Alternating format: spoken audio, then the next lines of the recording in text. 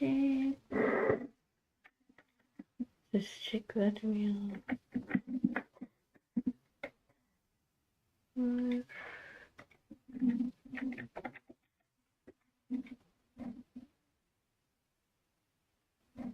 Yep. Cool. Yep. Cool.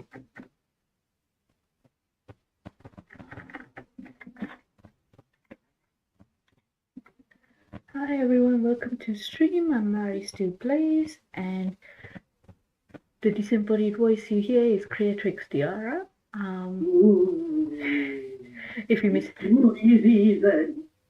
spooky You can't be a disembodied voice. you are disembodied at this point. It would be soon, hopefully. Yeah, hopefully not soon. Yeah, you missed us last week because we did not have a stream, but this week we have a stream. Yeah. Well, come back. We are going to be playing Case 3, Game 2 of Ace Attorney Investigations 2. And we play Ace Attorney every Saturday, or some occasionally other games, but mostly Ace Attorney games. Yeah. And before we begin, as always, we are playing on, well, I'm playing on the land of the Yalakut Willem people of the Kulin Nation, and I pay my respects to elders past and present. This land was never ceded and always was and always will be Aboriginal land. And I stand with them in their fight for a voice, treaty, reparation, all things.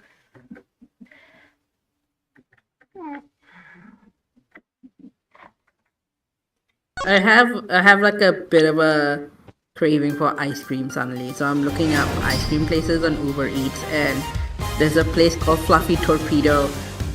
One of the descriptions they have for their vanilla Coke ice cream, the description is, "Free will doesn't exist. I've been telling you for ages, Mom." Vanilla what? Vanilla Coke. Oh. And that's the description for the vanilla Coke ice cream. Why? And they have another ice cream flavor that's buttered baguette. Why would you want something like this? Do I get the buttered baguette, or do I get the free will existential crisis ice cream? I would not get either. So I'm the wrong person.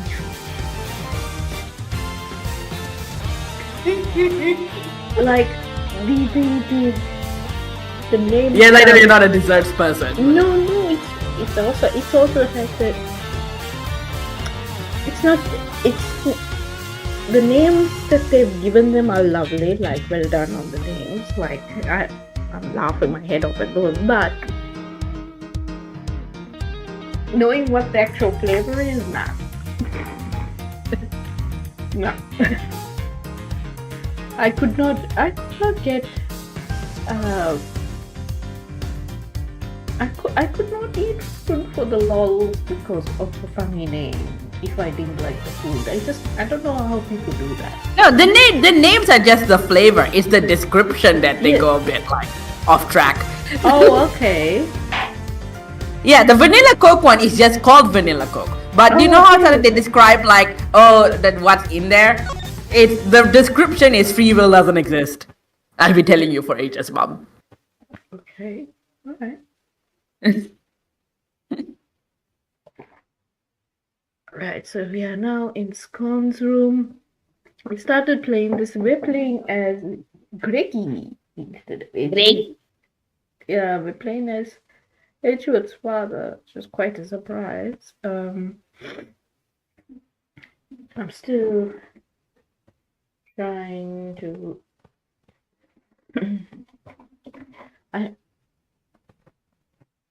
I can't now. There's been a week in between, so it's been a bit of a blur to remember what the hell I was thinking about. Why do we have missing cones? Well, that you have to figure that out. cones They have an iceberg lettuce ice cream. What? or the top of whatever the top of these tower things are going to be.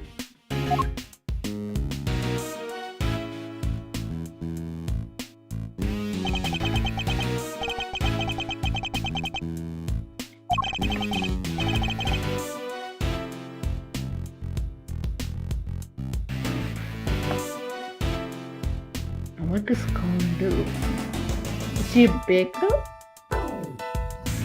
Was her thing baking? Well, they're all bakers. They're all confectioners. They're all confectioners, but she doesn't feel specific. There was one person who was doing ice, and then one person doing chocolate, and then there's something like that. Now I don't remember. Yeah. Well, the chocolate is the main host. Yeah. No, but they explain different when they were talking about the temperature before. Okay. Yeah.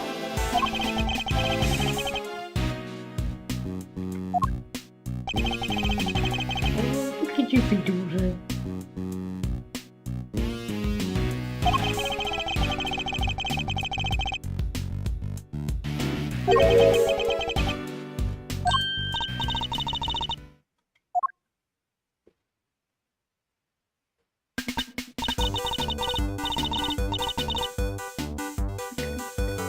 Delicious food, okay. I mean that would have been a difficult one.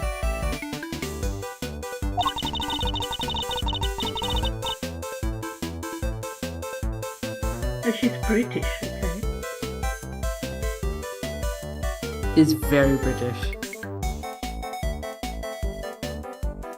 When was this game made?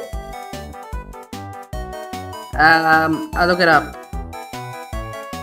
So, like, are they referencing the Bake Off or something? There might be. This was released initially in 2009. So, did we have Great British Bake Off at that point? Hang on.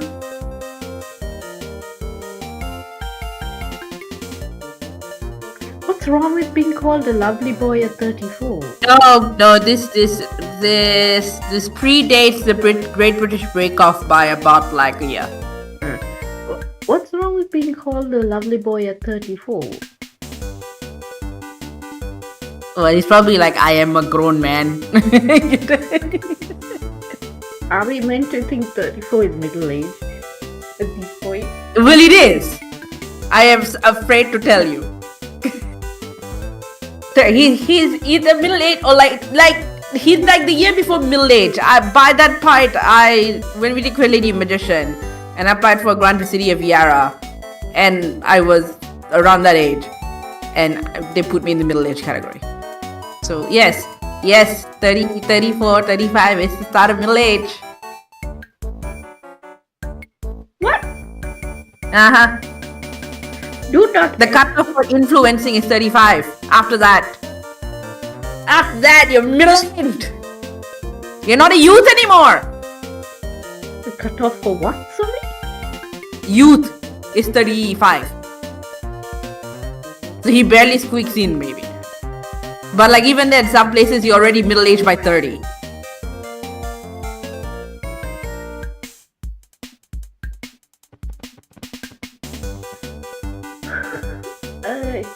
Okay. I mean, do middle-aged people, Tiara, give up their Saturday evening to be disembodied voices and play computer games Marie, we're old. to the masses? We're old, Marie. we are no longer the youth. Yeah, okay, but We have not been the youth for a while. Okay, but is this what middle-aged people do? They give up their Saturday? I mean, apparently it is. Apparently it is. So Instead of playing cribbage or whatever, or hosting a dinner party. cribbage. We're not senior citizens. They're saying like middle age starts at 30, like what are they saying for people who are in their 40s?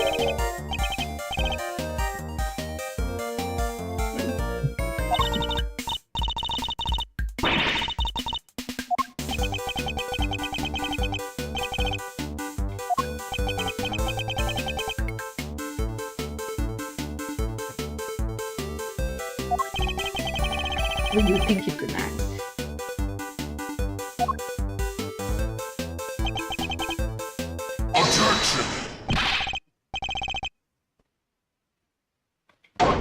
Oh, here comes Carl.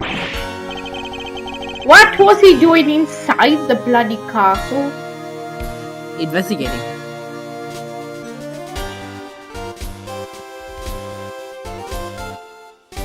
Oh, she's not gonna be very happy.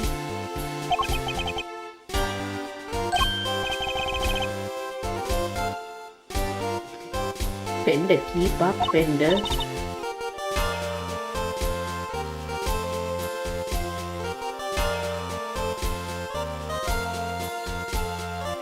Sorry, mannequins. He knows one karma. I think she just gives everyone she's run into a nickname. I don't think she's necessarily that familiar. She just like, I've met you for 1 second. Here's a nickname. Like how a lot of the characters in video games cannot pick up on context clues. Somebody shows up and you know that the prosecutor is going to, and they're just like, that's the prosecutor? It's like, yeah, genius. Like, who did you think it was going to be? Well, they have to toot that in a narration.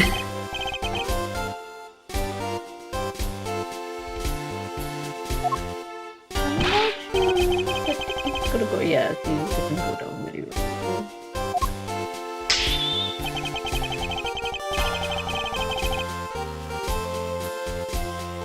Wow, okay.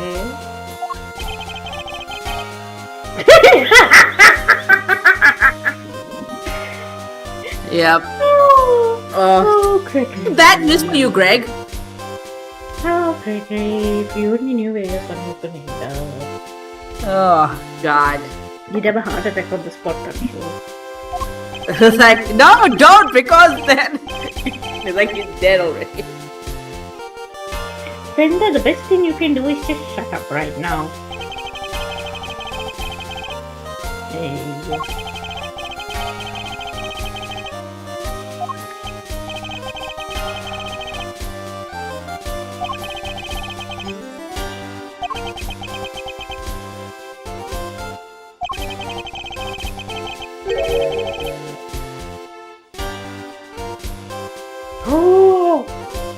Oh, he's not gonna let you look at the other rooms.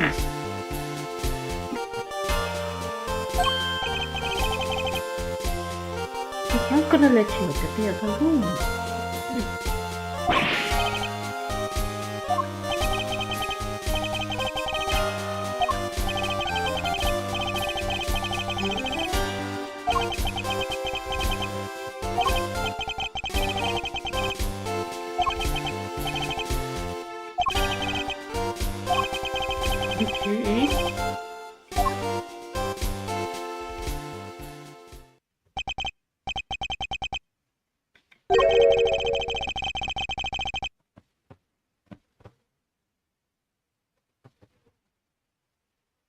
Because he wants to introduce the evidence, though.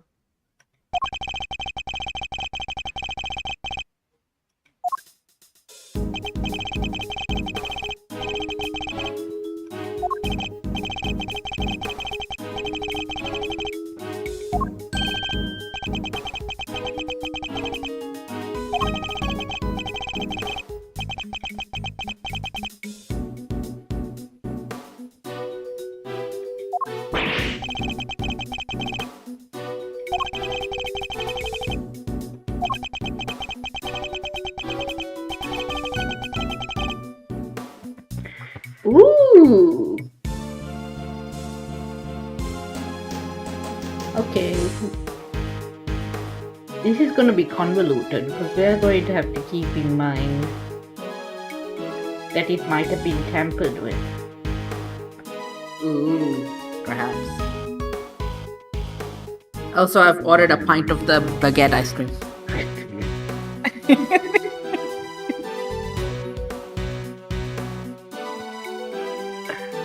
I will report back. If I'm yawning, it's because my sleep schedule is a bit out the window at this point. That's fine. When you messaged me this afternoon, I was also a nap. Been sleeping.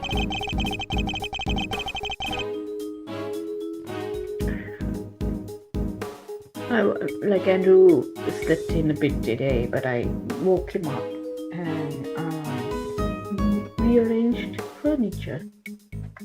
Ooh, so does your apartment look different now? Yes, part of it. Not Which room? I did not move furniture around everywhere, obviously. It Which room? actually feels a bit more open now. It's nice. And I feel a little better in my throat. It's like, Which room did you move? lounge. Ooh. I have to It was come fairly see. easy. Like I did most of the moving stuff around, but it was helpful that because I just pushed it around. Like it's easy now.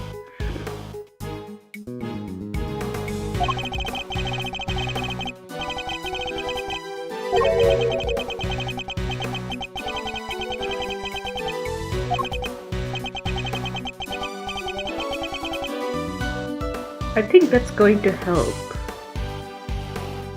a little bit for your credibility in court to have had bad around you Yep. up to a point, because I'm sure Von Karma is going to turn around and say that, you know, You would get out of here. yeah, I mean, it's kind of the Edward's way, right? Like he can't. Both the father and the son cannot get any investigating done without being attached to somebody. yes, but Whereas Phoenix does not need permission; he just barges in. Phoenix, like, very quickly has zero fucks to give, I think, on that front. With the investigation, it's like, yeah. Whereas Edward is like, fine, Francisca, I'll be your subordinate. Fine, I will work with Gumshoe. Fine, I'll become a defense attorney with Mr. He's Eddie Defender. I was like, he's Raymond Shields in the fan version. Fine. Yeah, I think Edgeworth, like, realizes that there's an option to, like, be a bit sneaky.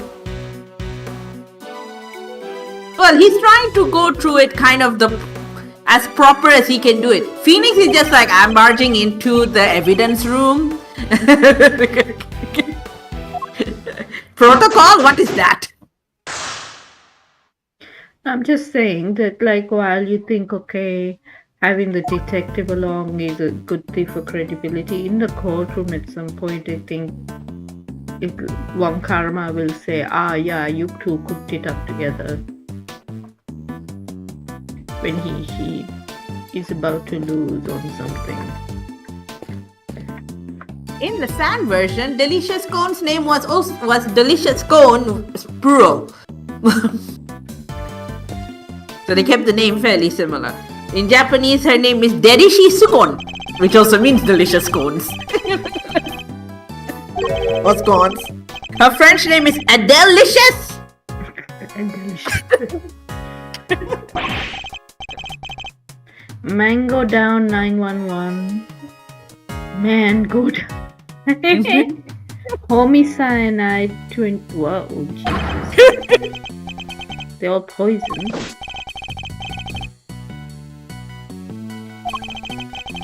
Concentrated mango, okay.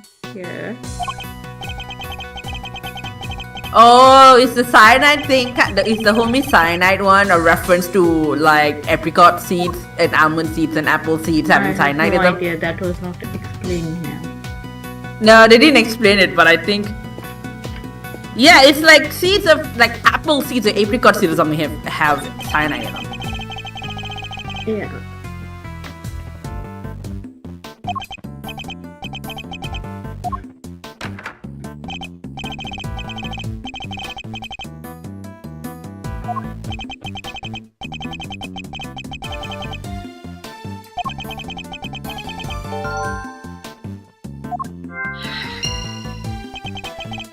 Maybe it's all the desserts in this case influencing me to get ice cream, I don't know.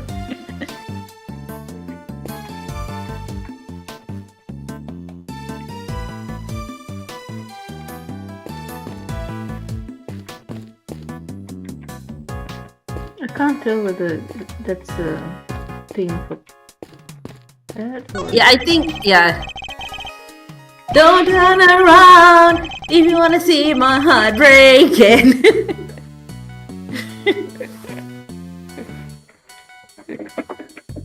I'm glad you brought in the entertainment component of this stream. I'm still like, hey, makeup.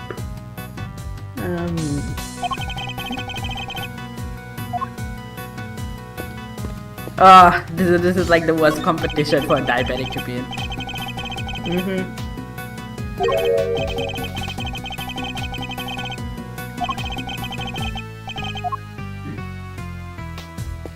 So the elf is fine. Oh, we can't go behind it. Yeah, you can't walk behind the thing. Leg.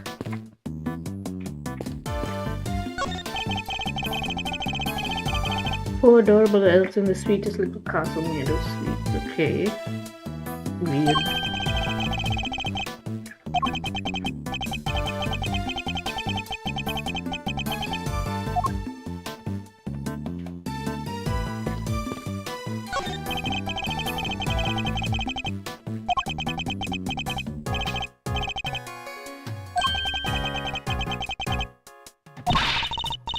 Epicier.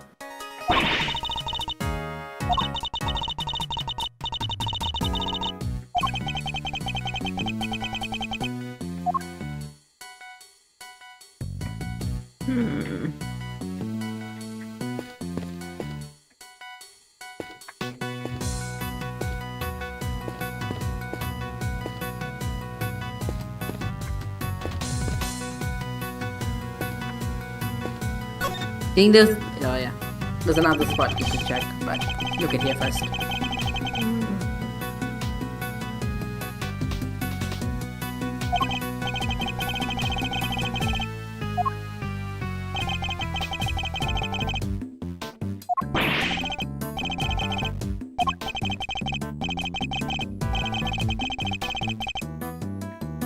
Oh! Why? What's wrong with Miles at this point? He's a very serious kid, apparently.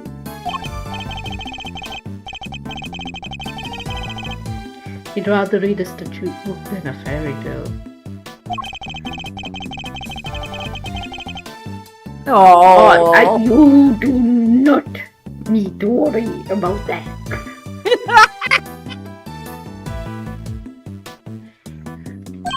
He doesn't have friends. He has love interests.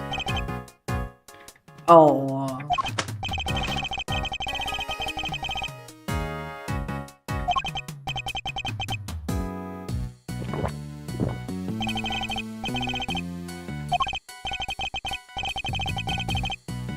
Yeah, it was apparently a very serious kid. Like, he goes to school in a suit.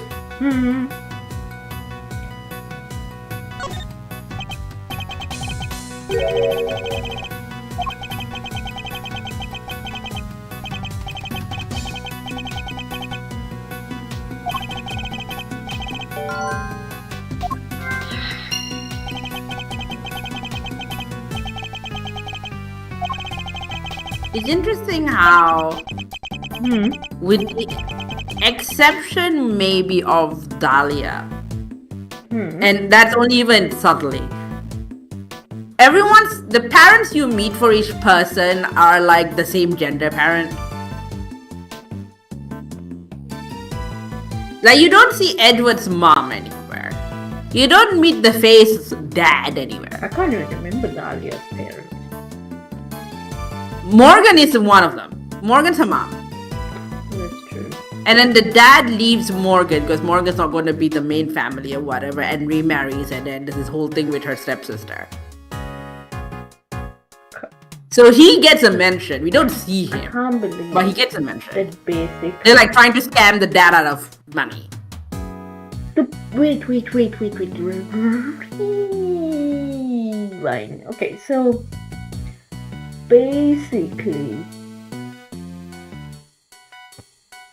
Phoenix ends up unknowingly dating a person, and that, and well, not unknowingly dating a person. He dates a person, and then it transpires, like much later on, that he is working with that person's, I guess, no, not yeah, with that person's cousin. Yeah, Maya is Dahlia and Iris' cousin. What if I made this? Although I know, I the dating connection is an interesting one. Yeah. Yeah. Yeah. The cousins dated. Yeah. I was like, Jesus Christ, okay, I know family feuds are bad and whatnot, but like any family drama, but like, You know, that didn't even occur to me until you mentioned it, but you're absolutely correct.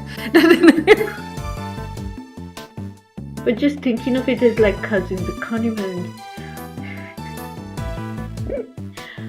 They didn't really grow up with the rest of the family. Right? No, Like, but even so, like I can't imagine like having to like prosecute your own cousin. You know, like you have Dahlia standing in court, and wasn't Maya and Dahlia weren't really. Mia had to prosecute Dahlia. Yes, that has happened. Not Maya. Mia did. yeah, But I think Mia at that point knew or had some inkling. Potentially. I feel like she would have known. She's a lot older than those two. She would have known. Do you think that Dahlia knew that Mia was a cousin? Point, I don't know if she did, but well, maybe. I mean, she reconnected with Morgan when they were both jailed, and that's how they hatched the plan to eventually kill Misty. So if she didn't know by then, she would have known at that point. That last case, that Pearl was involved. Yeah. Like, wasn't Pearl in court? Wait, I think they kept Pearl out, I think, because they didn't want Pearl to know.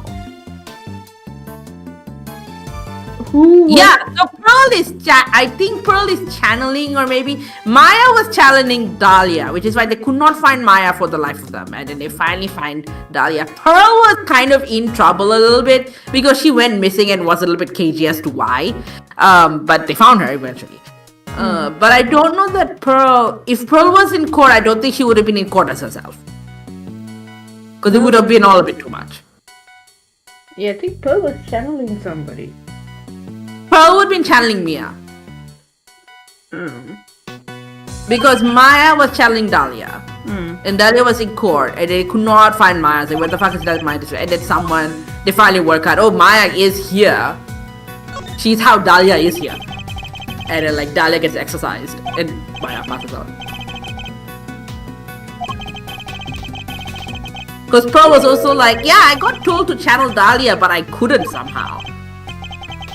And it turns out because Maya had already beaten her to it. Misty did first. Misty did. Godot killed her Misty. So that's what actually happened, was Godot killed Misty. And then, while Misty was as Dahlia. And then shenanigans happened.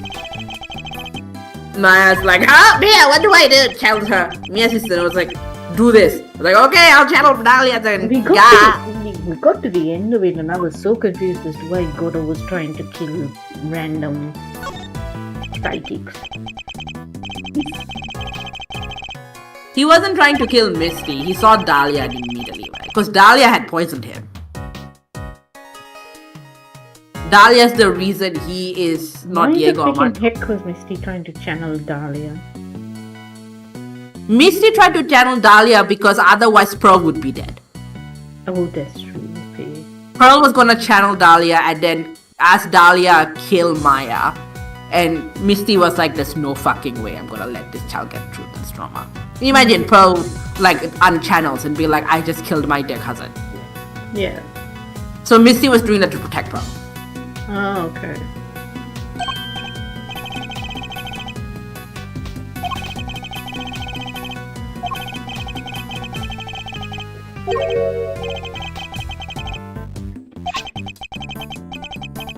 This is a lot of dialogue to understand that they slot into these towers in the front.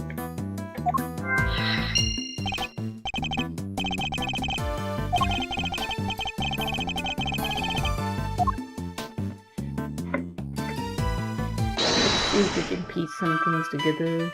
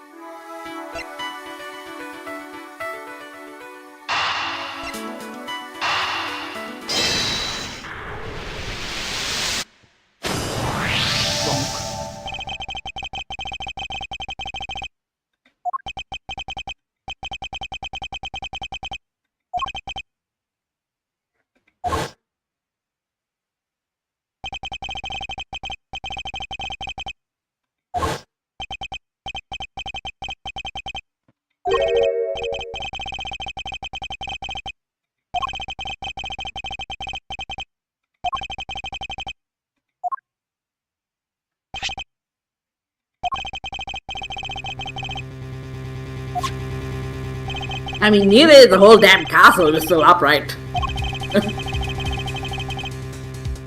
Oh, okay, so there's a structure underneath. Which breaks the rules.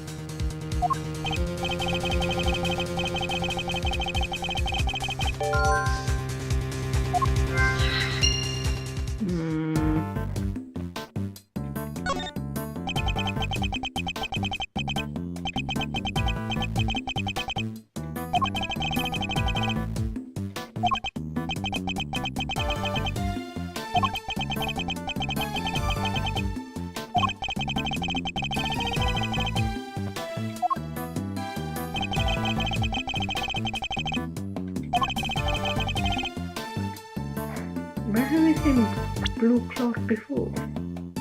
Oh, this is The body.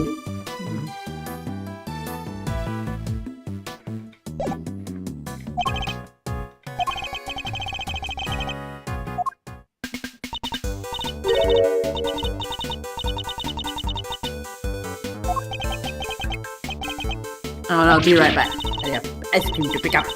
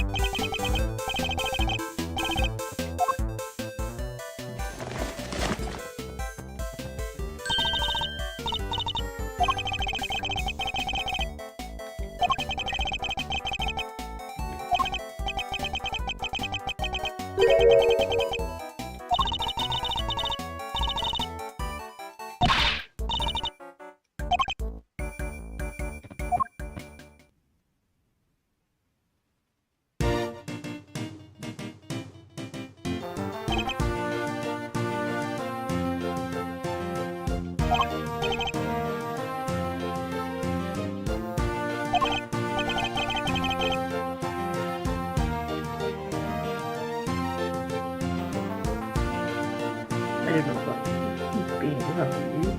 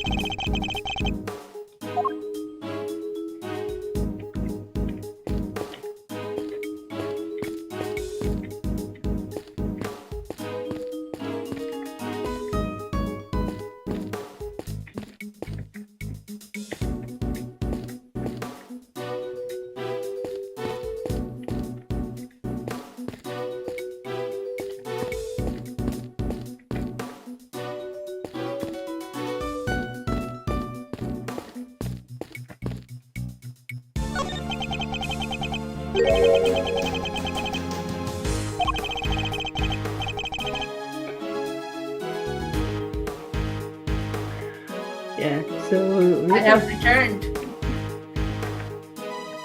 you having. So young was the stepmother conversation. I missed this one. No, you said we had missed something, so I went back to look. So just bear with me a second.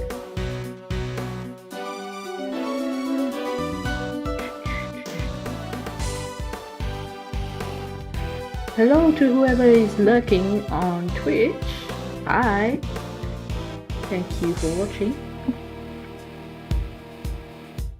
Sorry, we're a bit well, I am a bit subdued today because I am tired. Very tired. Very tired. So one of the elves is left out as well again. What happened to one of the elves? One of the elves is left out. Doesn't have a banner.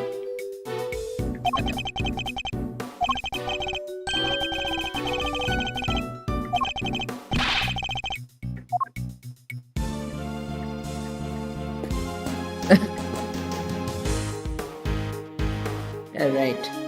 Ooh, I have a big pint of buttered baguette ice cream.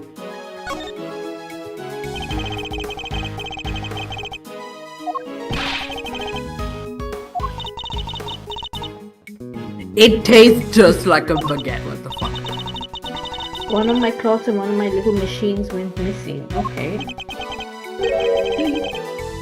Do you guys have toast biscuits in Sri Lanka? What do you mean toast biscuits? Oh my god, they're such a Bangladeshi thing. They are basically this really, really tough biscuits made that look like toast, that taste like toast. There might be just very, very dry toast but thick. They're such a hit in Bangladesh. And this ice cream tastes exactly like it. So luminous cloth connected to these little thinamajigs, okay? Full spectrum light emitting devices, okay?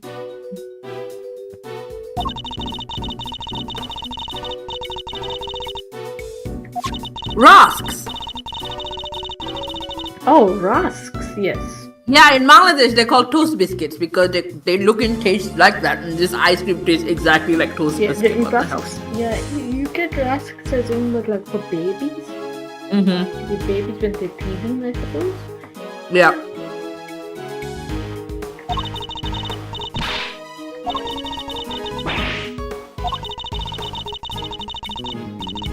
Mask for donkeys, yes, I like seeing that phrase. Yeah, what makes a special luminous cloth light up? Okay.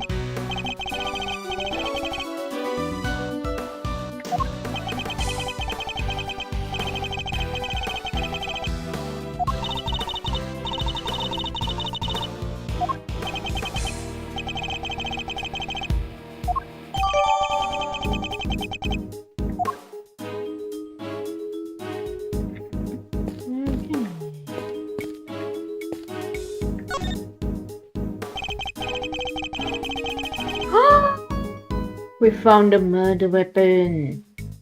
Oh my god. Something at least, like, oh wow, okay, okay.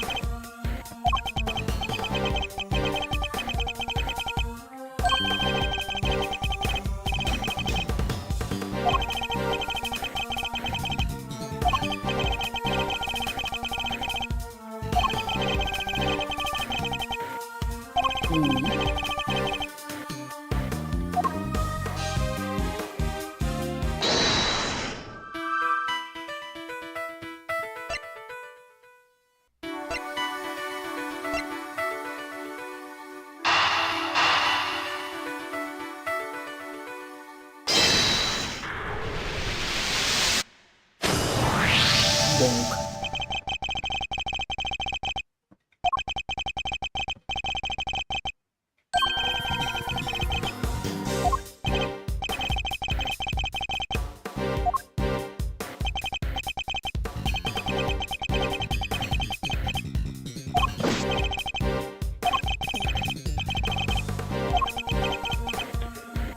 This is a bit too neat.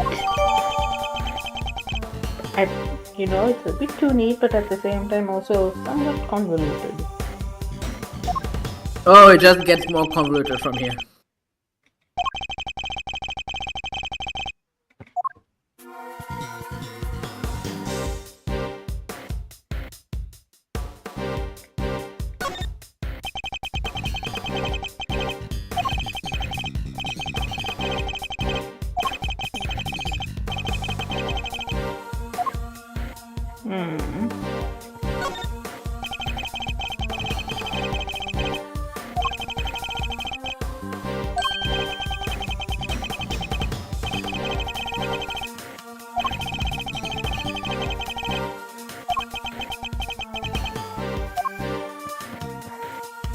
Oh, you got something to deduce, you haven't done it yet.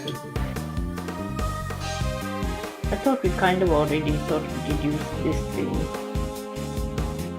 Yeah, but that's logicking. You haven't found a contradiction in the evidence. It's not this, it's the other thing. You present evidence against a thing.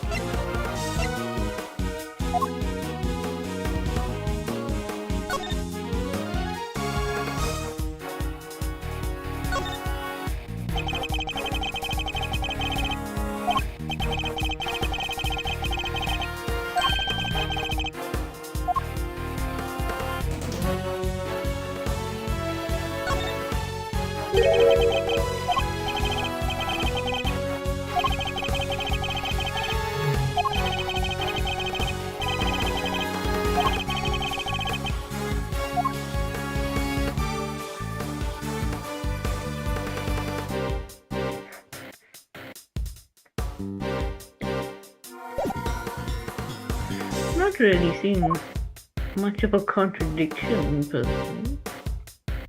Try deducing the blue cloth against the pink cloth.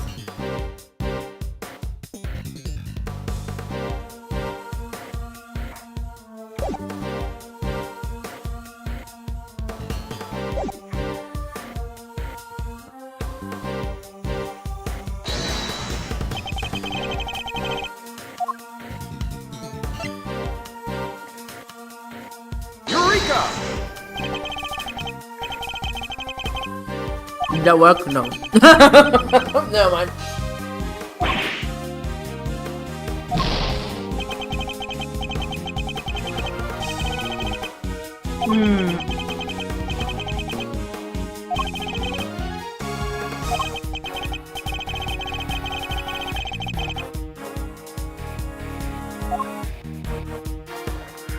these decorations cool game.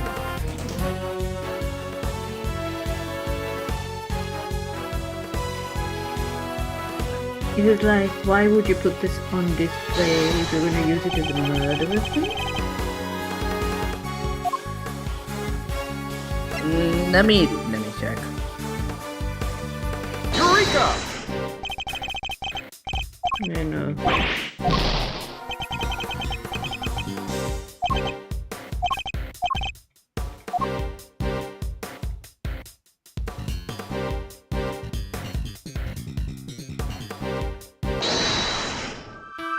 I just have one gadget. I don't have anything to like connect it to.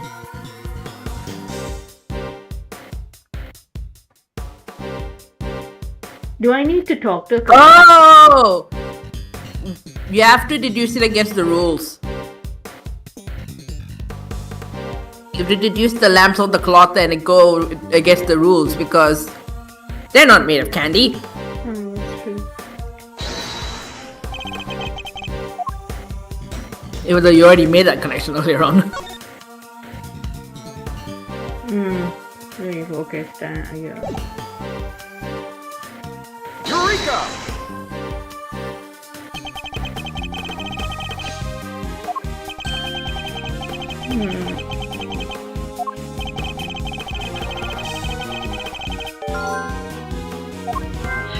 So that's why they were hidden inside the castle.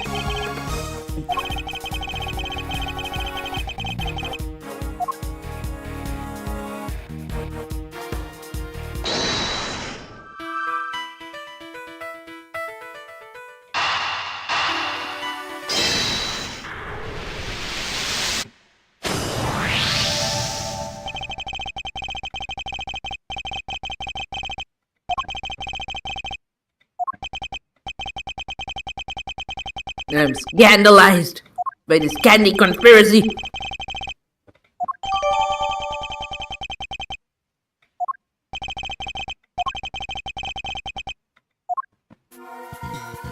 Okay.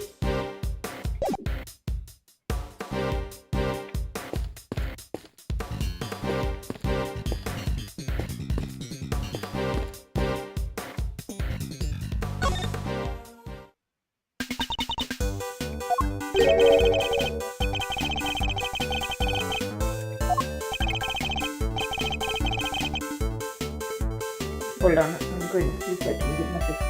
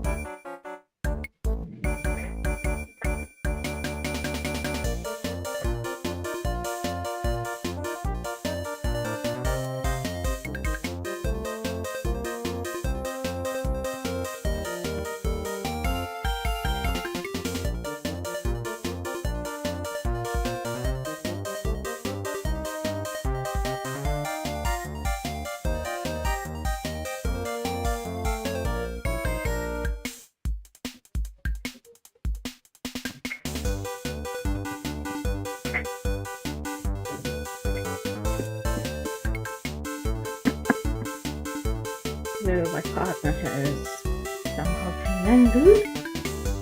I say finagled because I'm not sure if he made this from scratch or whether he bought them in a packet situation. But in it today is kebab. Shish kebab. I assume.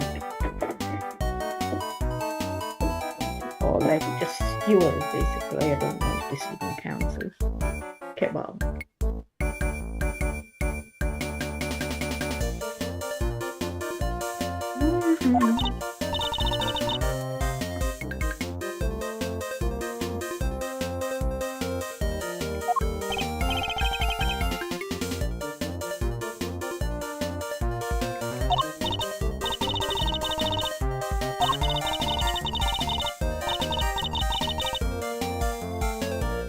You okay, Tiara? Oh yeah, I'm fine. I'm just ice creaming. Ice cream. No.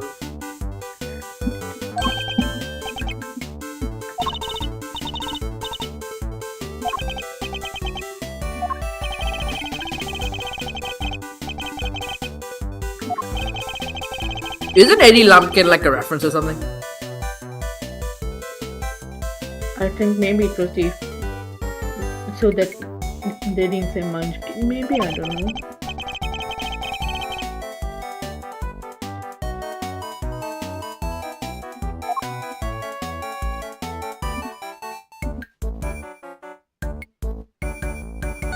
Oh my god, she's got an apron that says Tylosinus.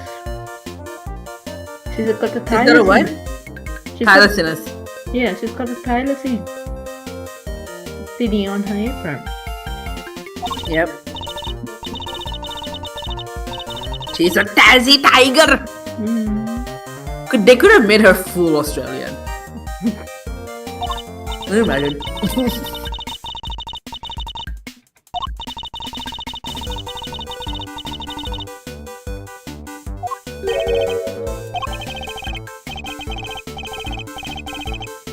What's the difference between an afternoon tea and a high tea?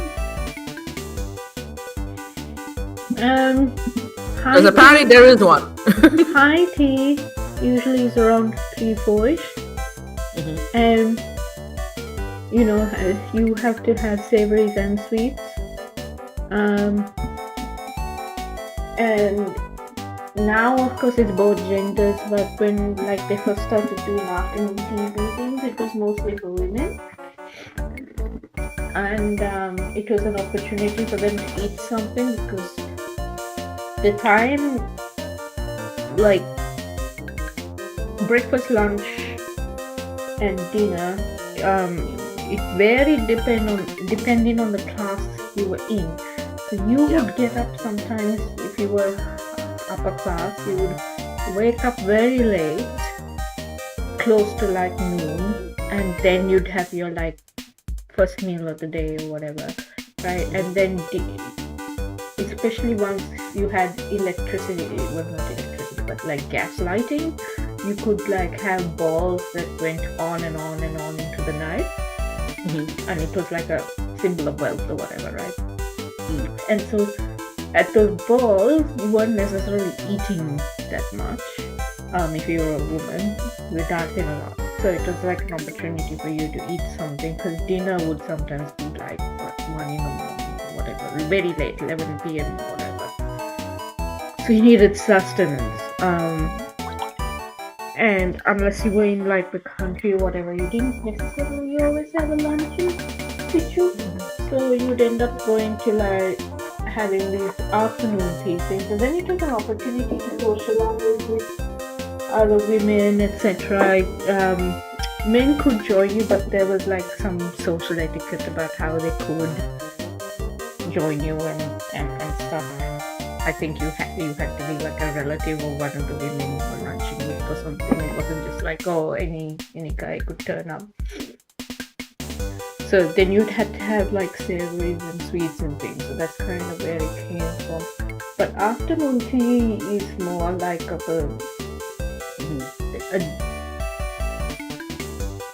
feel like high tea is very specific in its nature. Afternoon tea is more like something that has derived from that, and I think people use the terms interchangeably now. Afternoon tea can just mean a snack, you know.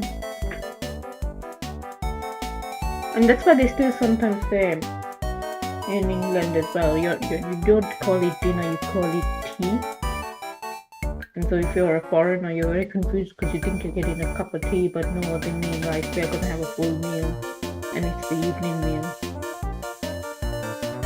Right. And then you have a supper. Supper is what you would have at the ball, because that is actually what is dinner. Because it's a light dinner. Supper is always a very, very light course, and dinner would be several courses. But a supper is like a very light meal. Yeah.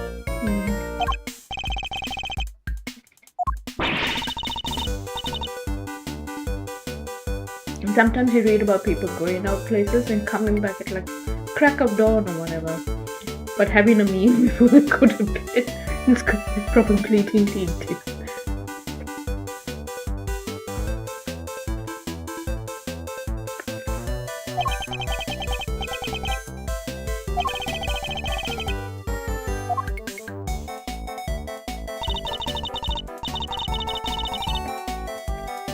So this whole thing looks like a fan. Like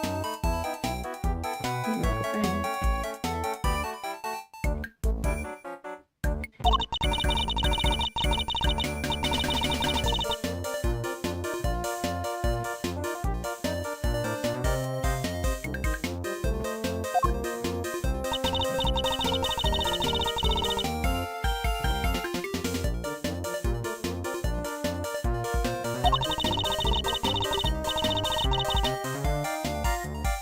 What did she call it? Samson Silly Pants and Moody Judy. Oh my god, she's got nicknames for everybody.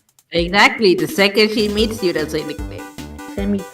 And the best part is like when we were talking to the other person, who was it we were talking to? They were like a bit terrified of her.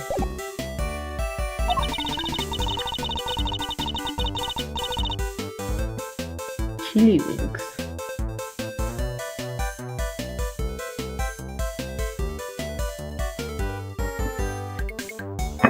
Oh god, why are these pieces so big? What are you eating? I told you, like my partner's made kebabs of some sort. Ooh. But I don't know if he made it was made from scratch or whether like this was like already done and he just had to cook it. But like the pieces are huge. It's like, whose mouth is this big? Usually.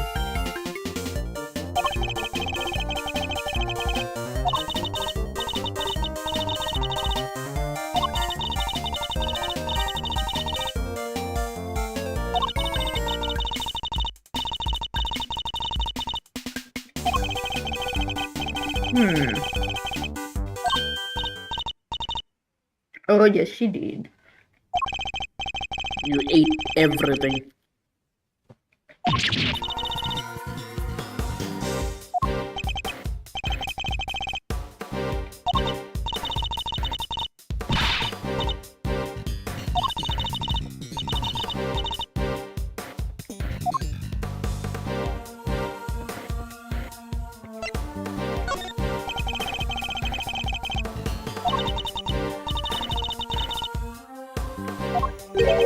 Who is it?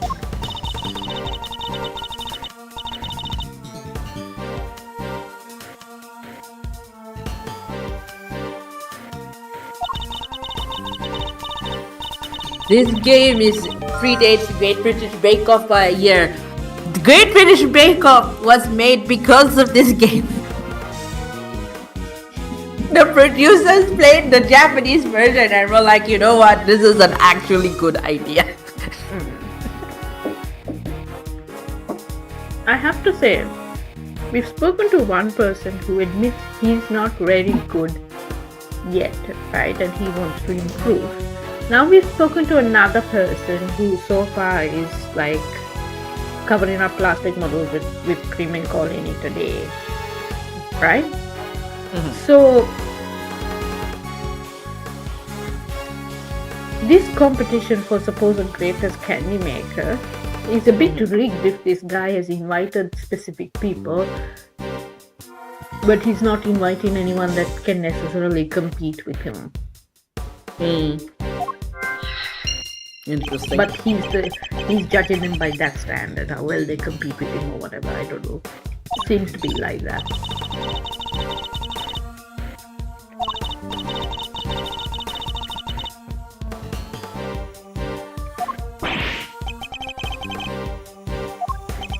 Is that what? She ate bits? Is that why parts of it are missing? Yeah, of course she's been eating them.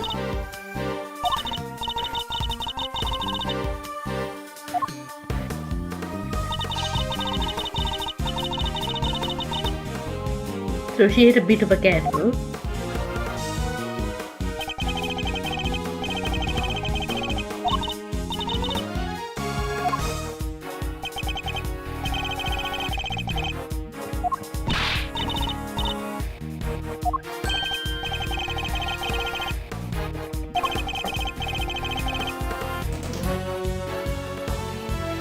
Oh wait, when did she like go in?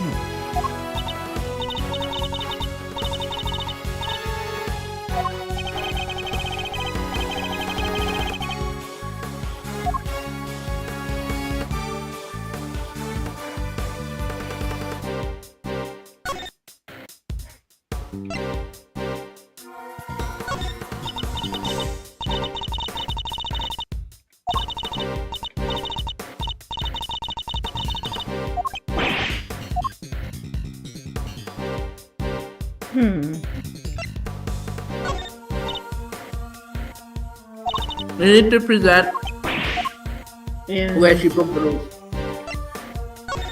Just presented everything. I'm gonna put this ice cream away before I eat all of it in one sitting.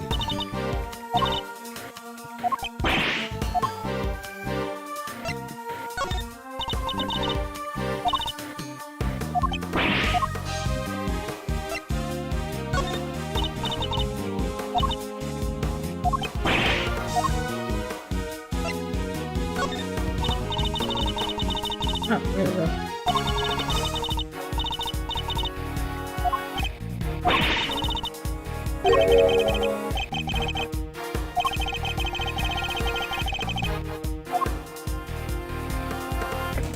For someone who was told to shut up, she seemed quite open.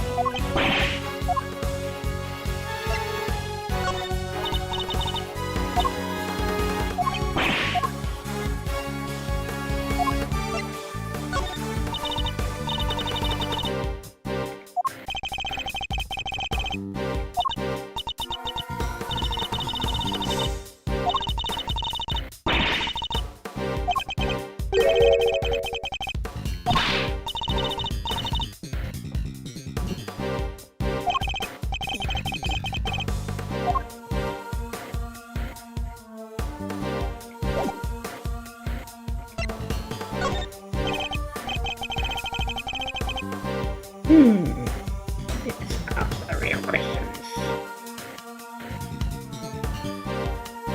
Take his hand.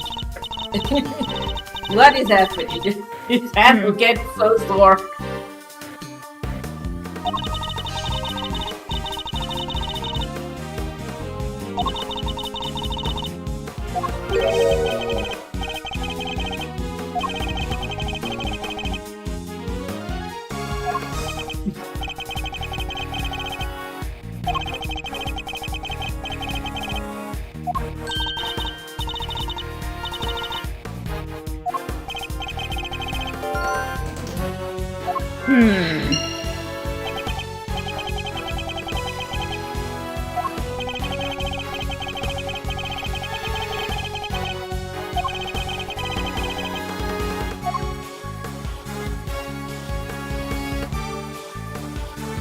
I want And to you watch presented it. everything, yeah?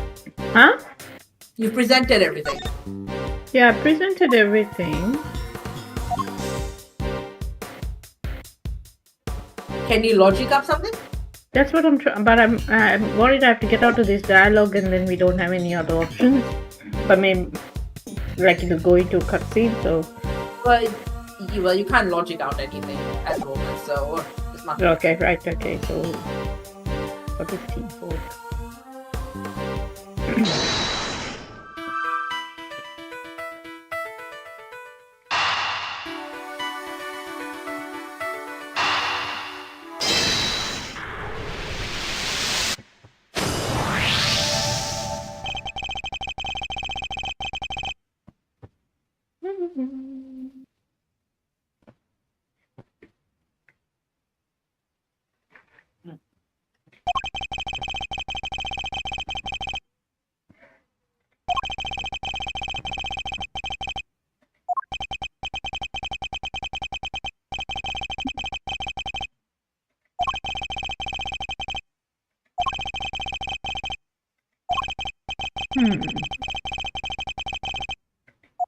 Dun dun dun.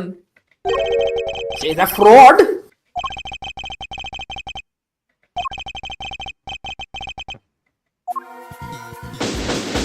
Yeah. Ice cream.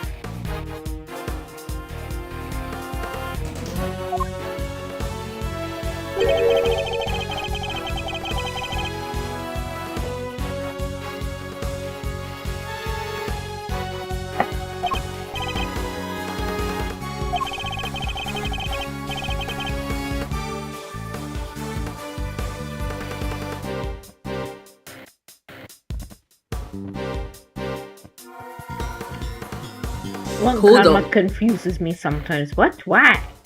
What? Yep.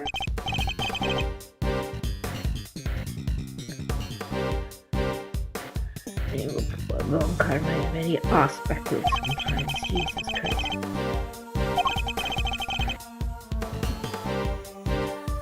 Are we gonna get into it now?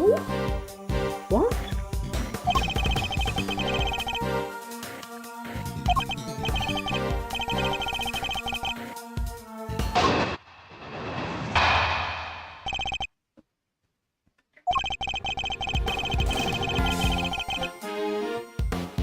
Okay.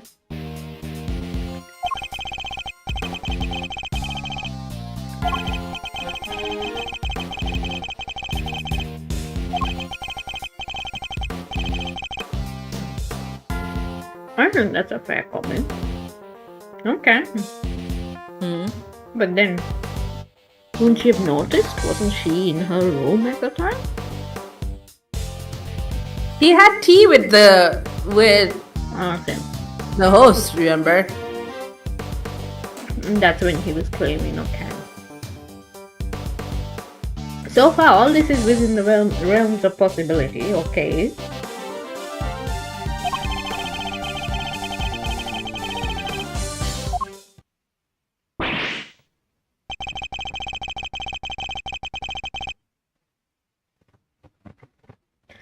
I think Gregory does a bit of a Miles thing where he sometimes like goes with the simplest explanation, which is nice, but like not in the face of ensuring you have like all the evidence first, you know what I mean? Like we haven't even looked at 2 other rooms Yeah. and you're like, oh, maybe it's this. It's like Miles going on about what's his name? The assassin dude probably being responsible. And it's like, dude, why are we pursuing this line of fucking questioning? I mean, I think what Greg's trying to do here is saying like you can't just say Samson's the only suspect when No. we have You know, someone. he has a point. He has a point there. Yeah. I get that, right? Like we all know on Karma's deal there, right? Like we all know what he's like and what's important to him. I'm just saying that I think it's a fair enough. The way he phrased it was very interesting, though. Like he's like, oh, there should no longer be just one person who is a person of interest because of this evidence, right? So that was a good way of saying it rather than saying, oh, no, you know, this person definitely did it. So I like that he didn't like immediately like assert that she must be the murderer. He like, Yeah. I like that he didn't jump to conclusions, but at the same time I do feel like he didn't voice it that way, but he was like, oh, I think Miles was too eager to like jump to like it must be Boris. I think the difference between a prosecutor and defendant, right? The prosecutor, and mind it is also Edward Post being trained by Von Karma. I say guilty, Yes. therefore must be guilty. Yeah. Whereas the defendant, they're not necessarily that invested, or they're not meant to be the one solving who actually did it. Their whole thing is our person's innocent. Yeah, proving that they're innocent, proving that they couldn't have done it. Yeah. Yeah, I get that, but you want to be sure of your facts. I like the way he phrased it initially, but I'm not sure why he's surprised that Von Karma may have an actual genuine explanation for why he's like, dude, this guy could still be guilty. There's a way that this could have all happened.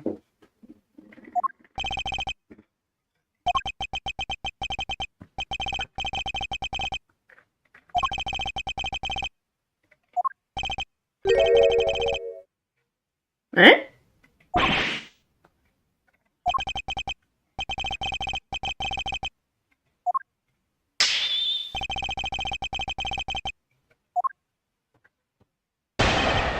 Oh God, don't set Von Karma off now.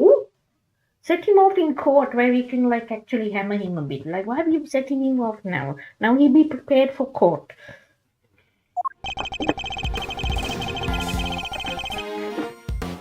He's never come up against you before. Don't show all your cards.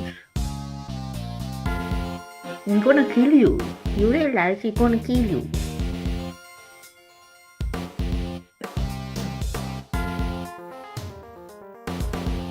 Hold it!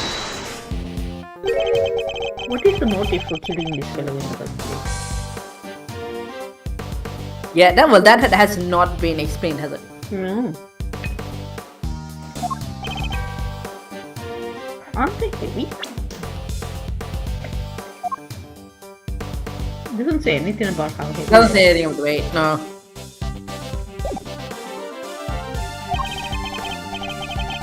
I thought we talked about that when we looked at them before we put them on the tower, because I thought that was going to be the problem, that they were all like, oh, the room's already hot, the things are already melted, it's going to weigh everything down.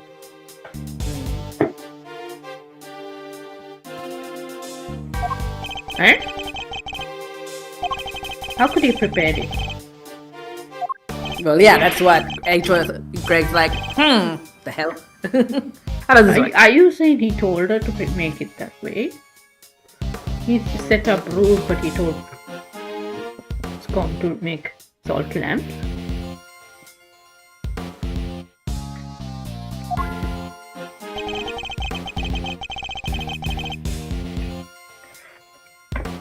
It sounds like one karma saying he stole it. Hold it!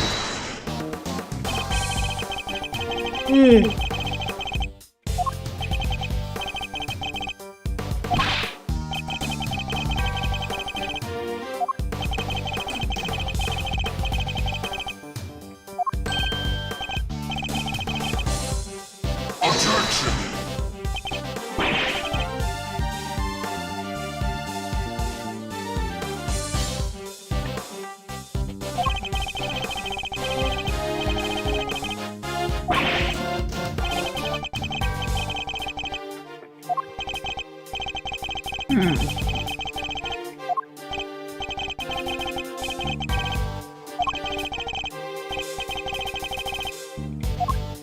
I wonder if Miles subconsciously remembers how Von Karma thinks of detectives, and that's why he keeps trying to cut Gumshoe's pay. I think Miles needs a lot of therapy, is what I think Miles needs. Oh, yeah. Hold it! Oh, yeah, that's a given. I don't know how much has been planned to like with the dialogue and everything to come across as this is like a vestige of his time with Von Karma. And what has this been like? Something people have picked up on? Or yeah. An It's known.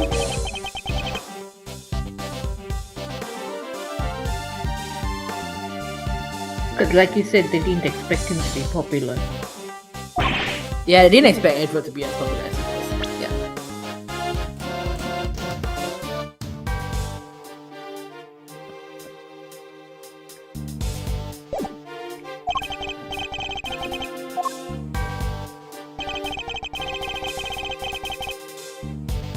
Hold it!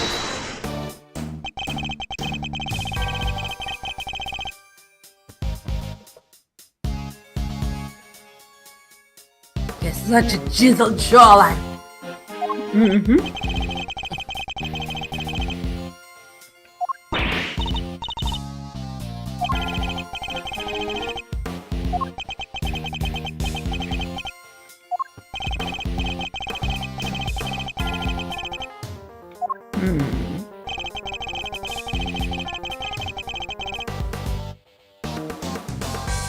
Hold it!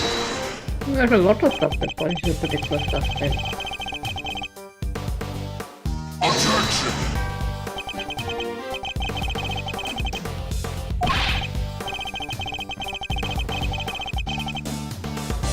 Objection! Oh, what is this stance? Jesus. Don't show all your cards to this jackass. He's gonna kill you. How would he know that? It doesn't look like what I mean, Gamma's that's fair because I feel the Edgeworth clan does not have street smarts. I mean, also, Von Karma's not listening to him. Huh? Von Karma is not listening to him. That's true. He's all like, let me finish, da da da da da. So, like, he could show all the cards and Von Karma wouldn't fucking care. It's not like Gavel, where it seems like Gavel is very much using Edgeworth as like the actual source of information. Here it was like Von Karma will not accept any information he did not initially find. I'm hoping to find out that Gavel is like obviously at different times using him for information, but also trying to kind of undo this weird committee from the inside and like has worked out that Edgeworth might be useful that way.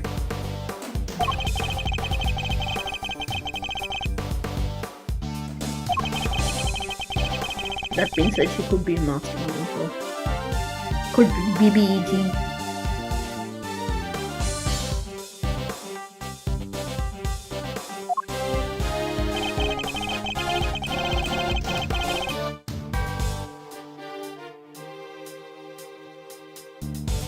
Okay, you can't contradict that because we nothing to show for that.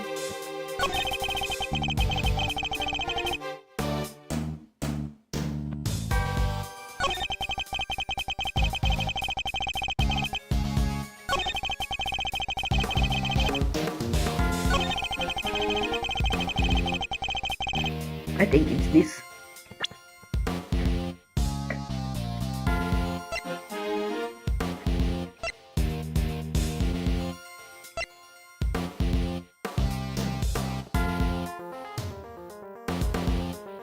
Well, I mean... Well, maybe that. I was gonna say maybe the cloth. Because the cloth that the body is wrapped in came from Scone as well. Okay, hold on.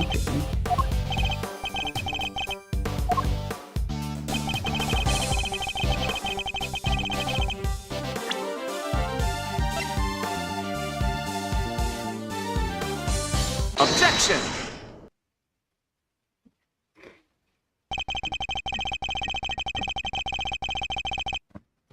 Honestly, if I had to do this in real life, I'd probably be standing there going, I know you're wrong and I'm not sure how to go about telling you that you're wrong. Because like so many times like in these games, like we've gotten to the point where like, okay, I see this on screen, I see that on screen, I put it together and sorted it out. But no, you have to do baby steps.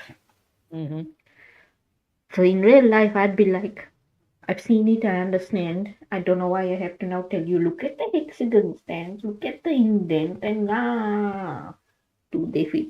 Don't even have to look at them to know.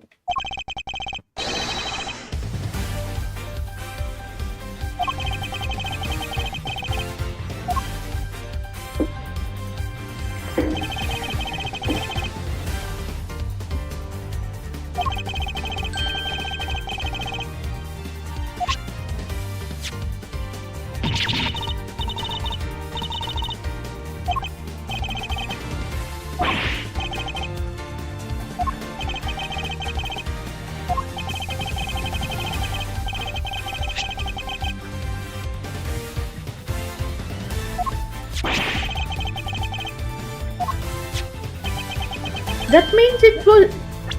Wait.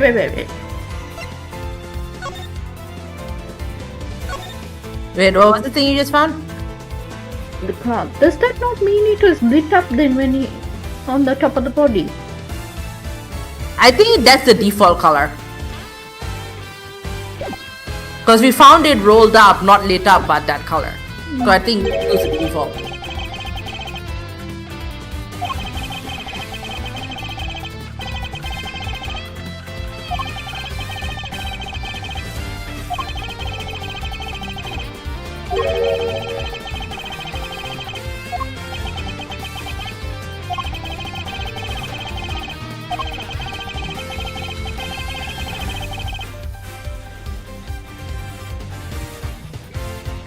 Hmm.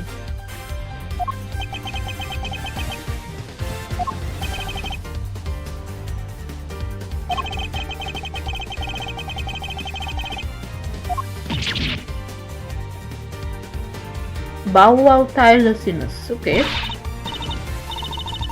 And a random Tasmanian tiger just showed up.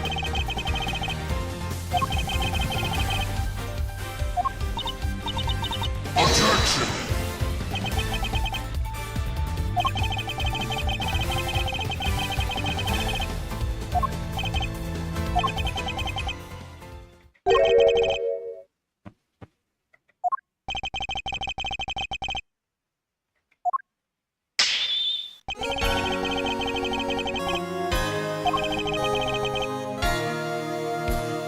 He moved him into Scon's room.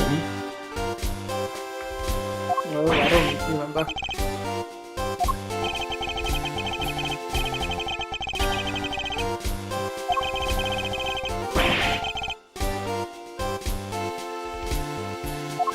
Oh, then who moved them back?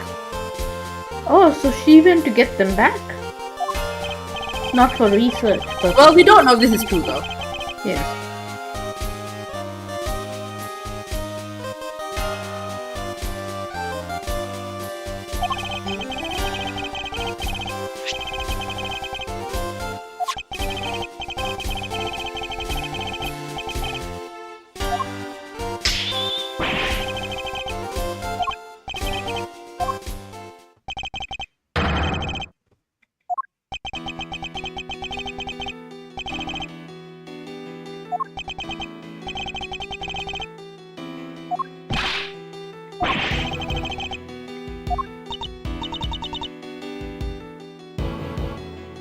Hmm.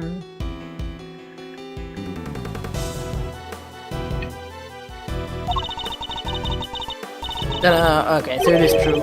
Yep.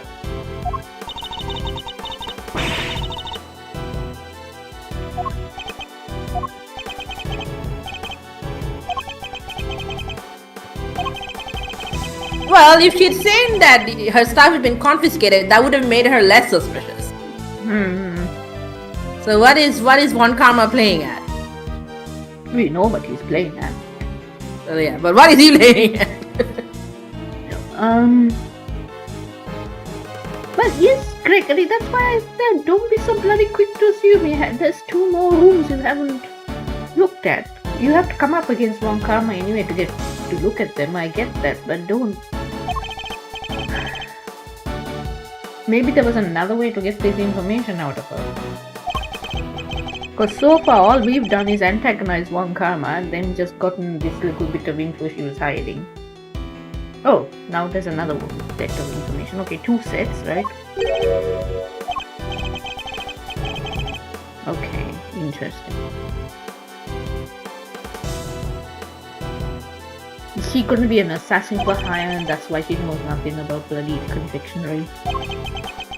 Assassin for hire.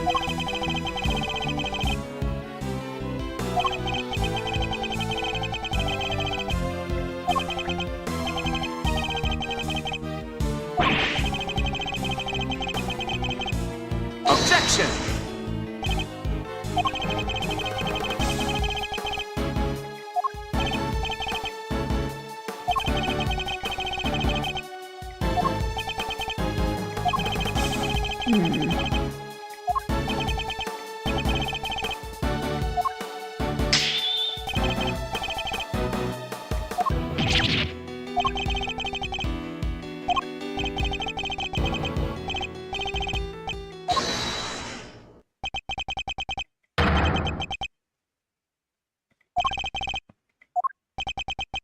Bad coming in clutch. Okay, what's going on now?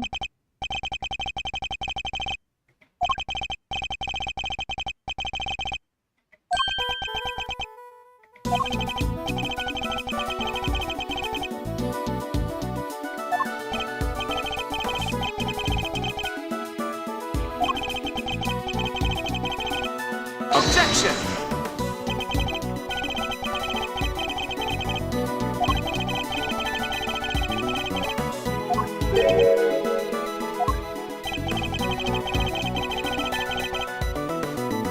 Is it this gadget then? Take that!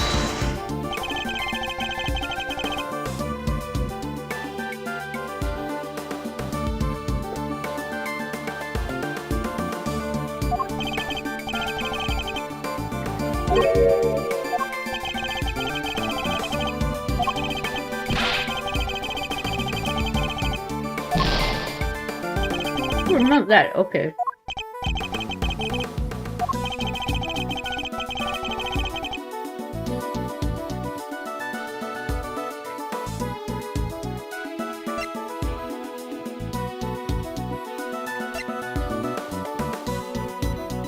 Oh, it's the pH thing.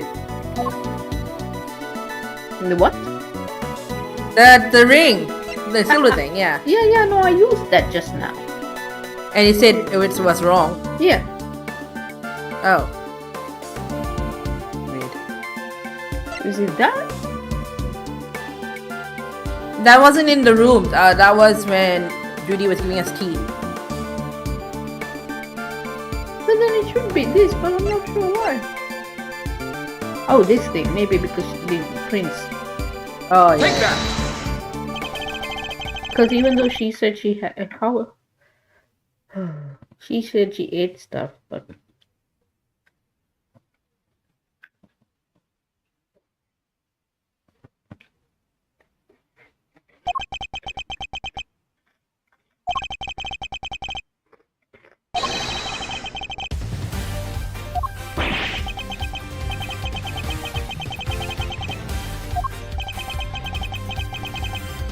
Objection!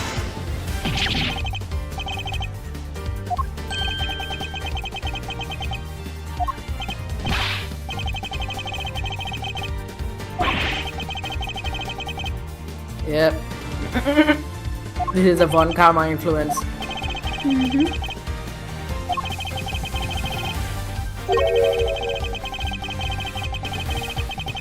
Or not. Oh no.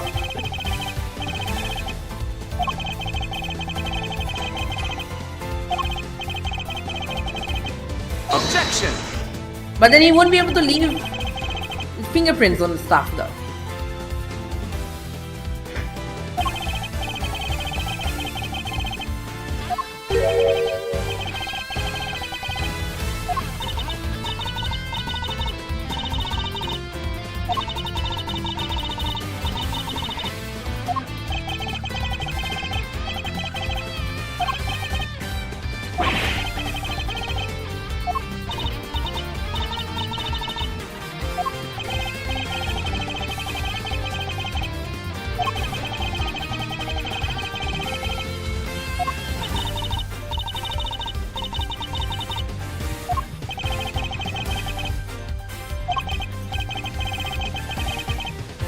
Objection!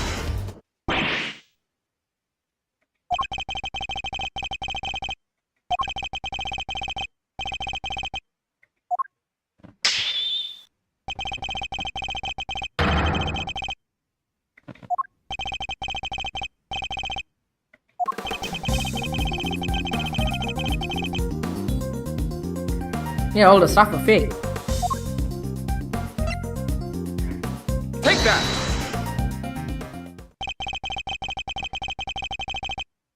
Objection!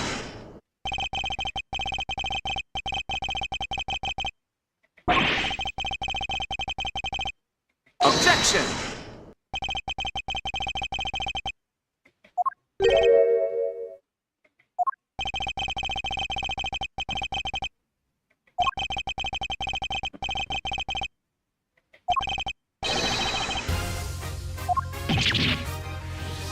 You just get like a spray can. They should find like a cat of whipped cream in trash.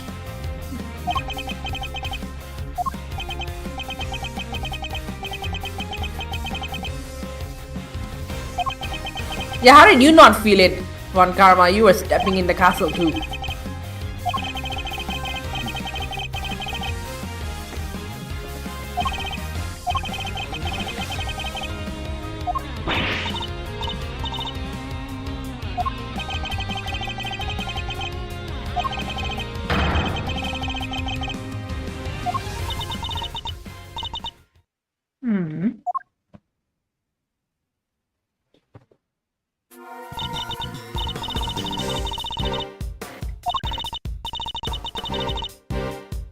A pharmacist?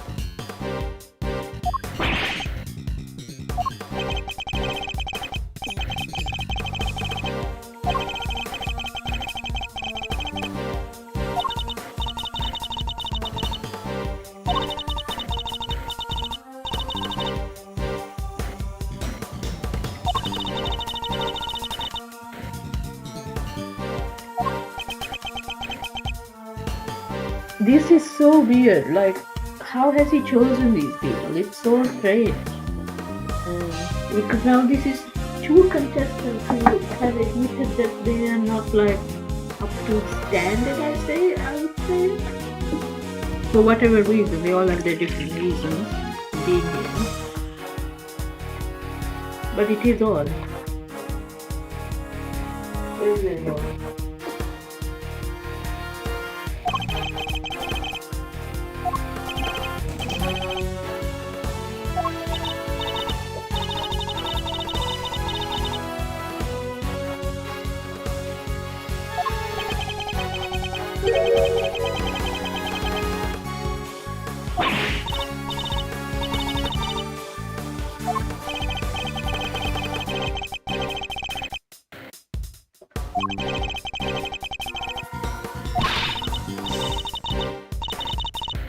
Objection!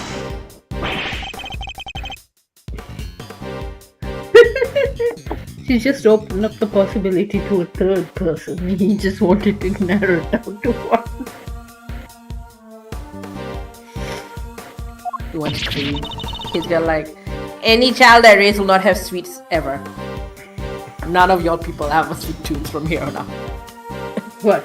That's what he's thinking. Probably. So Francisca and Edgeworth never had a cake in their life. But it's like,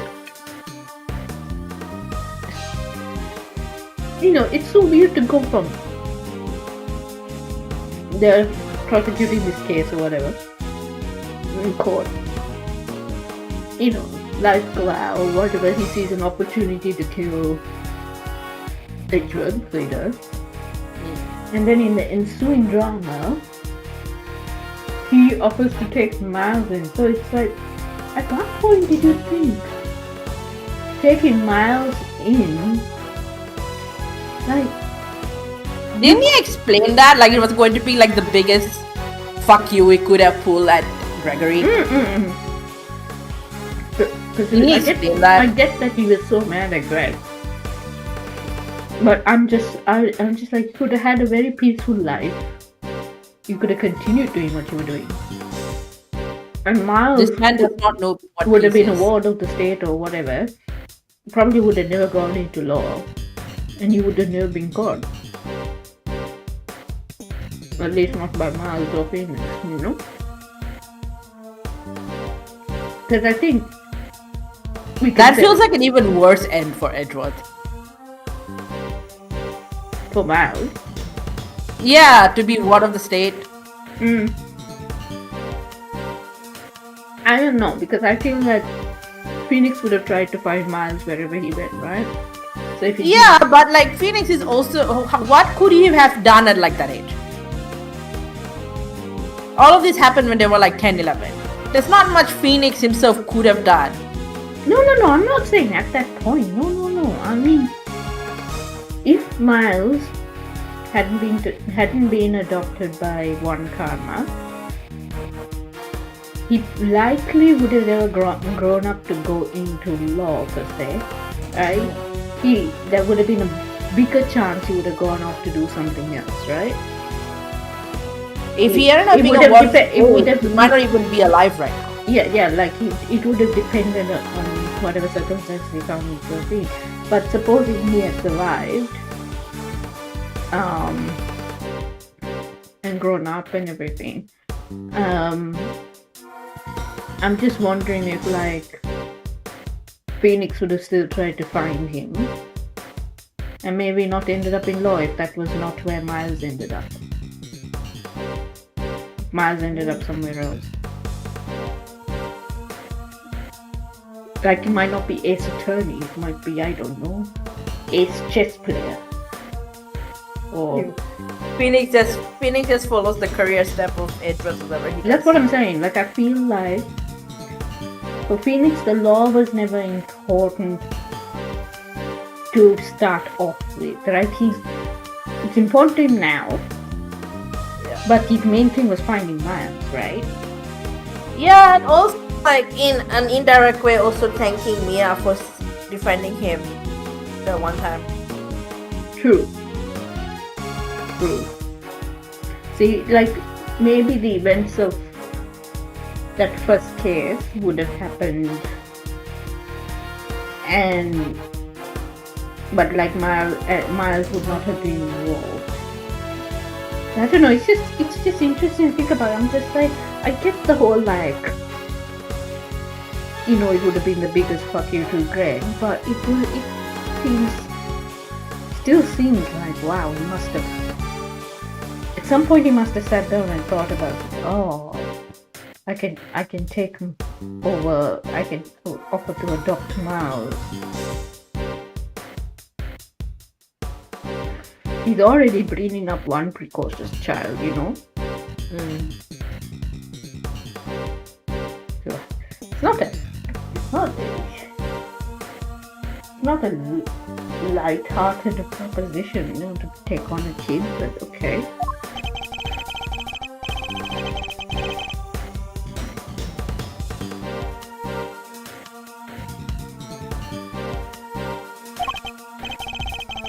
I also wonder if he knew, like,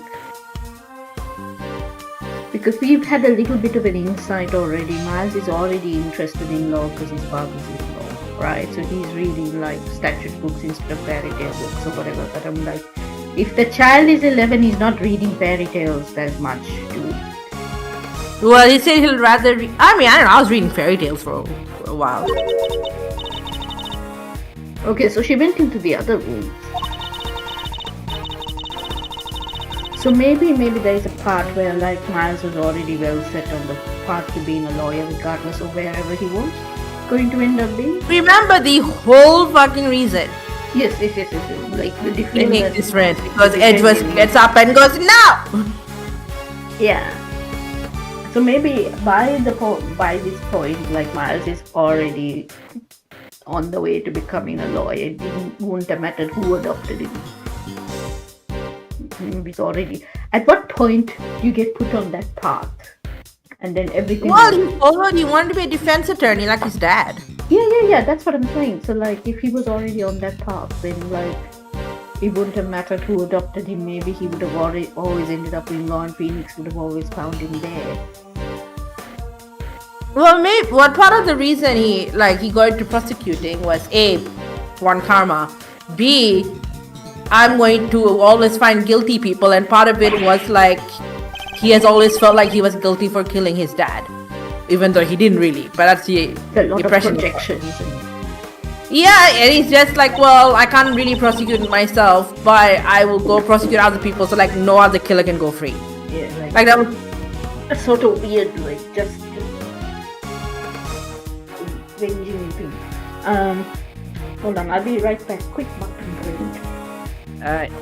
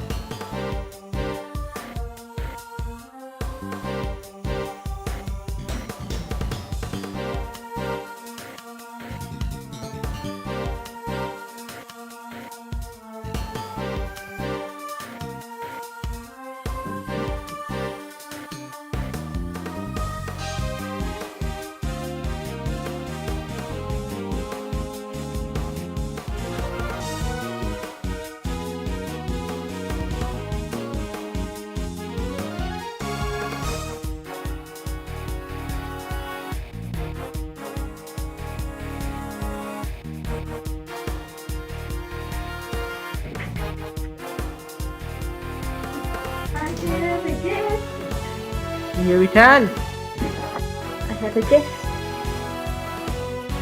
Oh, he's no more coned.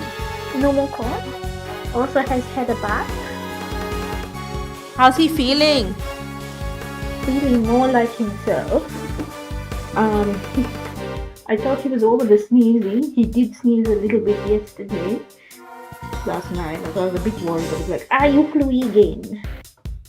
But he's much better. No, Tricky.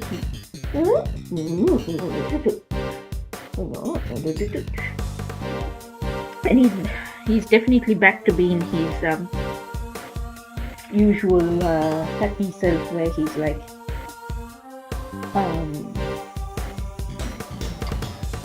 trying to climb all over you and go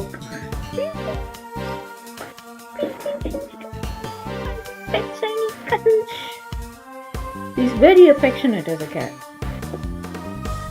Very, very affectionate. There's still patches of fur where the fur needs to grow out a bit. So I'm just keeping an eye on him and making sure that when he does do his usual scratching or whatever, he's not creating wounds. I'm just watching him, but so far, like, it's not as bad as before, where he would be like really scratching himself crazy for the teeth. So yeah, much happier. I have to disinfect his collar and then put it on him. So for now, I'm just letting him have a little bit of time without anything around his neck. Because the corn, he put up with the corn, but he did feel like, because his whiskers were trapped and everything, he did feel a bit like, hey, where am I in space? Or the whole thing. For those who don't know, the cat is called Soseki after Soseki Natsume, and yeah, he had ringworm. I need to. Is he worm free now? Well, because I bathed him, I think I do want to just ensure I'll give him his next flea treatment dose a bit earlier, just to be sure. Oh my god, okay, so wait, what is happening? Like, she went and tasted the frost thing and it was salty? Okay, was anybody making actual proper confectionery here? Like, what is going on? What's happening? What's happening indeed?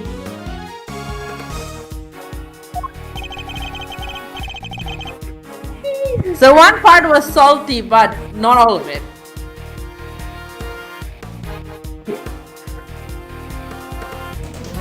No, I can understand if it's a palate cleanser, then the bit that she ate was that sorbet. Oh. So when I was 16, we had like this French restaurant that my parents really loved going to, and they would do everything in courses, and then in between the courses, you would like you choose from the menu what you wanted or whatever, but like then in between entree, mains or whatever it was, they would bring out little tiny sorbets, and it would be like a lime sorbet or whatever it was, like a lemon or whatever, and they were delightful. When I say sorbet, okay, I literally mean like I'm trying to find something that I can show you the size of it, but it was like this. It was like this big. It was little tiny little balls. It was like if you had scooped it with a teaspoon, right? So it was just like one tiny little scoop, but it was enough. It was like one bite's worth, but it was enough, and it did cleanse your palate because they made sure to use flavors like lime and so on, and it was sweet. But it was meant as a palate cleanser, and that was my introduction to sorbet. And I've loved sorbets ever since. I'm just like, oh my god, I love sorbets. Like I love the lightness of it.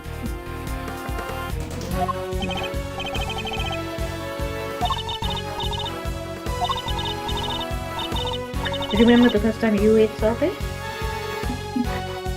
I don't often have it. So, no, I probably don't, because it's not really like a thing I have had it, but Not enough to the point that having or to any degree where it would have been memorable. What is like a food moment that's memorable for you then? Like the first time you had something. Oh Jesus. I couldn't exactly tell you the circumstance, but I remember being introduced to sushi like around 8 by my dad and enjoying it a lot. And it being especially notable because I did not like fish up to that point because the fish we always got at home was always very bony. And I always found that really frustrating to deal with because Bangladeshis love their heavily bony fish and I'm like, how do you fucking eat this? And then dad takes me to a Japanese restaurant, I'm 8, and introduces me to sushi and I'm like, aha, love! This I can get behind. Loved it ever since. Like it's properly prepared. But also no bones! Yeah, that's what I mean. It's properly prepared. Well, it's not that the Bangladeshis don't prepare their fish properly. No, it's no, that no, the fish they like is like 90% bone. Fucking ilish mask. What is this? This one fish you only really get in Bangladesh. It's bony as all get out. And everyone there literally loves it. Like, I don't understand you people. I can't eat this. My esophagus is already half burnt from all of this acid reflux. It's probably going to give me cancer in the next few years.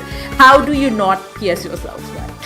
So also like there's bony fish that you can eat. So like there's like jack mackerel that we have and we can. But the bones are soft. This is not soft bone. This is the bones are still hard and spiky and there's a ton of them. What is it called? What's the fish that you're talking about? I'm trying to find the English name because I only know it as ilish mask, which is like the Bangladeshi word for it. I'm trying to find like what? Ilish. Ilish? Hilsa herring, Hilsa shad. It's related to a herring. Hillstar. But it is known as an ilish. I don't know how else to call. So what was it? Hillstar herring? Hillstar chard? What? Shad. Hilsa shad. Shad. Fish is called Hilsa. It's 97% of this fish is in Bangladesh. Hillstar, as in a hill and star herring. It's ILSA. It's probably like the English name for it, which tells you nothing. You can Google it. I know it is ilish mask. You can only really find it in Bangladesh. They love it to death there, and I do not understand. I'm like, who picked up and went, look, this mother fish? Sure! Is it like a native species or introduced or what? I think it must be native if 97%. It's found in rivers and estuaries in Bangladesh, India, Pakistan, Myanmar, and the Persian Gulf. And a Persian Gulf, okay. But they are primarily Bangladeshi. 97% are in Bangladesh.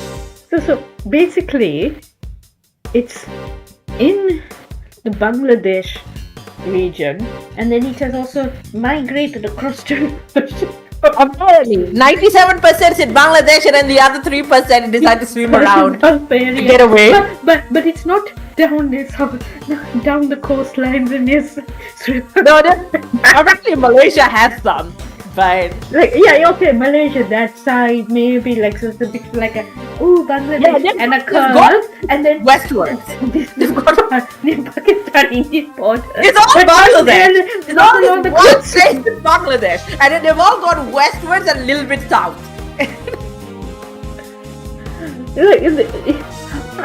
How did they get across? Someone must have brought them for farm. I don't know what happened there. Probably like some migrated and go, you know what, I'm bringing this fish with me. Yeah, to farm, because otherwise you're saying they made it all the way down the coast of India and up and decided not to like have populations along the coast. India, Myanmar, Pakistan, Iran, Iraq, Kuwait, Bahrain, Indonesia, Malaysia, Thailand. Yeah, that is a weird. Odd. Yeah, I don't know. I do not know what the migration pattern of this damn thing is.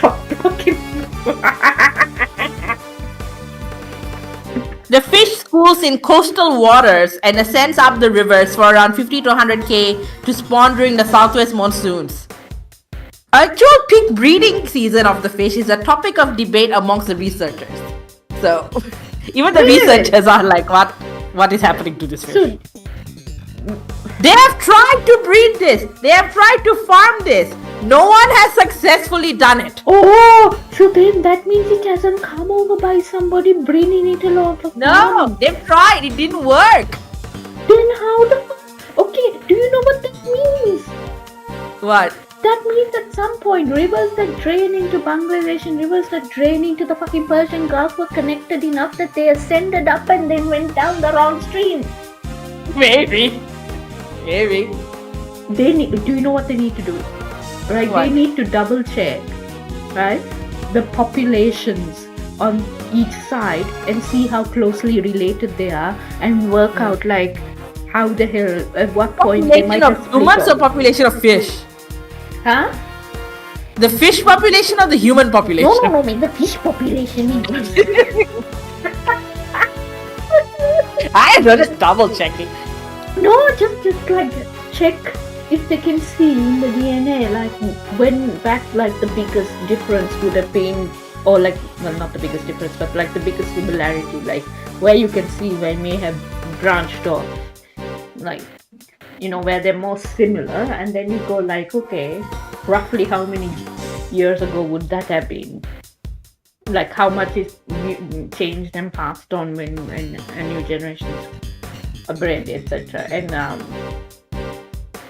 like for me this is fascinating now, right? Like I know you think, oh, bloody stupid spiny bony fish, right? But like I'm just like, oh, did they miss the entire fucking coastline? Like I understand to a degree. Coastal fish? They did not miss the coastline. They are coastal fish. No. I mean the coastline in the sense that here's a cool spot, Kuwait, Iran, blah blah blah blah blah. Here's a cool spot, Bangladesh, Malaysia, and then this whole bloody triangle of India. I'm simplifying now, oversimplifying, but like you know, this massive jutting out bit, and there don't seem to be populations along that coastline, unless, like I can understand that maybe you wouldn't migrate down those coastlines, you might not live there if like for some reason you needed your temperature of the water to be very specific or something, and it's too changeable along there. I get that. However, maybe the other option is they can live along there and nobody's found them because they've got too many predators in those areas. Maybe. They're found in deltas. See, okay, then there you go, like the rest of the coastline, maybe there aren't sufficient like delta-ish habitats, and we know Bangladesh is delta, we know the other side, Persian Gulf is deltas. Yeah, they're deltas and river fish and lake fish. Ah, but then that is even crazier. Then how the hell are they going to migrate along the coast? I don't know. Like, They they seem to be mostly in the deltas, yeah. the salty, the way too saltish water for them, right? So then, this was too, okay, I think this, okay, I don't know if any scientists are listening, but you have to study this. This is, like, seriously, we're gonna learn so much about, like, the river system in India by studying this goddamn fish, because it has to have migrated up the river and gone. Unfortunately, like half of them, well, not even half, a significant proportion of them went down the wrong bloody passage. I sent you the Wikipedia page on Irish Master Reads whenever you want. So Like I'm not too fussed about the fish per se. I am fussed about what the implications are. Right? India is fucking but massive. I mean, I sent it so you could read the description of like its migration patterns, where you can like understand it better than I probably can. Like this, India is massive. The river systems are huge, but half of them are, over time dried up. The things have been moved around. People have built over things or whatever. Right? Then there's monsoon here. There's not monsoon. There's a drought. Blah blah blah. Right? So I'm sure at some point this implicates that things were sufficiently connected more than maybe we assume at this point, in order for this fish to migrate sufficiently that 97% of it is in Bangladesh, right? Oh my god! Or to start from Bangladesh and then have 3% in bloody Persian Gulf, whichever way, right? Yeah, there's been overfishing, And so there were laws to say don't try and fish the juvenile version of this. In Bangladesh. But the problem is, but the Okay. problem is that leads to unemployment because there's 83,000 fishermen can't fish for about 8 months of the year because the fish are not mature enough. Wow. This really is an important fish. Yeah, It's the national animal of the thing. overfish. So there's overfish. So the government's like, all right, we're putting a ban on fishing the juvenile versions because we need the fish to repopulate. But then that means 83,000 fishermen are out of the job. And then global warming has reduced the population. Owing to this situation, Ilish is used as a diplomatic trade item. Most recently, the distribution of COVID-19 vaccines. Wait a minute. This fish one is saving lives. Okay, right? So wait. How the fuck do you use the fish as an instrument of diplomacy? Well, hang on. There's an article about it, but it's in Bangla, so I'm hoping it gets translated.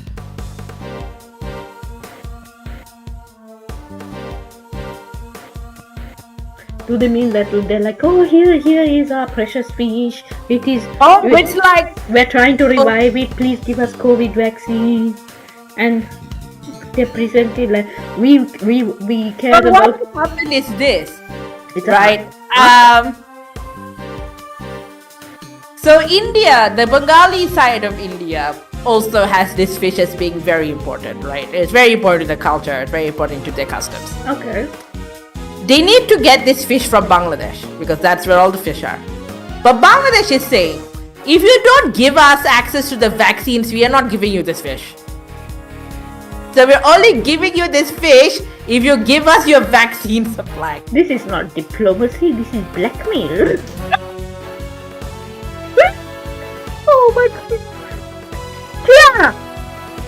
Well, that's what the Indian diplomats think is happening. Okay, so So they call this is actually a term, Hilsa diplomacy, where lots of diplomatic relations entirely rely around this fish. okay, so I want to point something out here, and like I understand we have one viewer and we've gone a little bit off topic, but I want to also explain something. I'm a journalist, right? This is what we call a story. This is an interesting fucking story, okay? Right? Like, the angle would be like, you won't believe what people have done for COVID vaccines. And that this whole stoush is happening over fucking bloody bony as hell fish, okay? Right?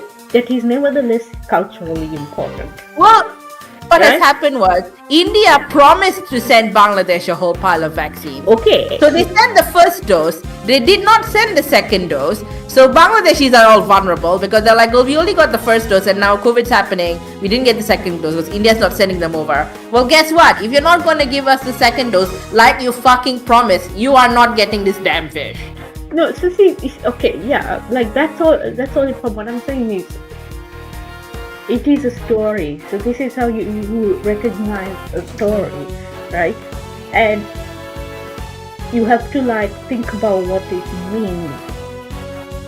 Like Tiara says, oh, there's this fish. Tiara has a throwaway comment that like, oh, X percentage is on this side, Y percentage is on that side, and then I go, well, what about the big triangular block of India in the middle? Like, and then we go off on this, like that in itself is a story. What the heck are these two populations separated like by a large landmass doing? Are the populations in Kuwait, etc., and Persian Gulf side? Like for a moment I had to rack my brain and I had to go, I am pretty sure that the Gulf, that's the Bay of Bengal on that side. So this is the Persian Gulf on the other side. If so, that makes no fucking sense. How did the fish get there? Right? If you're saying it's being used for diplomacy right now, or like in the recent past for COVID, I wonder if it's been a gift at any other time. And that is how there are populations elsewhere. But then you say it can't be farmed. It has to be fished. Unless they manage to like release a population into a wild reserve somewhere and they fish that in Persian Gulf area. Like, I am just like, how the hell did this fish get here? If it wasn't a gift, then it can't be farmed. Then that implies that it migrated there of its own accord, and then that implies a lot about like the river system being connected far more than previously thought, perhaps. And is anyone studying this? That in itself is a story, but I love the diplomacy COVID angle. And it's been But- more, even in September, as in last month September, there's been temporary bans on the export of this fish. I guess again because it's worried about overfishing, and that has caused a whole headache. Well, it seems anything. Because there's meant to be this big festival in India that involves this fish, and now they don't have access to this fish because Bangladesh is like, we've banned the exports. a big festival in India, as But- in Bengal, India.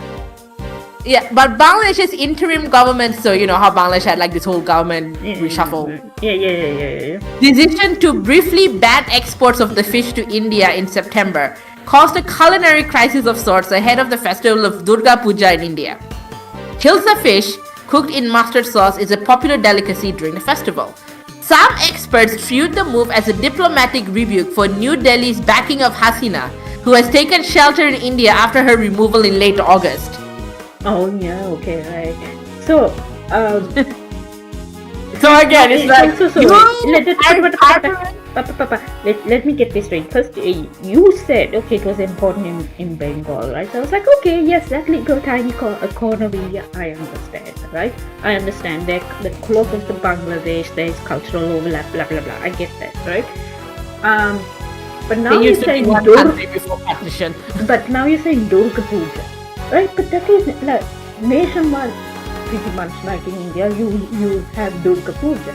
So you're telling me that this has now spread. The whole thing of having this fish has spread to be part of Durga Puja throughout what? The rest of the country? So this is massively I don't know that it's necessarily as Durga Puja is as big in all of India as it is maybe just to West Bengal. But West Bengal and Bangladesh were one country, No, and then partition happened. Yeah, but And I thought half was Hindu, half was Muslim. I thought Durga Puja was reasonably celebrated, like pretty much. The moment you said Durga Puja, I was like, I feel like that is a bit more of a nationalish holiday. Well, at first, like I was like thinking, oh, okay, it's West Bengal, it's that area, right? Like, but then you said Durga Puja, I'm pretty sure that's like a big. We could, West Bengal side Durga Puja. It's like, like Kali is much more popular in like Bengal than she is really anywhere else in India. Which I found out a few years ago and I got very like intrigued by that. I feel like Kali is a good match for this speech. I can see it. In the province of Durga Puja, including the British Raj provinces of Bengal, Bihar, Jharkhand, Eastern Uttar Pradesh, Odisha, and Assam. So, like, quite a where big the thing. fish are. That's quite a few places. But that's also where all the fish tend to end up being that important. But the majority of the fish is in Bangladesh. Yeah, but Bangladesh is a tiny country. But like those areas, when I was reading up the Ilishmas, the Hilsa article, that's the sort of cuisines they're popular in. Yeah. Okay, right. So I feel like it feels like an archaeological mystery to get to the bottom of it, and I feel like it is to do with the river system. I'm looking up a map, and it's basically anything bordering Bangladesh. Basically, is where Durga Puja is like massive, where that fish is popular. Assam is like you go to Bangladesh is east of Bangladesh. I can see the headline. I can see the headline now. Like, fish for foreign policy and festivities. Yeah, that's pretty One much what the Al species. Jazeera article about it is. How one species has. Oh yeah, this is all Bengal, the Bay of Bengal area. That's where hence the fish being like such a big deal. So for Yeah, anybody who's ever wondered how people find stories as a journal, like this is how, like, you what the heck? You know, how did this happen? Someone like starts complaining about this one particular fish. Yeah. Like sometimes it's not even like the actual complaint itself. So many people come to you, the journalist, say, actually you should talk about this, and like it's not even the first thing that they say that you go. That's not the story. Like, and if you talk to people more, then like they say something random, and you go, wait a minute. But see, if you were someone who did not know your geography, and if someone said, oh, Bangladesh, Persian Gulf to you, and like you were just like, oh yeah, India's near the Middle East, and you left it at that because you didn't go, wait a minute, there's a whole like massive lump in the middle. You wouldn't go like, oh, there's a story there. You wouldn't know. So like part of it is also prior knowledge you have that allows you to place things in context. But this is how people find stories. This is like if I sat down with there's an ex-features editor. He's now I don't know what he's now. I think chief sub or something like that. There's an ex-features editor at The Age, which is a big paper here in Melbourne, in Australia, and like I sat down with him and I said, actually, like here's a story notion, like, oh, this and then this and then this, and he goes, woo, and this is the kind of story that he'd be like, oh my god, you need to talk to the features editor. And I might actually interview, I'd have to go 5 people doing research on this, like so yeah, that is the part that I want to uncover. I just find it hilarious that the whole diplomacy angle. I was just thinking, it's like the Australian story of the Emu Wars, right? Like you're just like, what? But there are these weird. I got the fish are fighting back. No, but it's like that sort of, how everyone's like, oh, Australia, insane story, and then you hear about the emu war and you're like, oh my god, that is weird, right? And you delight in telling that story. I feel like this is a story you delight in telling, like, okay, we have this fish, right? And do you know what we use it for? To strong arm people into giving us COVID vaccine. Well, it's strong. It's like, you promised us vaccines and now we're missing a dose. And if you're gonna die if you do not give us the second dose. What the fuck, India? Like to negotiate. What do they have to do to retaliate that we're not giving you this fish? To because negotiate vaccine. This is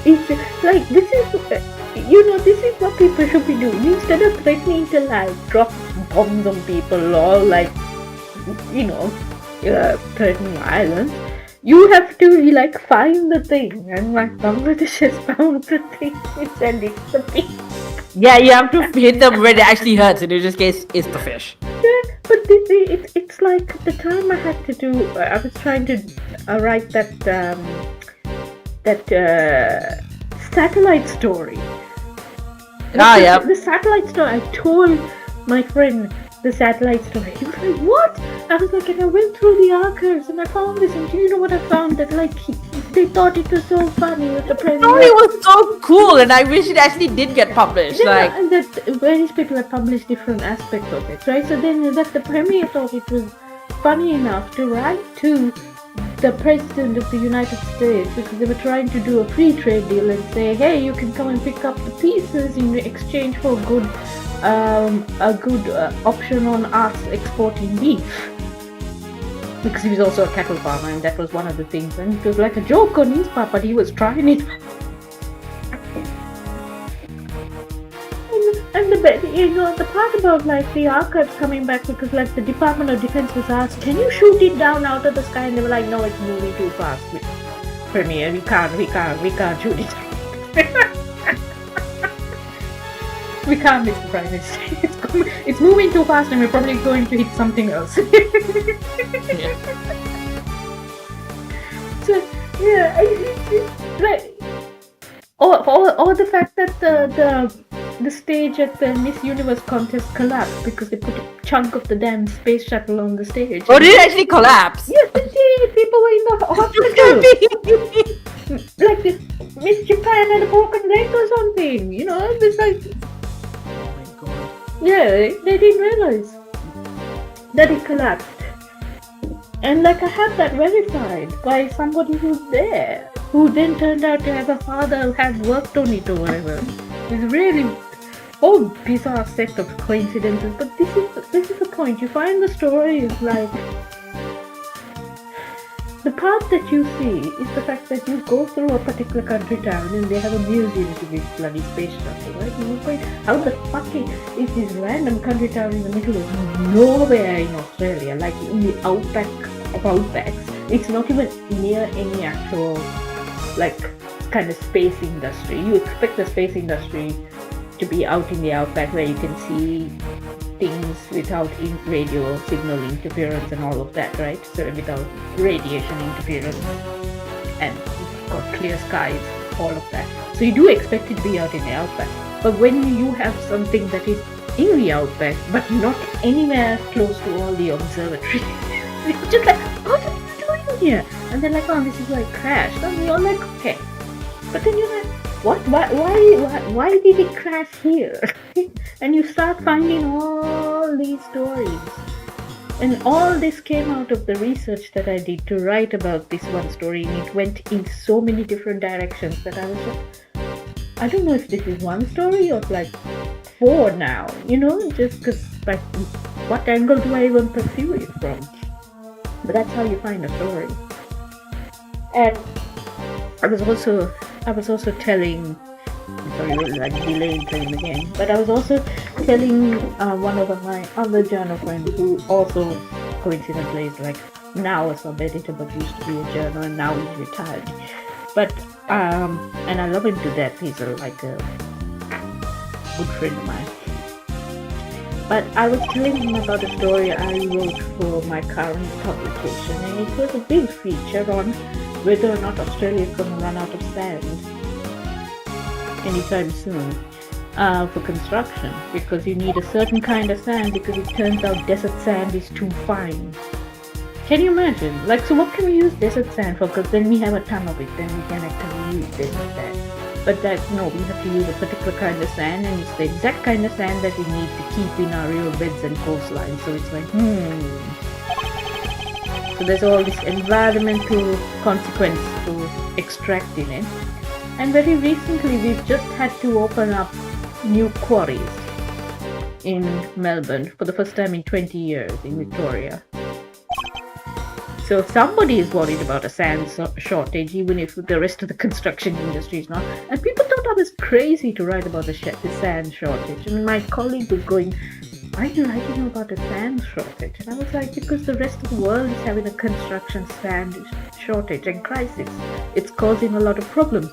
There's people running mafia around construction sand. Right? There's already like a limited availability for glass sand, for like creating glass with. So they're recycling things as much as possible, but construction sand in some parts of the world, there's a whole mafia system set up around it because it's seen as like an infinite resource and people don't understand.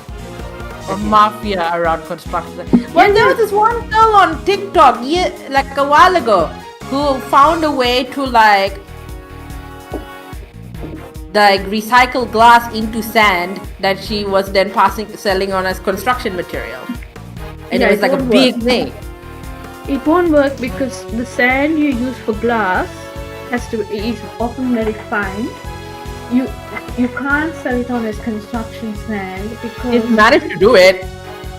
If it's construction sand, it has to be much rougher, much coarser, because it has to be able to bind to everything you're mixing it with for road base, for cement, etc. So if it's too fine, it won't happen. So you can't often go from glass recycled to that, because already the sand you use to make the glass is finer. Sustainability Victoria says is perfectly fine. That's a bit weird. Recycled glass fines can be considered as a partial replacement to sand because they're similar. You have to mix near where I. Maybe it's in the way that you recycle it. Maybe you have It's to very break common. It's common here apparently. So maybe you have to break it up a lot. But yeah, so I did this story. Not a lot of people are investigating recycling. A lot here in Australia, we have our construction sand resources tend to be localized close to where the construction is going to happen, right? And people are moving more towards that because they don't want to import things and transport them long distances because that's going to up the cost of the build. So they'd rather have something that's very, very close. However, in WA, over last year or something, there was like a gap of like 3 months where they couldn't get any construction sand and things had to be halted. So in some places, they're feeling the pinch already where local resources might run out. And then I was talking to a quantity surveyor person who said it has never come up as a problem, but now that you mention it, I can see that like some quarries, you know, in certain places of the country might run out, but in some places they're just using these massive islands and things like that. One like in Queensland that is very well known as a quarry, and they get a lot of sand from there and they don't think it's gonna run out anytime soon. I just found an article from the Victoria's Big Bill, the State Library Station. They're trialing. They're using 25% virgin sand in their construction. Sorry. 25% of the virgin sand they would has been replaced with recycled glass in the construction, and that's worked out. So they've done trials, it's worked fine. So they're using it to build a state library station. And now they're doing future trials to up that percentage from 25% to 80%. Yeah. And that's like right here. Yeah. Yeah. So they'll be using things like that because they just came out with like, what was it like? RMIT was trialing coffee grounds in concrete to replace, and I think this is also partially the sand component for concrete. So in many ways, like some people have picked up on this because like 2-3 years ago, the UN was like really worried about it, right? And like, of course, for the rest of the world, they're really worried about it for sure. And then I think most of Australia's construction industry has but I think the governments and the unis have picked up on it because that's where a lot of research is happening. But in the main industry, people are not there's artificial sand things, like they call them sands, manufactured sand. So those exist. Some unis are trialing them, or like they go, because I was trying to talk to so many people about this, right? I'm banning down doors, trying to get people to talk to me about this article, and people were not keen. So there's going to be manufactured sand, and unis are investigating that process, but it didn't seem like a lot of people in construction at this point were using it. So the Victorian government is trialing a lot of different things. I'm not surprised that they're trialing that in the state library station.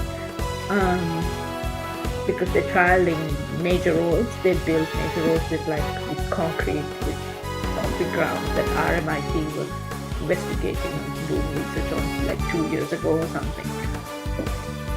So, but we've had a lot of those stories come through. Concrete with coffee, concrete with hemp, concrete with various mushrooms. Somebody had mushrooms. So, really interesting. I was just like, look, this guy. But my question was just really simple. Are we going to have a sand shortage if the rest of the world is already worried about this? Is this something we are worried about? Are we trying to get ahead of the problem? It sounds like we are. But it also sounds like for the construction and development industry, a lot of them don't understand there is an issue, I think. Mm-hmm. Because so many of the big companies I talk to also was like, huh? No, we have nothing to say on that. Like, my story got delayed because I couldn't find anybody to talk to. And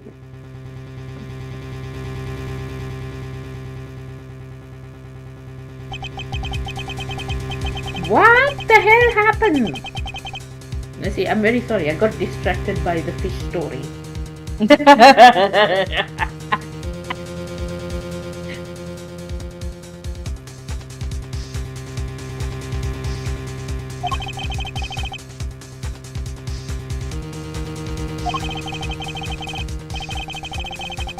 How is this? Oh, we need a little thief.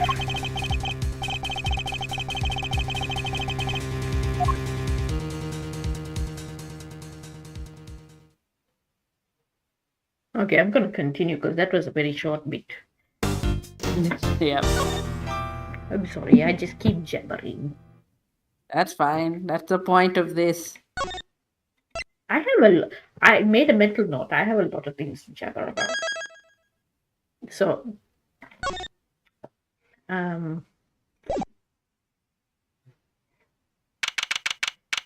did you wait? What? Why are you back with Miles? You bounce back. Well, I think you bounce back and forwarded. I think possibly, or maybe I think this is you hit the limit of what they could have investigated. Potentially. I just said we need a little thief. Is this why we've come back to Miles? So that we Well, can maybe. use little thief. Maybe. 10 years later, what is it like 20, 30 years later or whatever? No, it must be like 20, no? 15, 20. Not 20. He was 11. He's like 24 now or something. yeah, so like 10ish years or something, right? No, we have it's like 17, 18 years. I didn't they mention this. Literally, like I think one of the evidence would tell us this. So if he's 24 now, Look at the evidence. I think we have that information. meh, meh. No. I think it's 18. I think they do mention this at some point. It's been 18 years. Yeah, because he's 36 But now. that becomes like a big deal. Oh, it is, okay.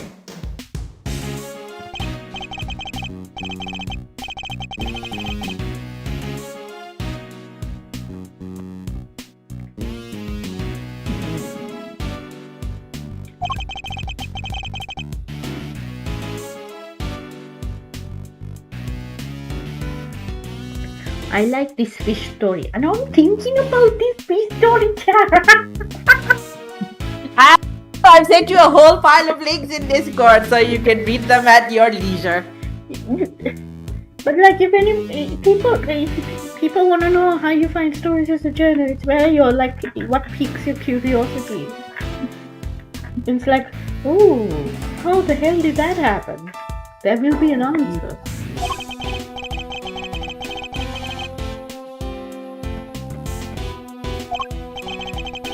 Oh my god. Do you think it was like a fish tornado situation? Fish tornado. That would have showed up in the Wikipedia article if it was anything about a fish tornado. Yeah, like you know, at what point the river systems were like nearly connected but not quite, and then freak nature incident like whisks fish up from one stream, deposits them in the other, they carry on with their lives because it's like a good environment or whatever, and wind their way down to Persian Gulf or Bangladesh or wherever.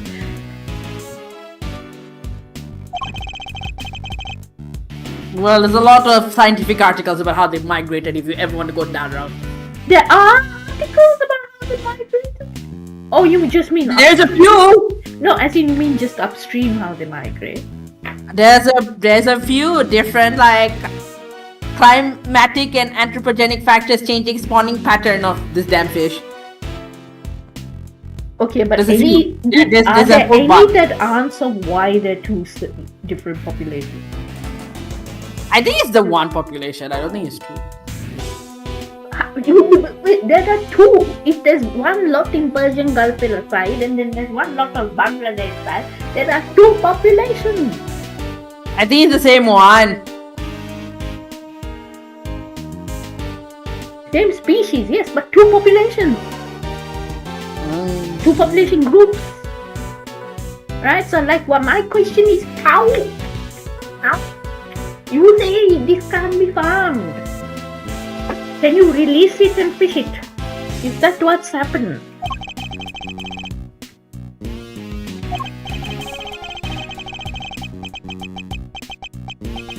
If that's what has happened, then it will be boring and I'm very sad and I'd have to go down the diplomacy route. They migrate similarly to Atlantic salmon apparently. Yes, I get that part. They go up the river.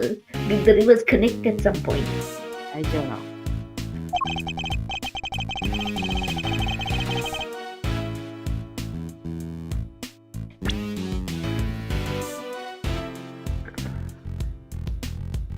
Well, your Discord's gonna be full of articles about fish migration, so. Aren't you curious?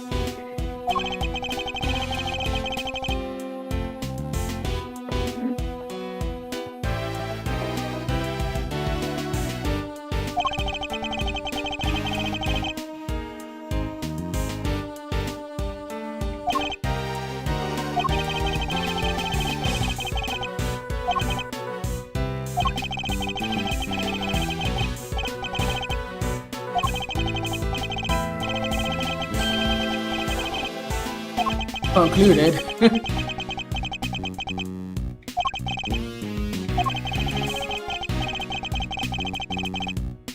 Okay.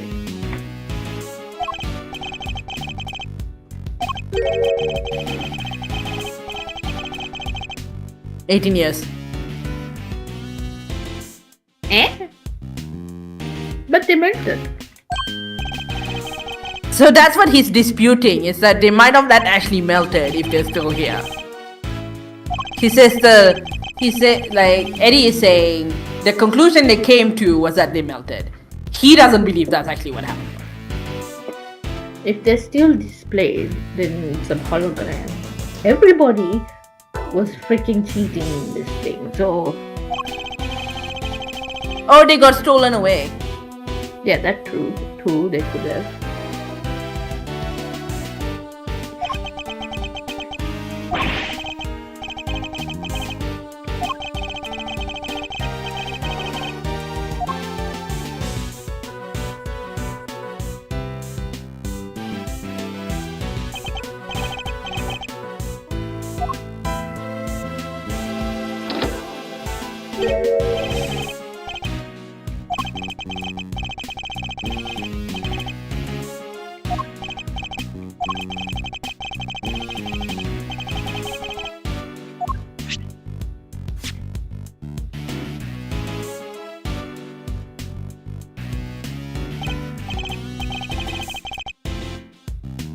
Oh, so it's... Wait a minute. Wait. Ah, no, bring back the evidence. Where's the evidence?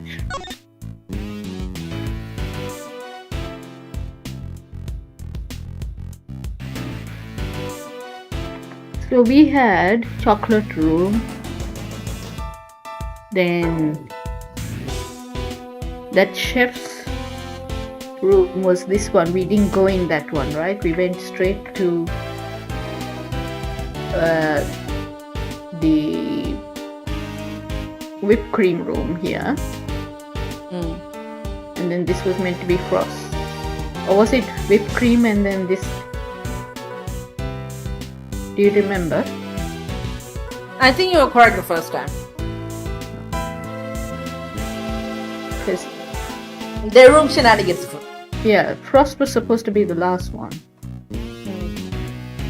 So Fender's right. Huh?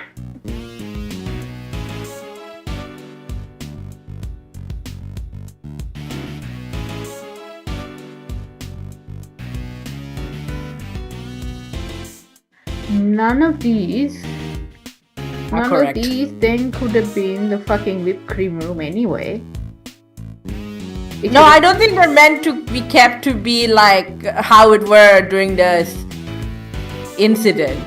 This is just for like our general knowledge for this part of Each it. room is kept at specific temperature to reflect the season it represents.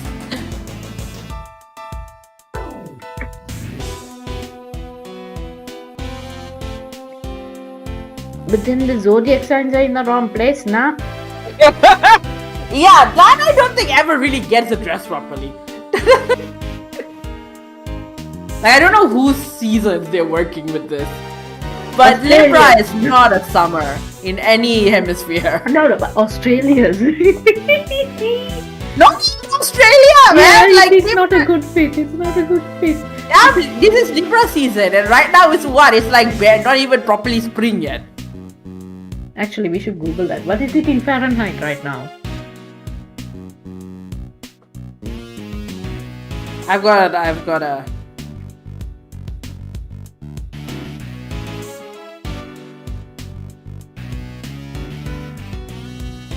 They should really have the English version be like English metric or English imperial.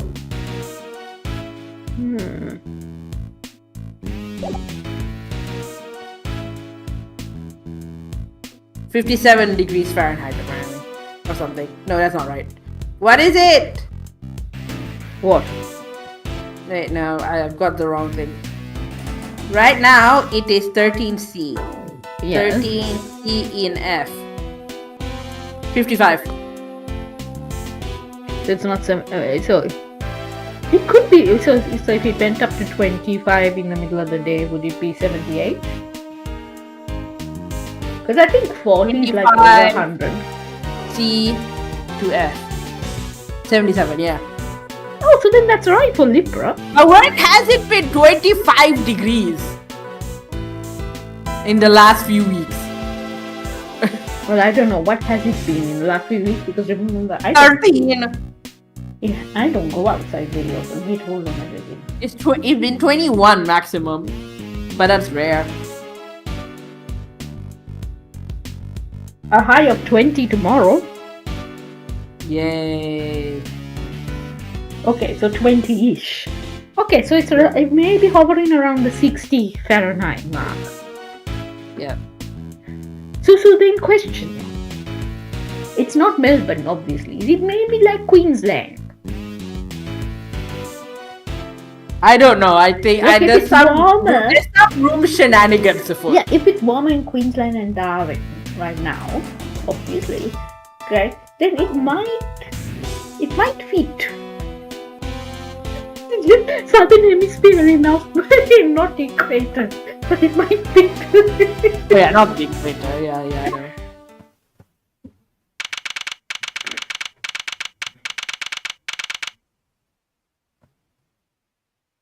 Okay, I'm going to say right off the bat, I'm confused. What? Who are these people? What's going on? You remember the two on the side? They're from the Look At Me case. The mask. The mask.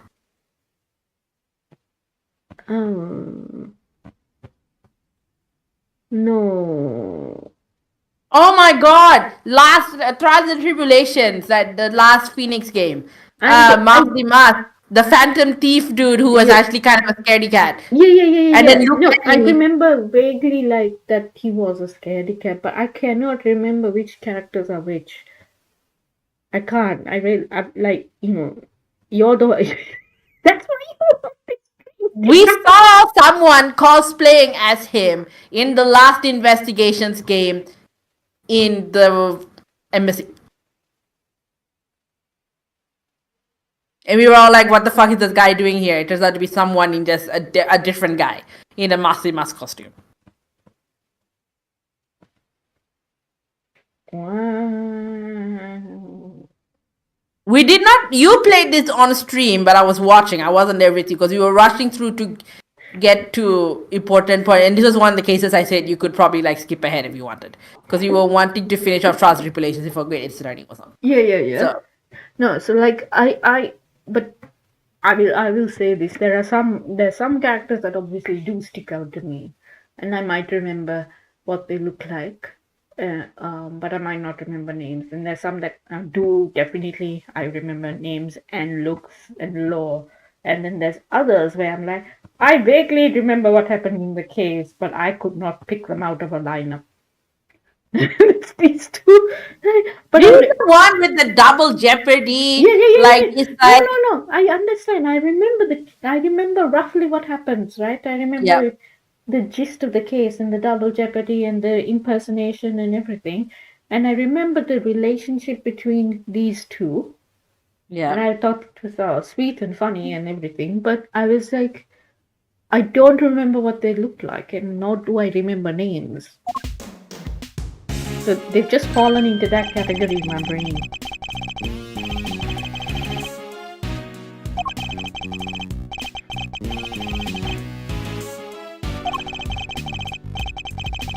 There's another fucking salt lamp here. What the? Oh my god.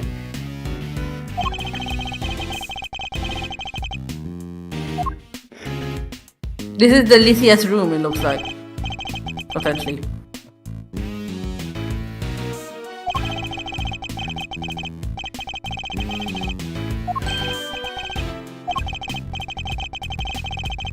Oh, this is how we're going to investigate.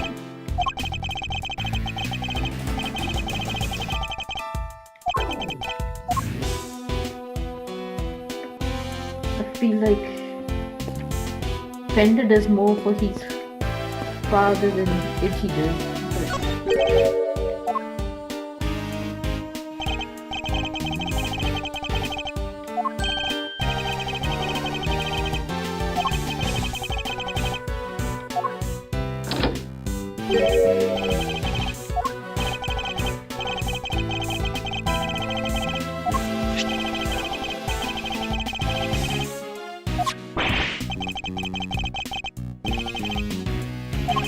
Oh, bits. Yeah.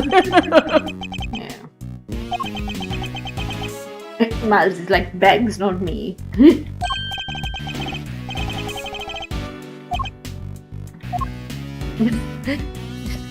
he give you a No, cuddle? no cuddles. No cuddles. Okay, so we got Gemini here.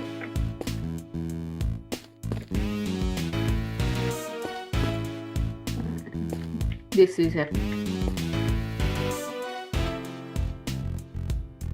likely to be Aries, could potentially. No. The pamphlet will tell you this is.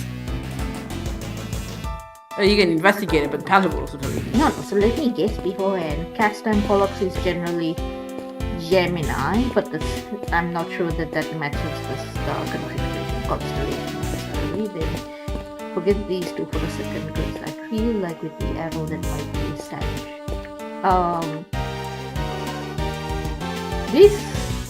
The top part is Aries, the bottom half makes me think Aquarius. And then what Have you else? forgotten what Capricorn looks like? Have you got the seagull?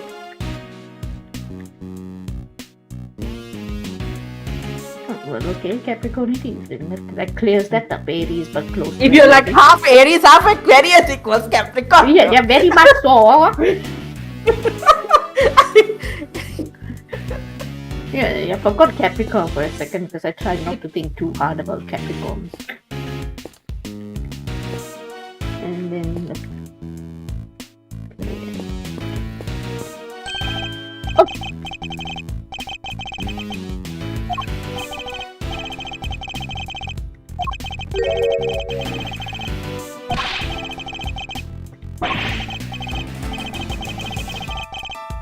yeah, no, I didn't intend to leave yet. Okay. He's just trying to move around. Alright. You look somewhat vaguely interesting, but I'll come back to you. Oh my god! What are the light gadgets? Oh my god. I could not be Edgeworth, okay? I'll be just like, oh my god, light gadget! Oh my god! Light Soundtrack gadget. lamp, I listened too closely.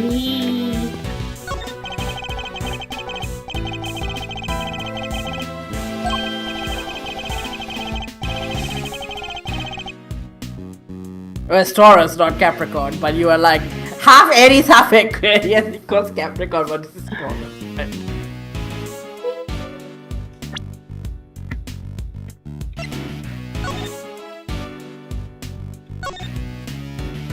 Yeah, Taurus. Apparently it's. This feels like this is what's visible in Japan potentially, because like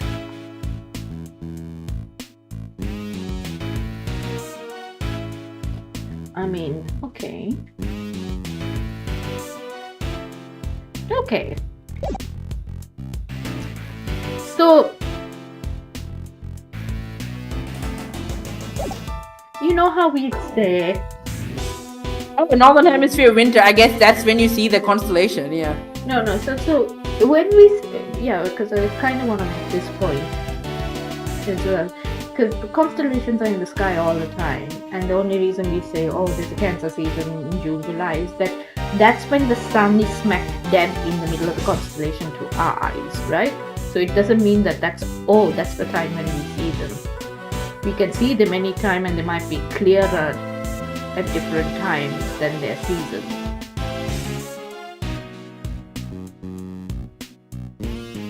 I just want to make that point. If like Gemini and Taurus are visible during winter, that's fine. But the sun sits in them at different times of the year. Does that make sense?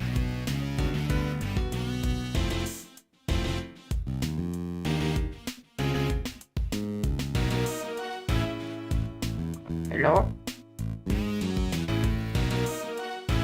Tiara, you there? Yeah. What? I asked you a question. Sorry, I heard you talking about like where the constellations are. What was the question? Like, the constellations are in the sky all the time. Okay. Right, and when we have a season, when we say, for example, that, oh, it's Libra season now, right, that's because the sun is in the constellation to our eyes at that point, right? I don't know. Usually when I hear people talk about, oh, it's like whatever season, it's not because of anything actually happening in the sky. It's purely because of astrology. Yeah. So I don't actually know what is happening in the sky. Because, we have opposite seasons. So it should not be Libra season technically for us here in Australia. Because we're in a southern hemisphere. But all the astrologers still, it's Libra season. Why? It's right now it's between 22 September and like 21 October or something. So I don't actually know the sun thing, right? No. So when we call it a season, but it's not a season in the same way the weather seasons are. So it's when sure. The answer to your question, like that's why I didn't realize you were asking questions because I don't know. Yeah. No. So it's like I get your point about it might be different in hemispheres, but going on the basis of like sun moving through those constellations takes roughly a month or whatever, and so the sun moving through Gemini and Taurus happens at a different time of the year. So say, what is it? April, May, June, right? But they might be most visible because they're in the sky during winter. That's when I'm looking it up.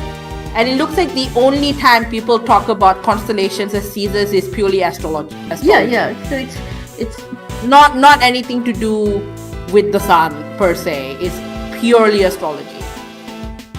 So the concept of a Taurus season or a Gemini season is purely astrology. Nothing to do with, oh, that's where the sun is most visible. It's the sky. It's the night sky. Why would the sun be visible in the night sky? That doesn't even, like, your theory doesn't even hold up there.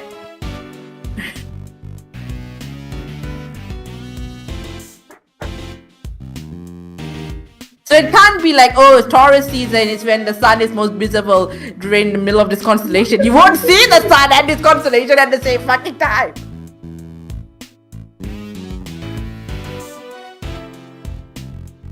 This is night.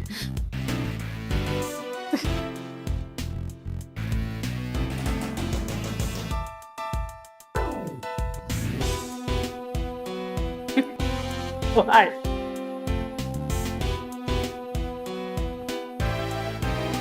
What you were thinking? Because there's like a basic part of astrology that is based on observation of the sky. It used to be, it's not anymore. Right, the dates that are saying, oh, Libra is 22 September to 21 October, blah blah blah. that that doesn't match up to what is actually happening in the stars, like, at all. Even like Taurus does not show up when we think it shows up anymore, because different hemispheres, different seasons, which like by all means should have meant our Australian astrology is backwards. But also, even without that hemispheric shift, they've all shifted. It's not the same time anymore. It hasn't been for a long time. The thing about Libra always being 22 September to 21 October, that's a full convention. I understand your point about that. Like, I'm just like, there was a basic, when you go back to first starting off with these signs in astrology, right? Like before you had the deviation from between astrology and astronomy, right? It was definitely based on what was visible in the sky. Obviously, maybe from like a particular point in the northern hemisphere, but it was based on something like that. And was it then maybe like the fucking constellation on the horizon? No, the constellation is like at a particular point in the sky during a particular time. I feel like it's that. But I take your point that things have shifted. Definitely. I'm looking it up, but it seems there's something to do with equinoxes, but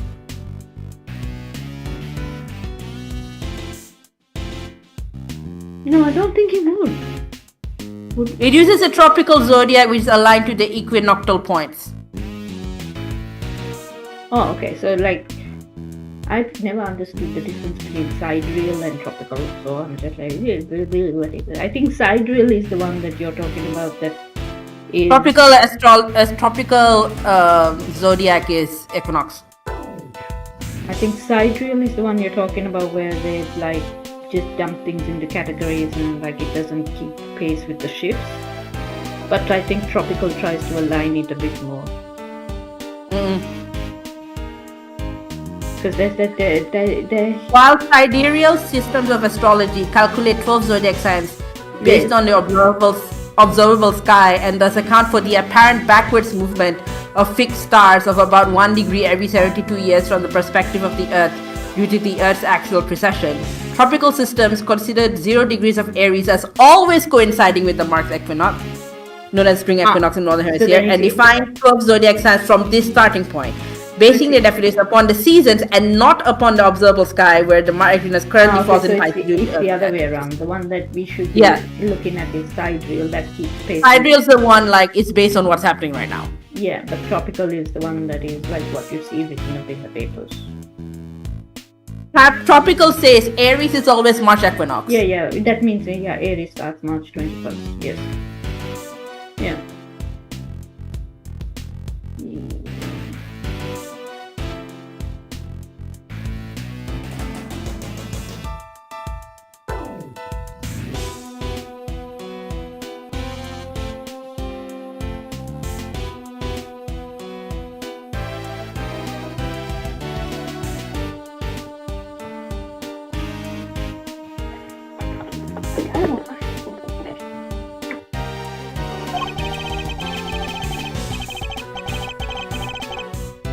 Flavor dice.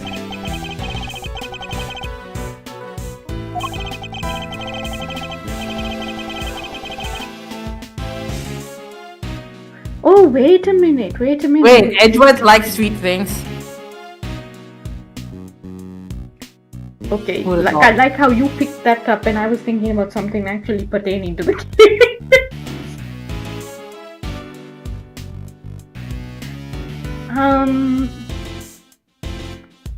They did mention these are made from flavored ice. Who else was working with flavored ice?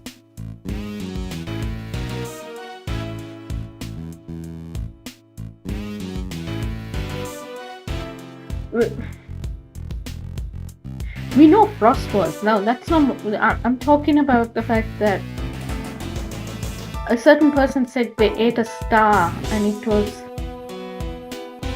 They nibbled on something. They nibbled on something and it was salty, and so they ate a star to refresh their palate because they're like, why the fuck Yeah, is this so salty? this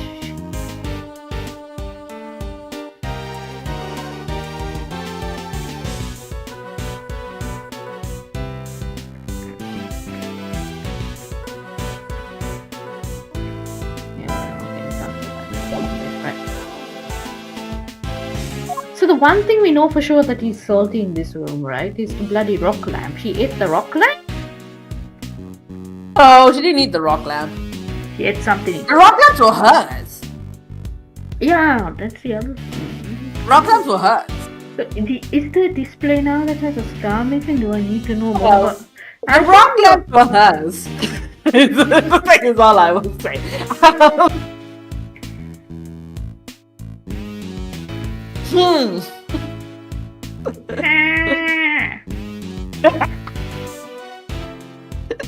See you slowly making connections to things. Who? You. About what? I can't tell you. Wait, what? I have made a connection that you're like, oh, it's a spoiler alert, and then, wait, what? I'm just kind of going, like,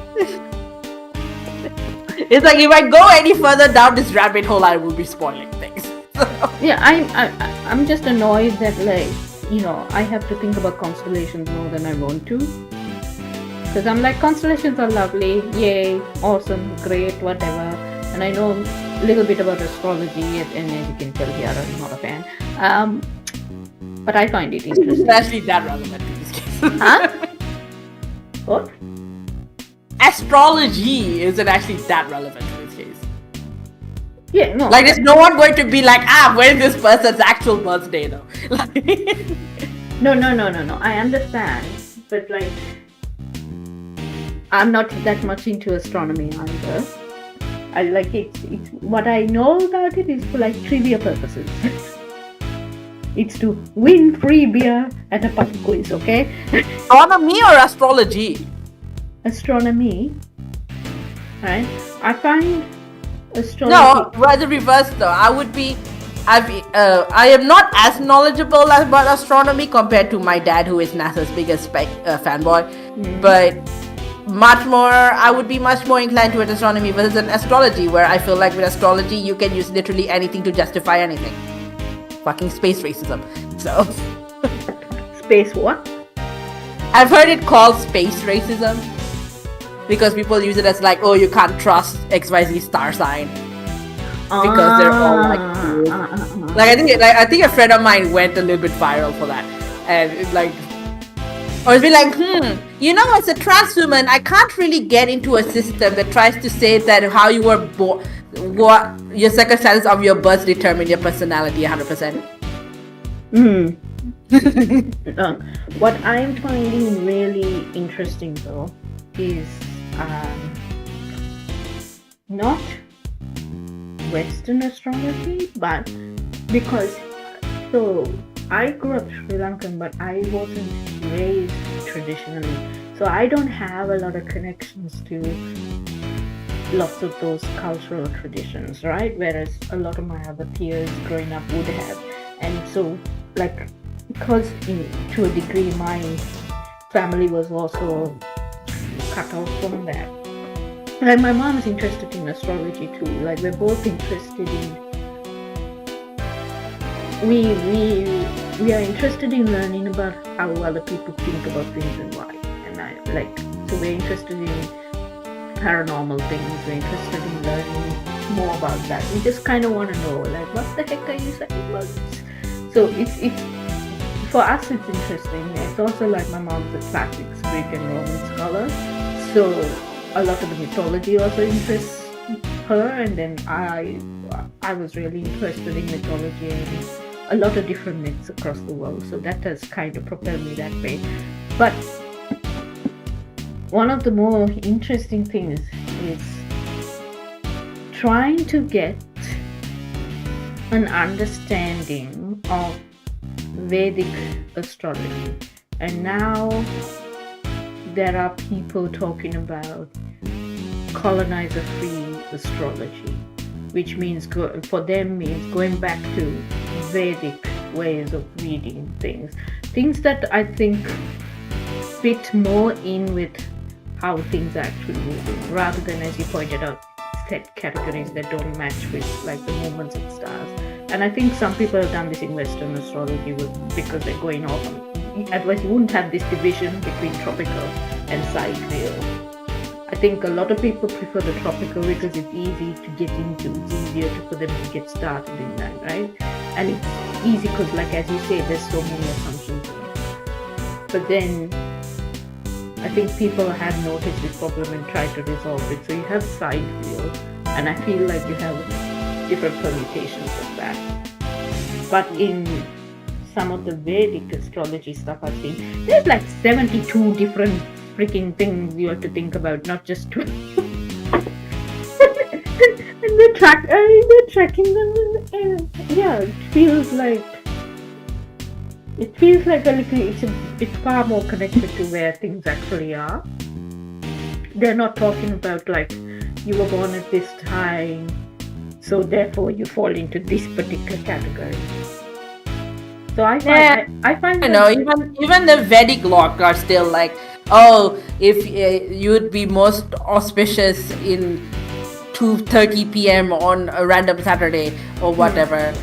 Here will matchmake you, and it's the same shit to me. It's just like you can use literally any random planet to justify anything, and I just can't get behind it. I remember seeing this slam poetry thing. Yeah, I'm not thinking about like using it for matchmaking or anything, because I understand, because it's usually through those means that you get plugged into that, like culturally, right? Like it's because you're going to an astrologer for like, oh, best time to open this, best time to do this, best time to do whatever, right? Fine.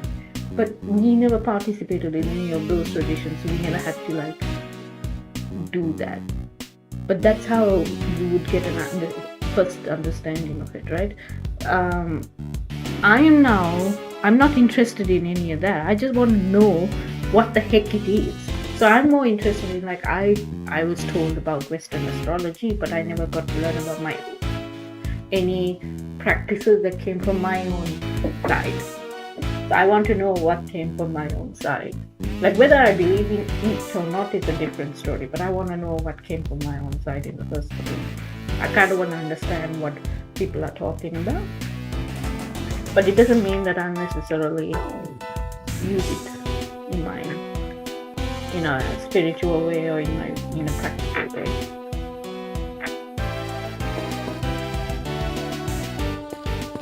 What were you gonna say? I've forgotten now. Hey Jerry, is it something about like a play or something? An auspicious time?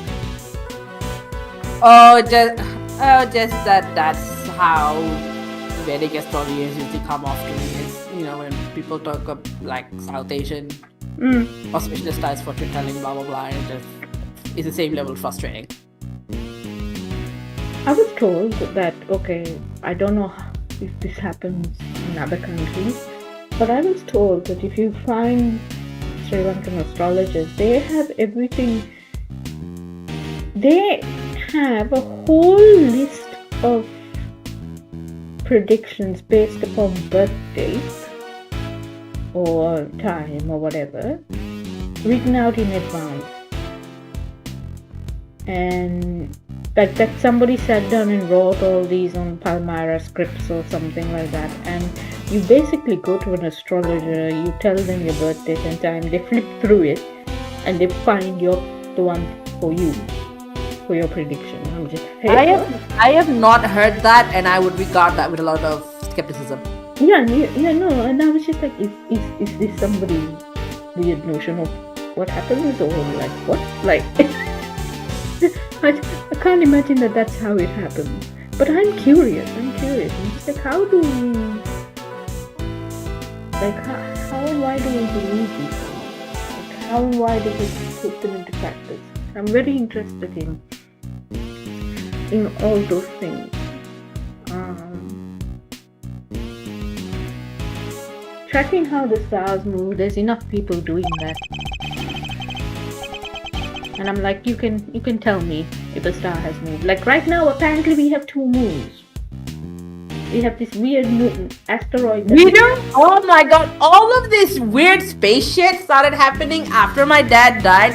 And I'm like, my dad would have loved to be alive for this part of history where we have multiple Aurora Australis and a second moon. And what he would love this shit. And I'm like, Dad is missing out, or he might be the instigator of all of this nonsense. Like, you know, I You like, don't put it I like past how him. you're like, yeah, I don't care about astrology, but like my dad recently passed, would have loved this, but might also be scared. no, astrology and astronomy, 2 different things. Yeah, Astronomy is where it's fucking at. But it's also a belief to say, okay, yeah, my dad would have instigated this. So Well, I mean, that's very like, I don't know. It feels like if I was gonna have any one weird spiritual thing, it's like probably my dad instigating this. Because what the fuck is this shit? Literally, this soon after he dies, suddenly we have like multiple Aurora Australis in a row. I have not managed to go see one. I think it will only stop happening once I get to see one. But it's just like he would have loved all this. This is the sort of shit we'd be emailing. He would fly all the way down here to see it. He went all the way to Greenland on his own to see the Aurora Borealis. So we've got a southern borealis. Yeah, Aurora Australis. That's what that is. It's come here a few times in the last few months. Oh, okay. I haven't heard about that. I've heard about this asteroid that we've sort of has a weird orbit, and we've sort of Yeah, it's caught- become our second moon. Oh, Yeah. so it's like and we sort of caught it to be a second moon, but we're not gonna be able to hold on to it enough for it to stay.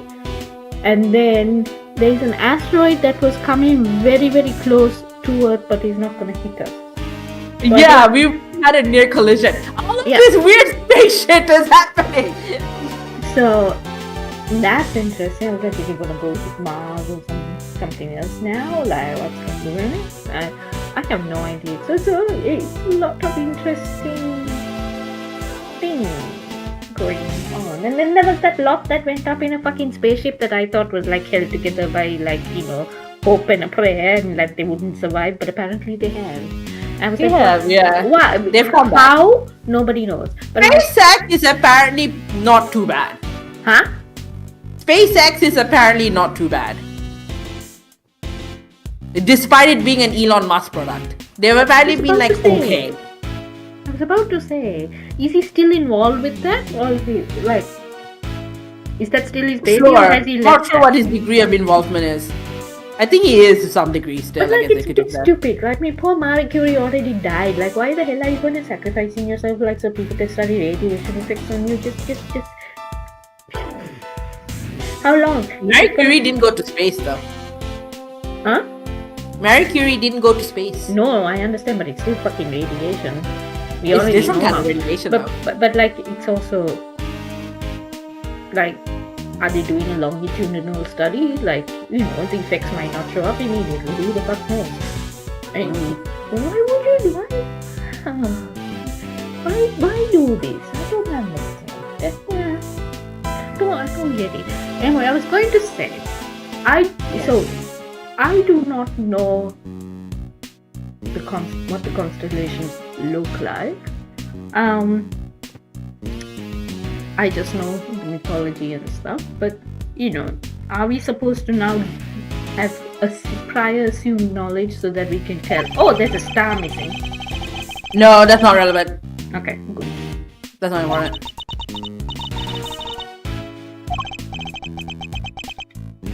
Are they planning to steal something?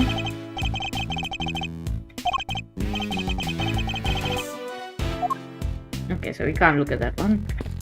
Look at that one. Are these the twins?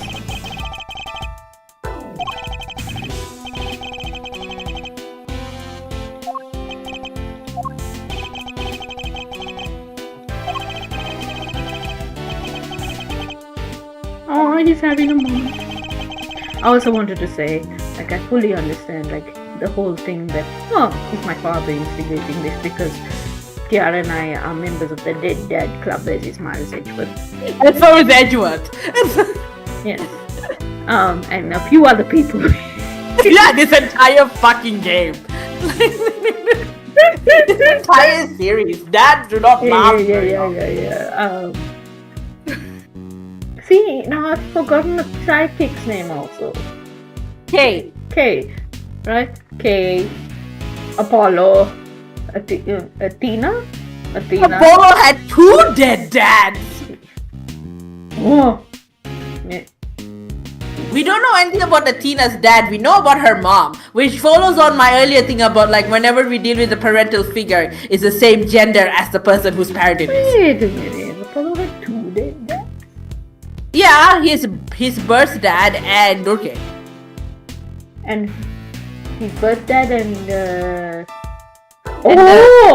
okay. Yeah, sorry. You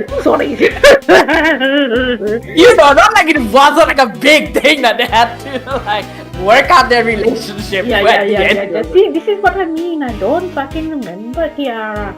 Like, you're the one with the memory for this, okay? Like, I remember very vaguely enough to like, you know, when somebody says something interesting to like go, oh, there's a story there. That's how I survive in the world, Tiara. Like, You get hyper fixated on like one element. you know, I don't know if I get hyper fixated. Like, okay, I don't know, like, I don't know if I get hyper fixated. What would you say my interests are? Like, you'd say my interests are things like Sims 4, okay? I can tell you. Yes. Yeah. Ace Attorney to some degree, but I think that like I feel like you have more specific interest within Ace Attorney than I have a more broad overview. You're like very specifically interested in like what Edge's up to. It feels like. Excuse me. Oh, you are the one with like you. I am not the Edge's person. I do not know why you think this of me. You are 100% the Edge's person. No. I have a much more broad. I'm talking about how you're saying I have a specific interest rather than a broad. Well, you literally cannot remember what the fuck happened in the cases you just No, played, I cannot. right? I cannot remember. I understand. So that's you know, whereas I seem to have I random bits and pieces. Because I have a broad overview of what has happened in the game, right? But I cannot remember specific details about cases and about some of the people, and I remember random ones that stick out to me. Okay, right? And I do like edgy, but I don't think that counts as I'm not saying it as an insult. I'm just saying I feel like the levels of engagement we have with the Ace Attorney franchise are just different. Yeah. That's what I'm saying. You're like extremely deep into it, right? And I wouldn't say you're specifically deep on any part of it. Like that's why. No, I'm not. That's what I'm saying. I'm like a more like overview. Oh, I don't know. Like I don't necessarily. You asked me I think you asked me this ages before. Who I would say my favorite character, and I don't know that I have an answer for you as to who my favorite character is. No, because I think you just like the whole thing, right? And so you have remembered everything. You know, like every detail. Whereas I am very like surface level. I feel like maybe the difference is like maybe it's a better way of saying like broad but superficial is where I'm at. Broad but detailed is where you're at. And maybe you haven't picked like one specific. Yeah. I like edgy, but I'm not gonna remember everything about this boy. I'm not. You remind me of shit all the time, and like I feel I remind you of him. Like when we're playing the games, you're the one who's like, "Oh, remember when this happened?" And you're like, Wait, I'm not that. Well, right now because he's the central fucking character, right? Fine, but like you know. Like even remembering the order of fucking timeline, like I'm just like, I say you're encyclopedia for a fucking reason, okay? I'm going to be a fucking mastermind. Whoever sniped me on Ace Attorney, and like I think I'm gonna reapply to hard quiz and be like, hey, I tried to audition last time and I picked a topic that maybe didn't quite work because I picked like a webcomic. And they say, can you do all webcomics? Like, no. I'm going to reapply and be like, I got sniped on Ace Attorney on Mastermind. Can I have Ace Attorney back? Here is how I'm gonna explain it to you, okay? You are the encyclopedia. Yeah. I am the chapter list. The who? I'm the chapter list. I'm the table of contents. Table of contents. I can manage that much. Now you're saying, you're claiming I am one specific chapter. If I'm like your earlier claim of me being specifically into Edgeworth, that I would completely know one chapter. I'm like, no dude, I know the table of contents and I'm inferring from that. You have memorized the entire book. That is you. And to some degree you also know like the bibliography. That's the difference. You might not have a favorite chapter in the book, but you know the whole book. And I want to say, he said, oh my, you know Sims 4. I was like, Sims 4 is like a book that I do know most of because I return to it often. Fine, right? And so I could give you the chapter list, but I'm probably gonna forget like a couple of chapters somewhere there, and then So you're not even comprehensively a table of contents. yes, You're I could tell you, like, did you know paragraph 2 in chapter 3? Like, Oh no, that is me. I am paragraph 2, chapter 3. You forget who the first word is. What do you mean? Fucking, I'm the one who remembers paragraph 2, chapter 3. Oh, no. I'm saying I'm like that for Sims 4. Oh yeah, for Sims 4 definitely, yeah. You Yeah. told me about Bella Goth and I'm just like, I Yeah, only yeah, remember she... because I know the whole chapter of Bella Goth. Yeah. Sims 4, yes. I Sims will 4, not yes. get my Sims 4, quotes yeah. right. I will not get my citations down to the page because I think I'm all about like, okay, here is the gist of the thing, right? And there is you're like, okay, point 2, page 2, like, you know, the fourth paragraph down on page 2, right? It says this, and I quote. You go. That's how you would do it, right? So you do that for Ace Well, Attorney. for Ace Attorney, yeah, I do that for Ace Attorney. Right? So you get correct, my comic book. So like Detective Conan, right? Yeah, that you do it for that. Detective Conan is a little bit weird because it's a book that's being written as we speak. Okay? Right, and I think you're like more knowledgeable about like the anime, because that's a little bit more accessible to you than say the manga is. At this point, yes. And I don't know how like similar the manga and the anime are. very- You know, it's sometimes very- adaptations are quite different. It's very similar. Basically, he has Similar, the PS process set up now. Like the manga will come out and it's gonna be almost immediately anime. There was a bit of a lag before, but now it's pretty much almost immediately converted because they've been doing this for so fucking long, and it's a cash cow.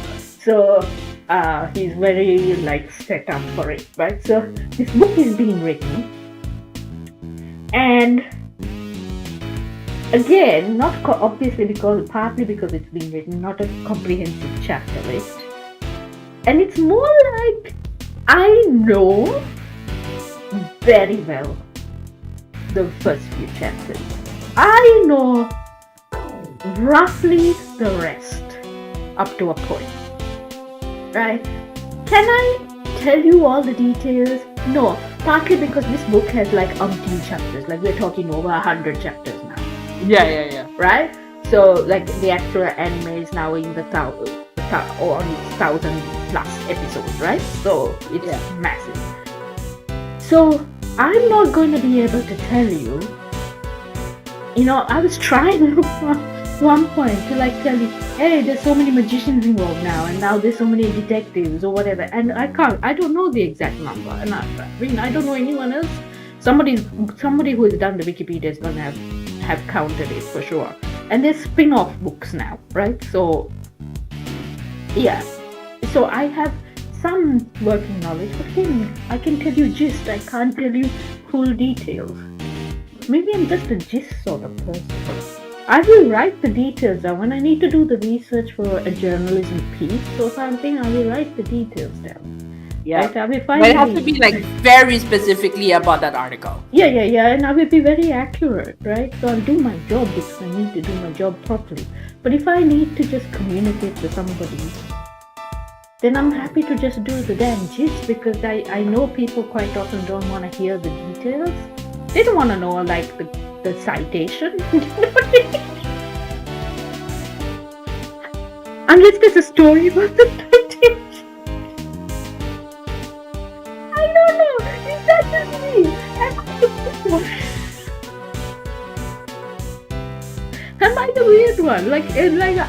Or is it more normal to do it the way you do? No, I think it really depends on whatever it is you have the interest in. Like, I think Ace Attorney and the story side of Sims 4 lends itself to having the kind of like bibliography element because it is a story with a lot of characters, and like with Ace Attorney, the point is you keep up with the story.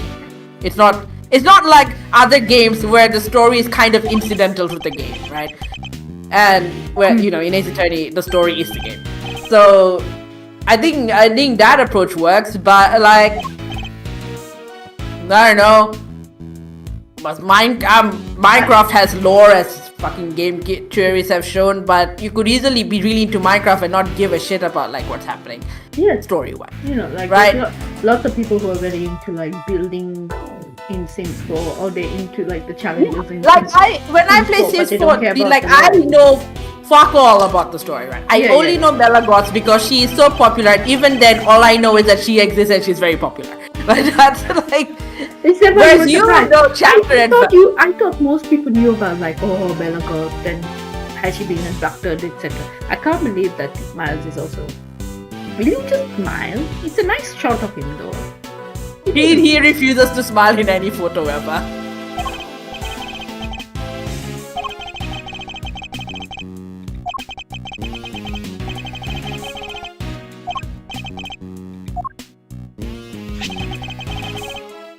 Oh, Polaroids, okay.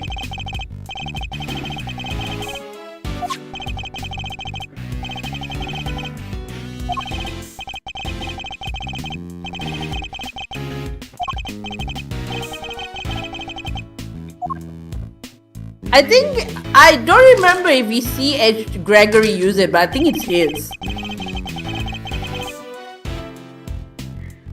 It's an interesting thing. I wonder like how much of his father's stuff he has on him, or he's able to get back, because I don't think Von Karma would have necessarily kept things. Allowed him to keep any of it, yeah. Also, like when you're 11, you're old enough to remember your dad and to have a relationship and like have that taken away from you. You might be feeling bad about your part in it if you believe you had a part in it. Fine. Yeah. But it must seem weird to not have any of the things with you that you really played. Well, okay, so my sister and I, when we last went to Malaysia, we went through like a lot, tried to empty the house. Yeah. My sister was not interested in any of it. Like, I was the one who was more sentimental. I found his old papers and I tried to keep at least one copy of everything. Yeah. Well, not, soft that's like incidental, whatever. But he had this paper chain of letters about trying to get our family permanent residency and then Malaysian citizenship. I kept one of every he had like 1 billion copies of the same letters. I kept like a copy of his like old, like I took photos of his old uni certificates and school certificates and stuff like that. I thought that was my relationship with my dad, very complicated, but there was something about that whole thing that felt very important for me to hang on to.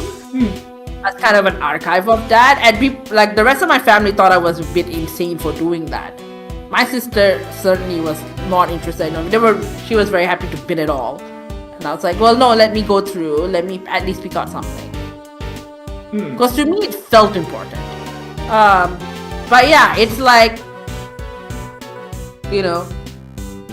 my sister's known dad for longer than I have because she is 11 years older than me, but she was not that interested in keeping stuff.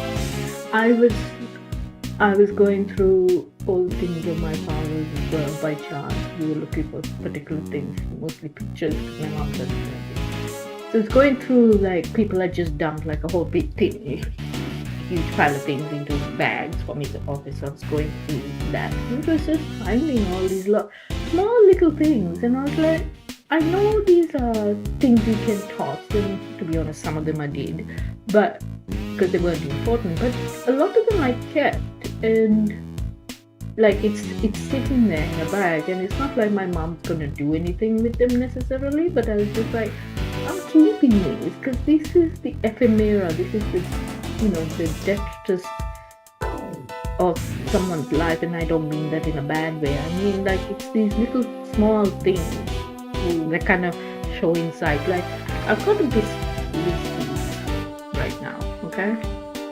And on the back side of it right now, I've written a list of random, it's going to seem like random words, like it says Halloween Australia, but third runway Melbourne plus new look, and hotels in Japan and China, and that's the list of story ideas for my work. And on the other end, you turn it the other way, on the other end, on the back of this random receipt is birthing moms 1, babies 5, 10, 15, 20, infants 12, 16, 18, and it goes on. And this is a list for the current Sims 4 challenge that I'm doing, and it's like I'm doing the ultimate decade, and it's the list of the death rolls that I need to make because you're tracking the aging and the deaths of people in the 1300s because you're playing from the 1300s. Like none of this is going to make any sense to somebody, and then all they're going to really know is that at some point I went and bought something from Lovisa, which is a jewelry shop. But I find like if this was left after my death, right, and someone hung on to it, like it says a lot about who I am, right? If they can make sense of it, it's like, oh, she was writing about the property market. Oh, she was playing The Sims. Oh, at some point she went and bought a whole bunch of costume jewelry from Lovisa. Like I just find that kind of stuff interesting. I'm really interested in what those small things say about people's lives. So I fully understand like why you wanted to keep them. I don't think it's strange at all. I also, I think, you obviously had a very different desire for the sort of relationship or what you wanted to get out of your relationship with your father than maybe other relatives did. Maybe because they'd known him for longer, like you say. And you feel like maybe you didn't get much of a chance to know him. But what I was I don't think that is really the case. I think my sister's very not sentimental, like at all. Like she will not hang on to things because it'll take up too much space. Then clean it up. And like she's very practical that way. Yeah. I understand wanting to be practical. I also think the main fun point of life is the connection you have with people. What I was going to say was like, I get that he might not be very sentimental, but I also wonder like if Von Karma saw that at 11 years old this child was blaming himself, and it was very easy to manipulate the child into going, you don't deserve to have anything of your father's because you're the one who killed him type thing, and was like that was part of it. So part of it what you plan to Gregory.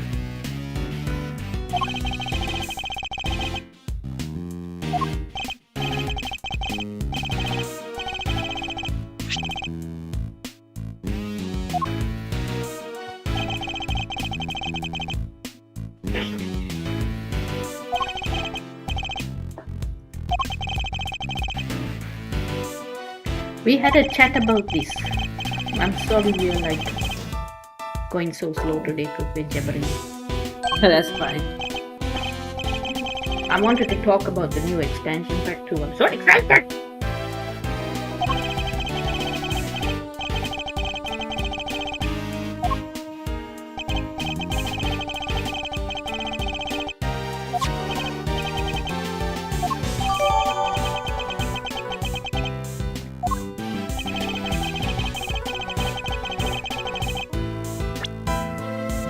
what I don't understand. How do they know? Then there must have been a record of it.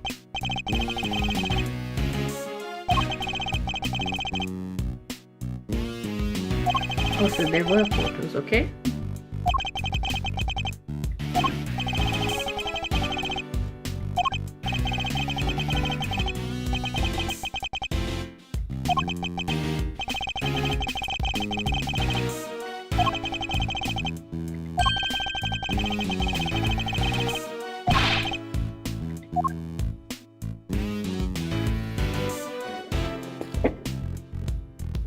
So I didn't realize, but like in the new expansion pack, we get to see some oldies from The Sims 2 come back.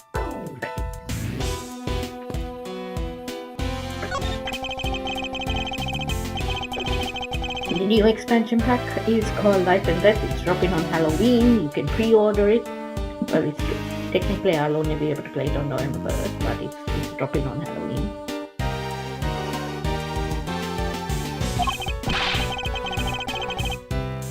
And you get to join the Grim Reaper in a career. So you get to go reap souls with him, which is interesting. But somebody else noticed that there's a gallery portrait that can show you your Sims household. So whatever family you're in, it can be actually a proper family portrait and things. And I thought that was interesting. So that's going to be one of the objects that comes with it. But the one that they chose to show showed particular people that I did not twig at all that this was. In The Sims 2, there was a woman that fell in love with the Grim Reaper. She was a fangirl of the Grim Reaper or something. And her name was Olive Spectre. And when you load into her house in The Sims 2, she has a hell of a lot of gravestones. Because she's like, a lot of her husbands have Died under mysterious circumstances. And does she come down the staircase in one of those like gossamer gowns with the fur trim and be like, oh no, I've been widowed, my poor husband. Oh, whatever happened to him? And she gets suspiciously richer every time. No, that kind of woman. Unfortunately, they portrayed her in The Sims 2 as a sort of like almost like Agnes Crumplebottom, but like I do not know who that is. Okay, I know.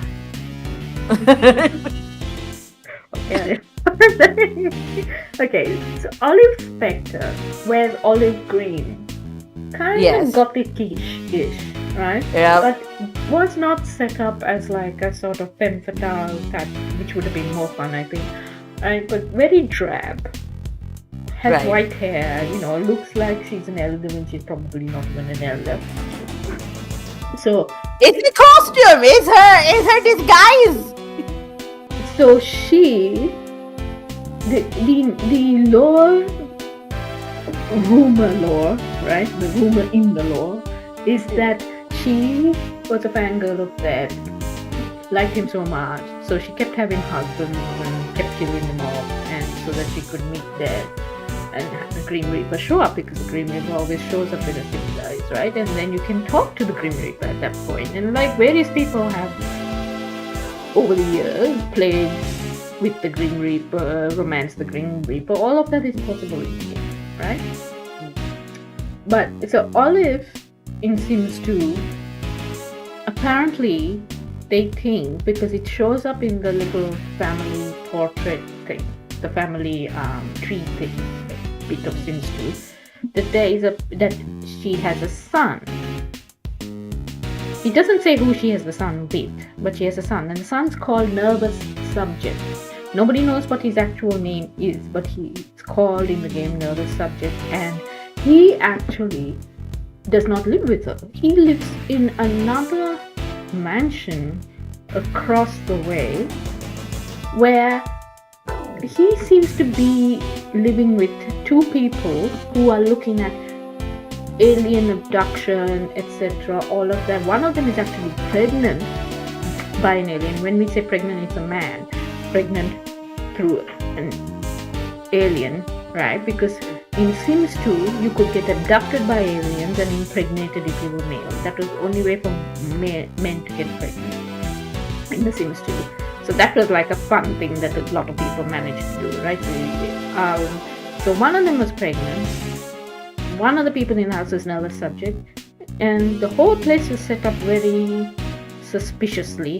And then there was another person, and it seemed like nervous subject and this other person had like sort of somewhat a relationship, like they were friends, and maybe there was some interest that was romantic there. But the idea is that nervous subject was being held captive and being experimented on by these people because his origins were not the usual Sim origins, right? Because they found out that maybe he had weird patronage, and so everybody was like, oh my god, is he that son? Is that what happened? And then this bloody portrait that they've just put in the freaking game blog thing, like that they show, that's gonna show your like family that you're playing in Sims or whatever, has death. Like it's in the cover up, it's got death, and then 3 people in the front, right? And the middle one is Olive, and one on the side is nervous subject. It's very obviously the 2 of them. So 3 out of the 4 people are. The 4th one we can't tell. We don't know who that is. However, some people have said, oh, there's pictures of the world that they're going to release with this game pack, and there's a mountain hill like with that same face shape on it as this 4th unknown person. So everyone's like, is that Death before he became the Grim Reaper? Is that what he looked like, or is it someone else? You know, so there's gonna be things like ghost historian or whatever, so it could be like somebody who was a ghost historian. I hope they don't rewrite the history of nervous subject and Olive Spectre, because like there's been enough weird rewrites to the point where we have to go Sims 4 is an alternate universe because Bella Goth's son managed to like change the fabric of time and space by time traveling back and he writing a book and warning his mother about her imminent abduction. So that is the law. Agnes Crumplebottom is somebody who turns up in every fucking bloody. She came in the first dating expansion pack for Sims 2, and she hits you with a handbag because she doesn't like to see displays of romantic affection. So she came in the cottage living expansion pack for Sims 4. She was brought back in that, and she does still hit, but she's got a backstory now. The reason she hits people is because she's being widowed. She was very romantic, and she was widowed, or thought to have been widowed, by the love of her life.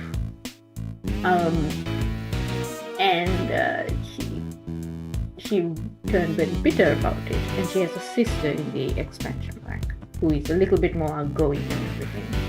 But yeah, she still hits people with a handbag, and you get a little bit of a milestone for being hit by Agnes's handbag. For not being proper. When the horse riding pack came out, they introduced somebody, and everybody's like, who the fuck is that?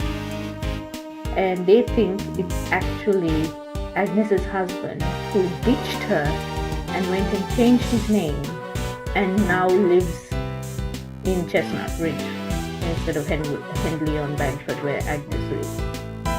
And nobody knows whether like she knows him or not, or whether there's an interaction planned for when they meet. Like, but everyone's like, his name seems a little weird. So, yeah. So there's that. That's Agnes' backstory. Subaru! Brum brum! Don't you think that's a weird name for a car company? What? Subaru, the player, whatever. I don't know how to say that word.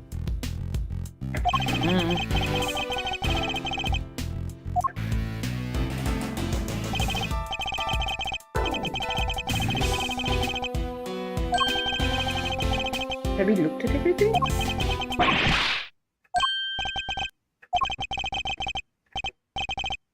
Think so. Maybe. Oh my god. You told me Larry wasn't in this. I didn't say anything. I asked you many times. Have you been waiting for me to find Larry and I've just been delaying it by jabbering?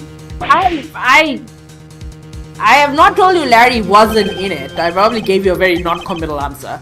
But like...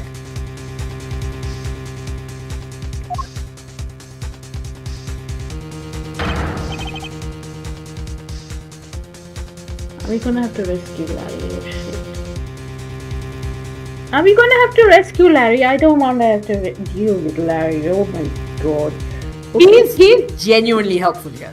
Yeah, he is. He is. Just for Larry. Just I love Larry. But I'm just like, can he just stop getting himself into trouble, please? Like, oh my god, the amount of time that saved this fool. This fool saved Edward's life. I know.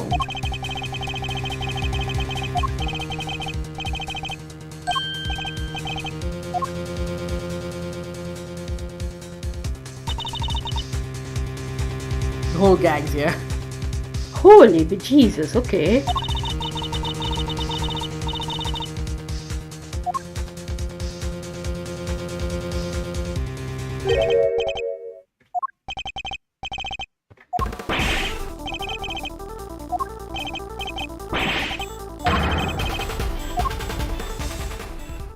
Take the guy too.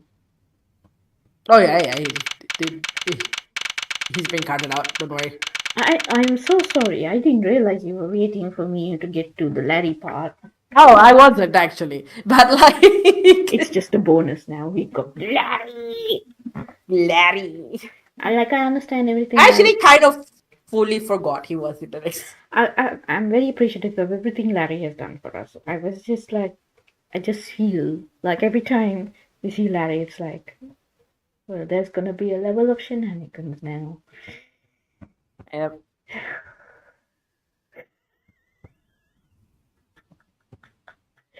Isn't that a good thing though? I feel like I'm embodying the spirit of Edgeworth, so that's a sign that the game's worked.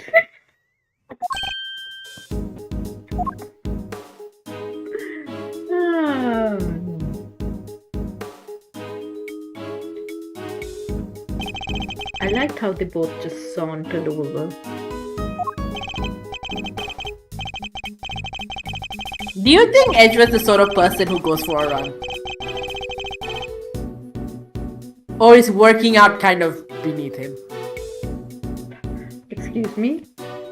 Edgeworth's version of working out is going to be sword fighting. Him? Really? Yes. I cannot imagine him doing any other kind of exercise. Fencing I can kind of see. Yeah. Fencing. Sword fighting is, I feel like he's like not quite that level of weeb yet. No. What I meant was fencing. What I couldn't find Sword. I was thinking meant like fencing. here is swordcraft with the large swords or like No, that. not laugh sword. He's I mean too self-conscious for that. Ep with an ep. Right? Yeah, that I can see. Yeah. Fencing. I cannot, for the life of me, imagine Edgeworth in gym gear. I cannot. I mean, you would probably look really good in it. I mean, I'm sure, but like, I cannot. It's like that's too much skin exposed. No. That's why he goes into fencing because you can't even see his face. You'll be like, alright. Buttoned up in that way. Do you know what I mean? But then fencing requires a full suit, so he'd be fine with that. Yeah. Even his face is covered. No one needs to perceive me. He's very much like that, isn't he? People do not need to perceive. He's a little bit ostentatious, maybe with his clothing because of the Font Karma influence. But like, so there's this promo video for the whole series that Capcom came out with, where it's like Phoenix and Edgeworth on a couch together talking about the games. The only reason I've not sent it to you is because it's a little bit spoilery for this game. Yeah. So, but after you get to the game, it's worth watching. Basically, going through like every case and you introduce every game. It's like, oh, you know, you can. It's like a promo video for the games. Now that all of them are on Portal, and first Phoenix calls all the prosecutors weirdos. Yeah. It's like weirdo number 1 is this guy next to me. And weirdo number 2 is Francisca. And like, it makes Edgeworth, all the different prosecutors they've had to deal with this entire fucking series, makes Edgeworth look really normal. Yes. Like, the most unusual thing about him is that he wears a cravat. Everybody else makes him look normal. Everybody else is fucking insane. Yes. Very, very. And I Make Edgeworth look like he's just some guy. Like, the only other some guy, like, even Winston is like, you know, he's maybe the other most some guy prosecutor we have. Winston is that coworker you wanna hate. Yeah, but he's like maybe the most mundane. Clavier would be close, and like that is in comparison to him being like a fucking rock star. But even then, he's not like throwing stuff at you. He's like reasonable for a prosecutor, right? Everyone else is trying to harass you like physically. Yeah, so but like, even Clavier is reasonable for a fucking rock star, you know? Like, I expected him to be a bit more flamboyant as a fucking rock star. He could be more. Yeah, as much as Emma hates him, he could be, he could like amp up the diva more, but yeah, he's fairly down to earth. Oh, you're right, as a rock star and as you're a rock star, I expect a hell of a lot more leather, you know, like fully go for it. Like, you feel like very soft rock to me. Very 90s. Yeah, if Michael loves the rock. Yeah! Yeah, just that level rock. Yeah, it's not like hardcore, man. Yeah, they're not hardcore, no. This is like yeah. our era, like any softer and you'd be Michael Bolton. Do you know what I mean? They're like U2, maybe a little bit, but like Coldplay. I feel like U2 has the edge, right? So that makes Coldplay, maybe. Look, Coldplay doesn't even rate, okay? Let's not even put Coldplay on the fucking map. I can't even call Coldplay rock, okay? I can't. Coldplay is just ballads dressed up as rock. It's not even soft rock, okay? It doesn't even... They just don't want to say that they do ballads. Right? I enjoy Coldplay sometimes, but... Like, I'm not saying anything about their songs. I'm just saying they do ballads. They're not a rock group. They're a pop group. And I don't think they're pop group in denial doing ballads. They've never done a fucking fast number that I can recall. So I don't think they count as rock.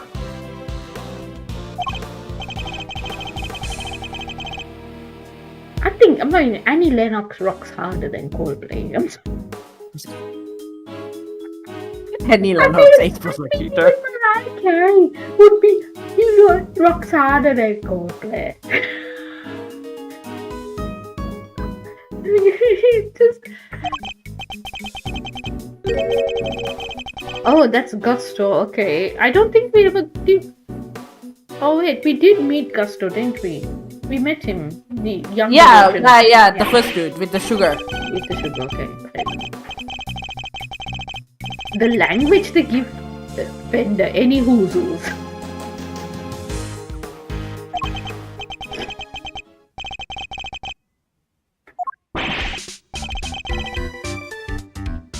Oh, so he hasn't met Larry. Oh my god, well he's good. They're gonna be either best friends or enemies at this point, okay? I want to see this interaction. Oh, Larry and who? Eddie. Yeah. Larry. Okay. Oh, just you wait. Yes, stop dead naming him, Edward. Like, even if not dead name, this is just proper artisan. Is he in art drag? Is that what you're trying to say? Like he's in art He's drag? got his artist name, man. Respect the artist name. Like, as a Glorious student. performer with a stage name, I fucking get it. Like,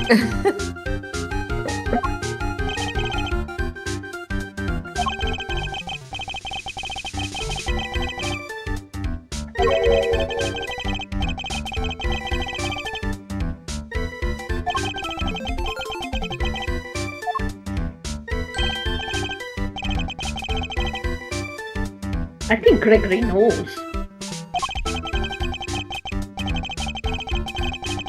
Oh, did Gregory not know he had friends in school?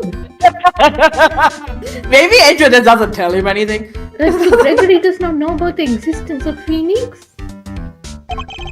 Does Fender know about it? Fender must know about the existence of Phoenix. I think probably Gregory does know and just has not like filled Eddie in.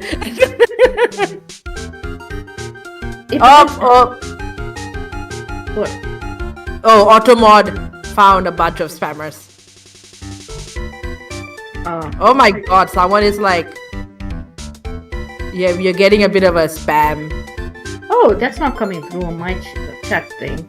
Automod is like, I have just held it for review. Allow or deny, so I went deny. That's cool. Oh, okay, thanks. I can't see that on my chat thing. Yeah, that's all good. Yeah, I don't know why. Should I pull something else? That's fine. That's fine. You don't worry about it. Look at how the two are interacting. I am just so excited we don't have stream chat. Well, I won't see it now. It won't show me the whole chat. You won't see it now, no.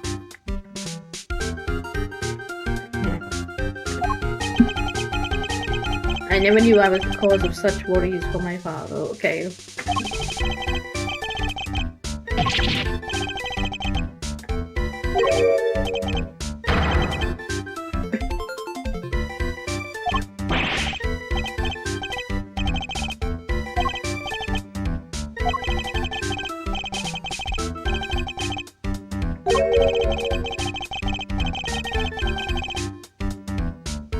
Oh, he's got a new girlfriend, okay.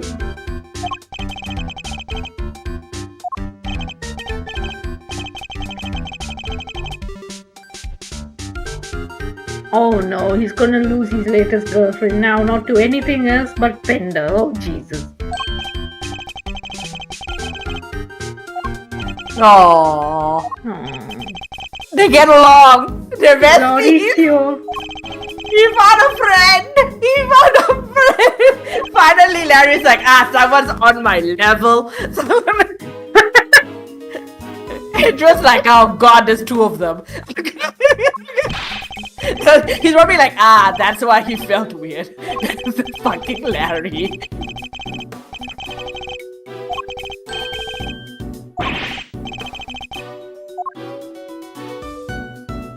Just spare me.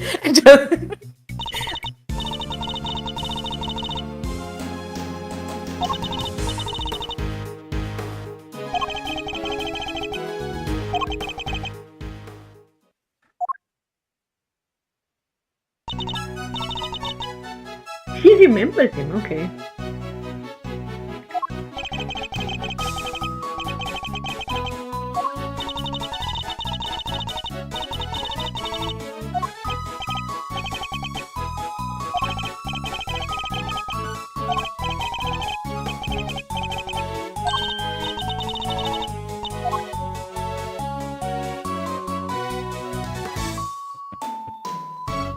Is she flirty? What's that? Well, remember how they break out into song? Like this every time. Oh. Yeah. Because I was like, you're dancing dancing for age. Yeah, you got she and Samson were a TV host. They did like Oh, a yeah, I forgot that. So whenever those two ever show up in a scene, everything's a song. And then like Gregory at one point is like, did I just step into a musical Mr. rehearsal? Fine, attorney number 2, okay. The first time Gregory noticed all this, like, what happened? What is going on? What?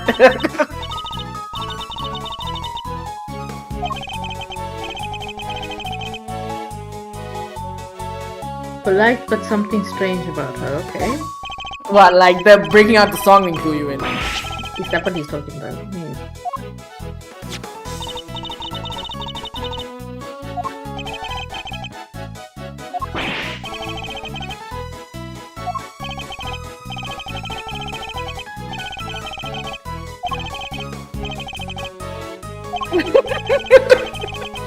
He's blur. He's so blur.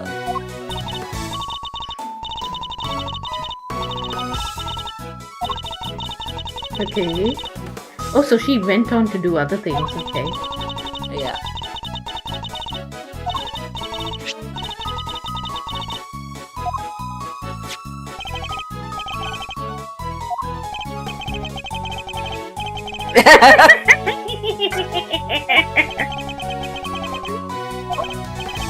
Leave for you both.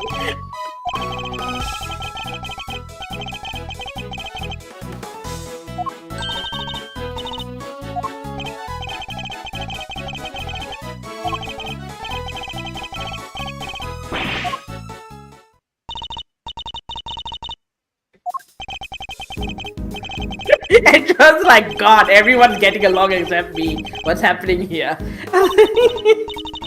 Delicious. It's like, okay. Case 3, aka Larry finally finds his people. Yeah.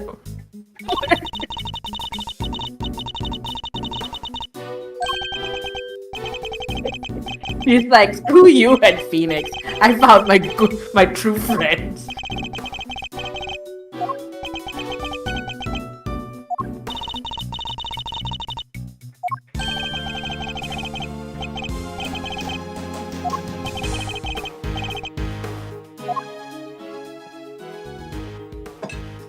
Edward's like, finally, something I vibe with. Yes, tea, please.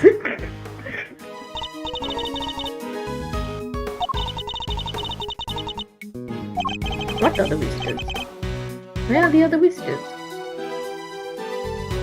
Remember they got evacuated because of the poison gas.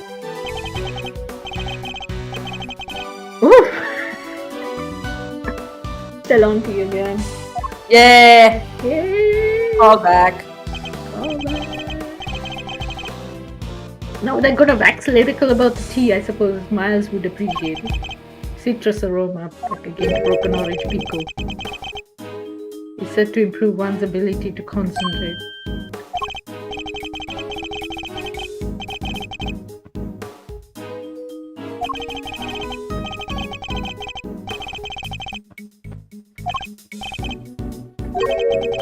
Why didn't you cool the sauces?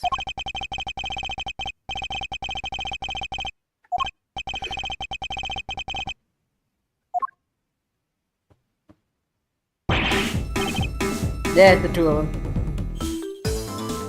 He decides he's gonna have an investigation and Coinky Dinkley they turn up. Oh, no, I'm saying Coinky Dinkley. Coincidentally, they turn up.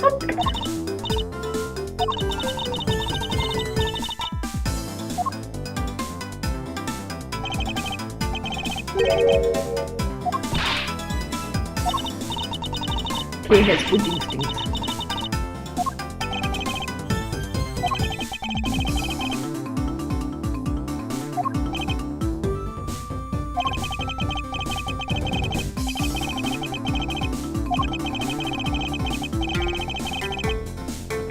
He ran all the way. Aww.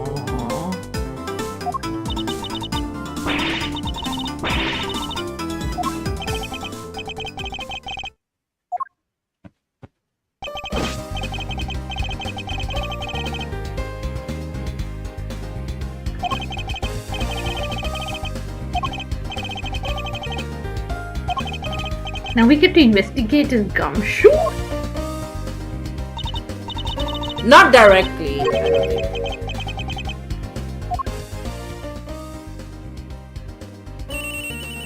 Like, I think you do hear from him, but I don't know that you get to like control him. Maybe? I don't remember actually. Oh my god, all sorts of things happen. Okay. It's the same stuff. No. Different things have happened. No, but it's the same two statuettes. Yeah, no, not quite. Oh. Interesting.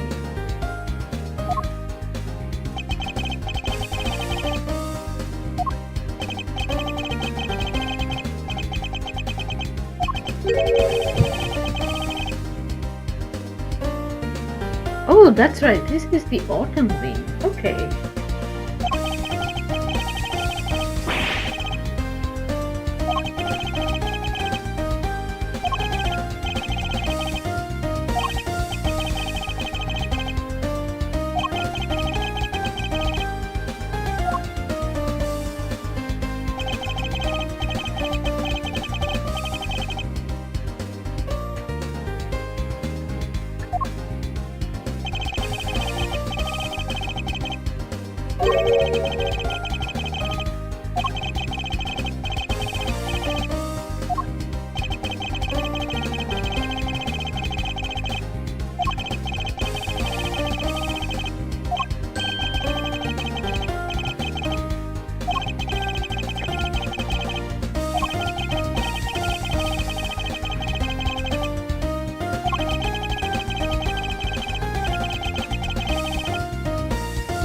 I wonder if it actually holds true for like an actual art gallery.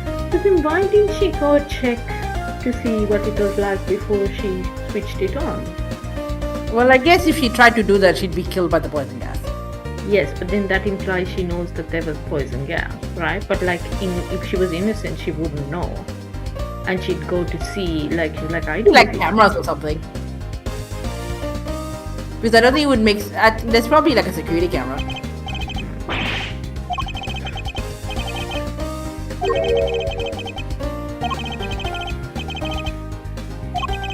Same temperature as winter wing. Yeah. Shenanigans. There's some room shenanigans happening.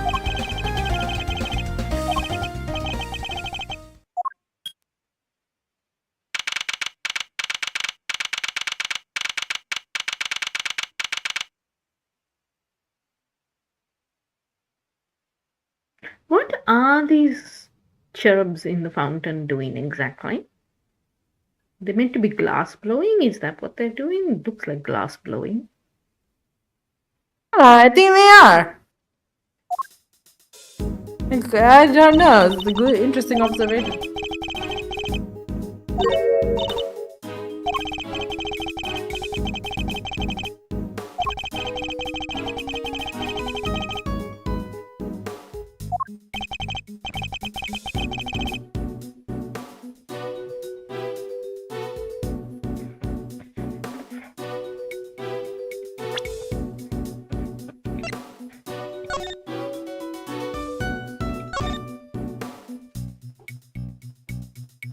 Right, you see the temperatures off.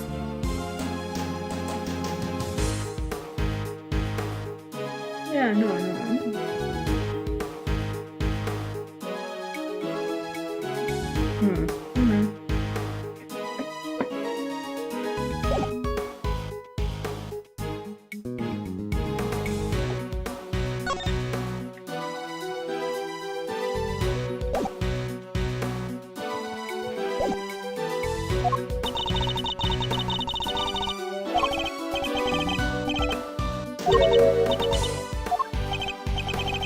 But even K is like, he's what? He's what? He's what? K is like, Miles has a best friend. Has K met Miles before? Oh, yes. He's met Larry. Oh, sorry. Larry, yeah. Just came met Miles before him, I don't know. Yeah, they've met in the embassy case.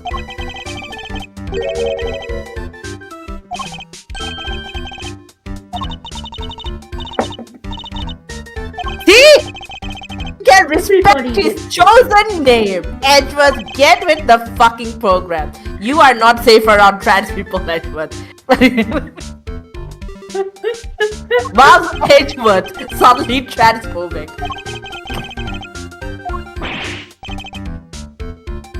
My Sims game suddenly crashed today and I'm very sad. I'm like, I'm halfway through my standing. Your game's gonna crash. Oh no. It wouldn't let me load into one particular lot, which was unfortunately like the Mongolian one, and I needed to go age up a key. So you can age it up in a different way, but still need to do that.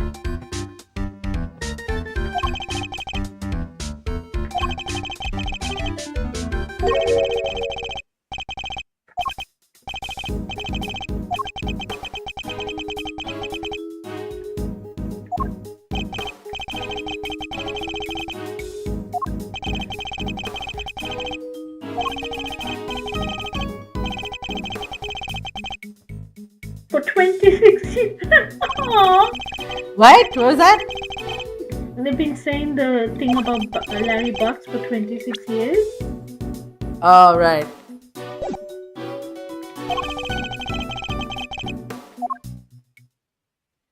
You don't need Edgeworth, Larry. The Edgeworth doesn't appreciate you enough to respect your chosen name. I've made this point. It's but you keep like fucking jumping to conclusions all the fucking time. You did it with fucking Boris.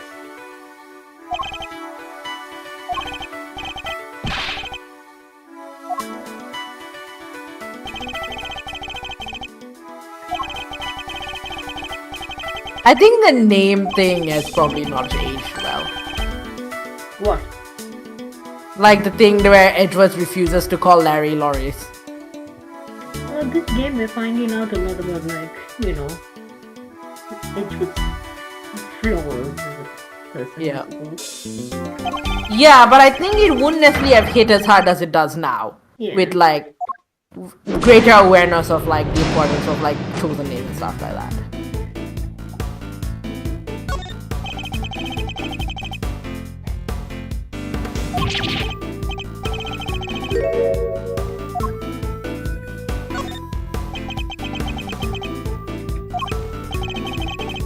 I wonder what this mechanic would look like if Edgeworth is trying to chess piece Phoenix.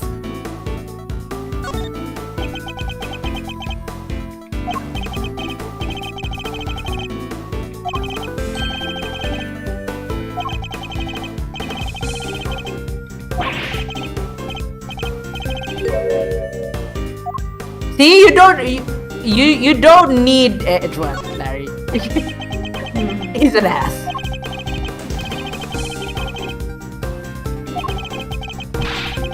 Aww.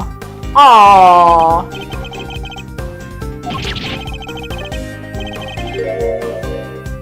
Oh, good point.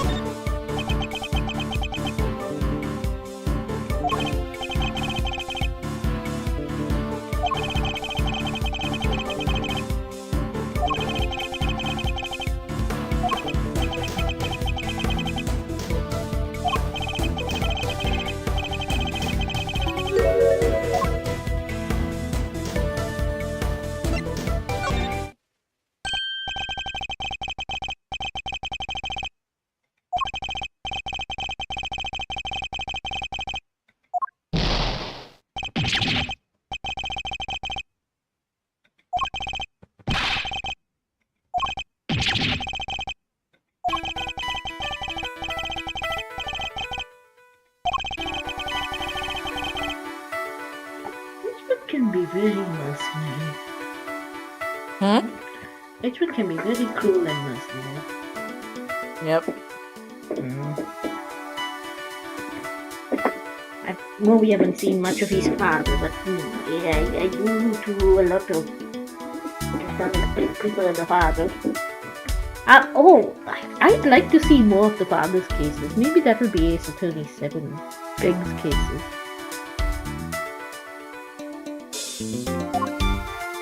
And then maybe if you're right that Greg knew about the friend we had,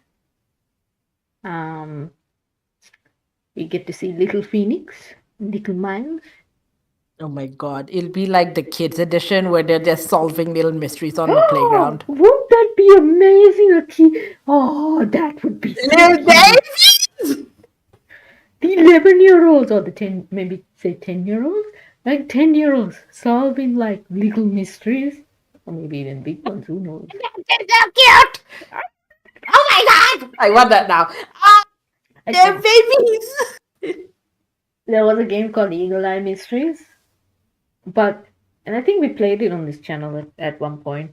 But the mysteries were very boring. Like, do you know what I mean? Because it was fun to play the kids solving the mysteries, but it was also like find my missing cat or whatever, and it's like you know what the answer is. What's the name? What's the thing called? Evil Eye Mysteries. Eagle Eye Mysteries. Okay, Eagle It's Eye. basically taking like five find outers and you know the famous five and all of that, and like turning it into a game concept. And Oh yeah. but it was like benign mysteries.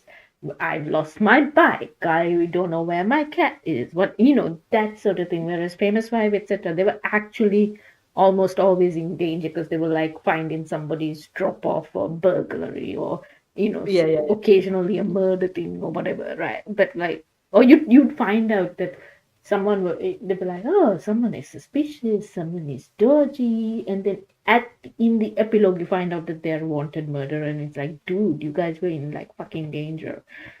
Yeah. You can play it online. Eagle Eye? Uh-huh.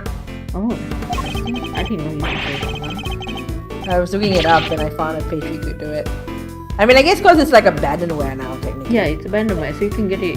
Usually you have to download abandonware and play it on an emulator. I mean, the page you can play it online is like heavily like added and you know. We had to go through DOS, I think it was, or maybe early Windows to play that.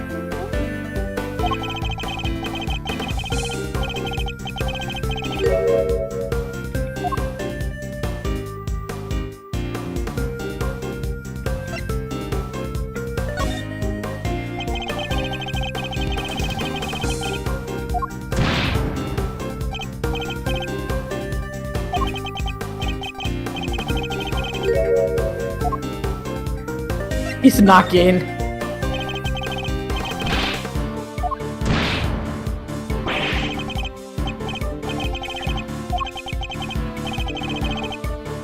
Oh, this is good information.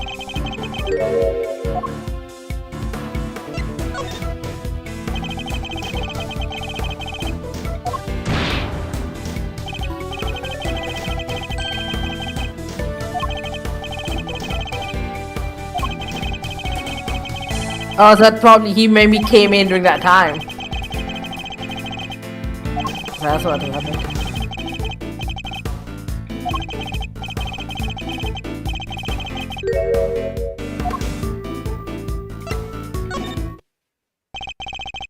Yeah, but it's like the autumn. It got renamed to the autumn rain. Yeah.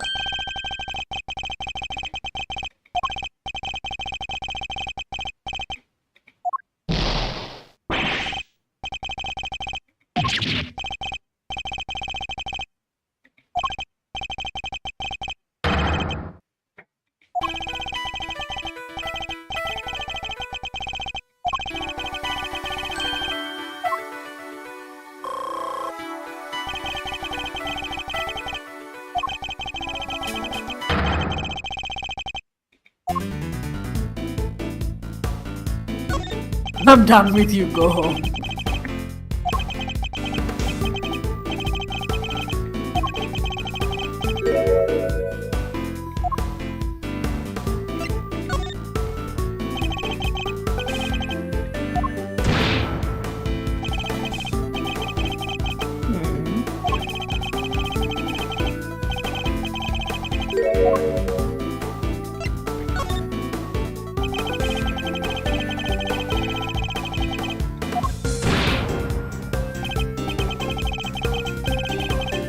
Yeah, but yeah, room shenanigans.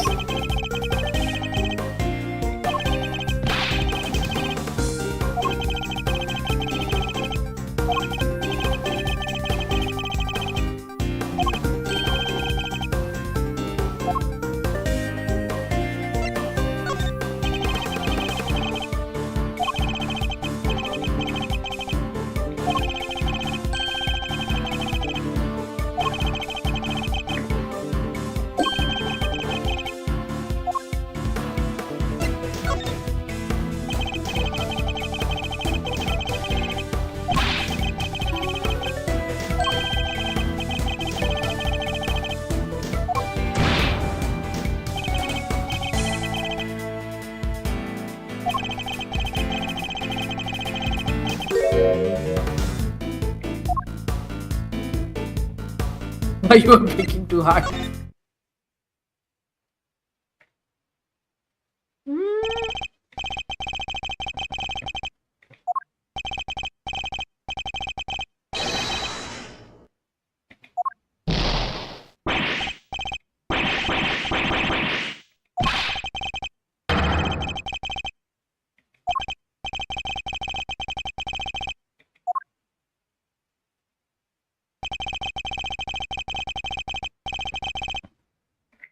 sometimes I do want to smack Edgy a bit.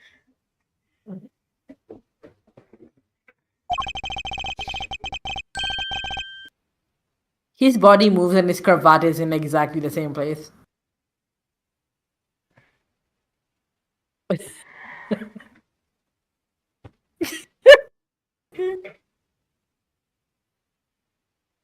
You cannot blame other people for the things that you choose to put energy and effort into and time into, Edward. Like, must you be so nasty? I really like sometimes the arrogance. I really want to smack him. Don't we all? I want to see him grow. It's like it's fine to like remind us that Wong Kama had an influence, but like the man needs to grow beyond that, you know? It's coming. Objection! Is all I will say. Especially when you like you contrast him against his actual father. And granted, we haven't seen much of the actual father, so I don't know if that's like a fair comparison. Who knows?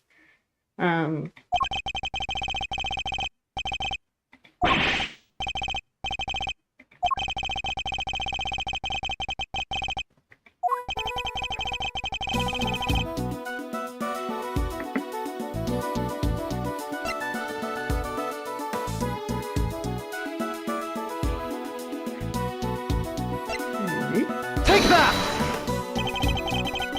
No, I think you need the pamphlet.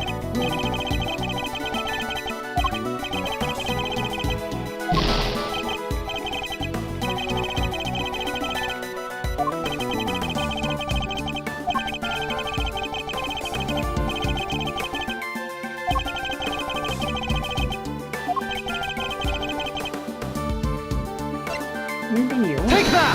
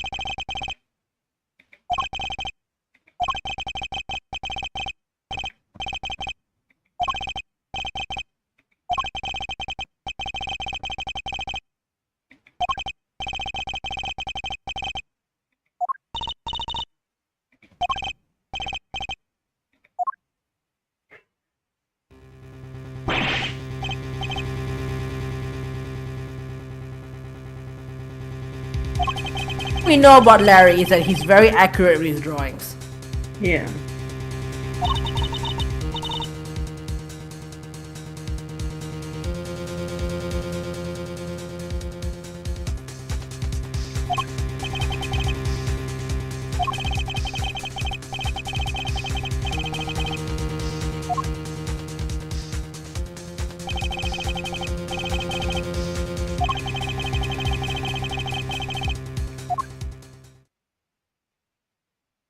Well, I mean, there was a lot of things happening.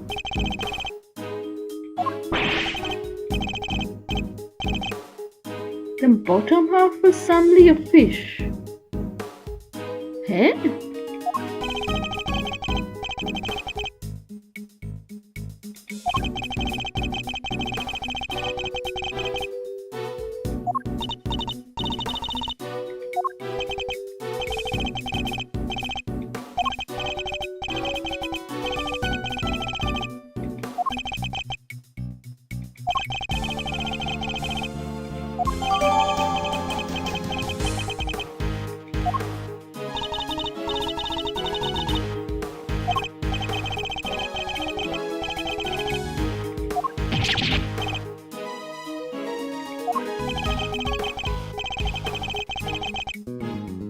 I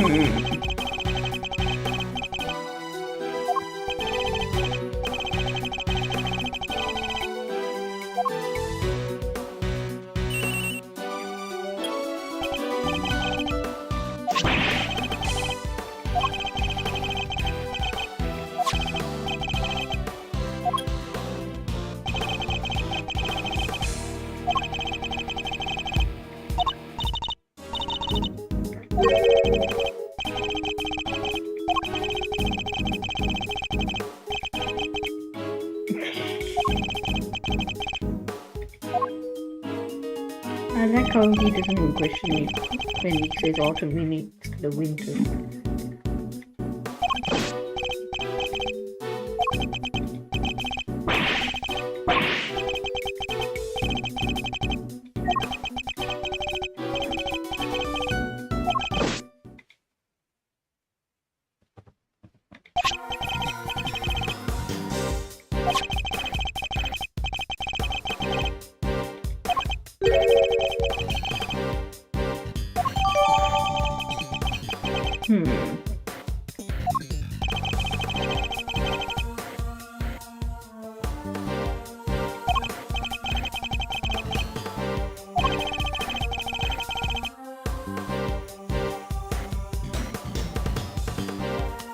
The gas was inside the statue?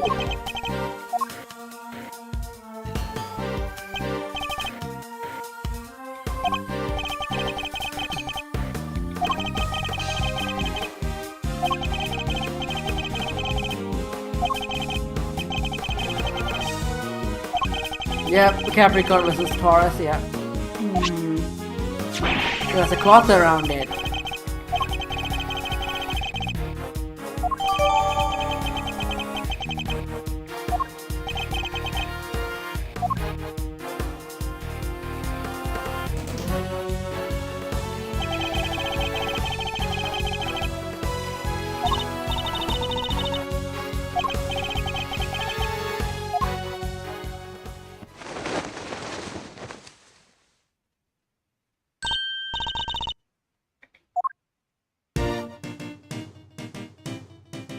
Right, so Aries and Aquarius.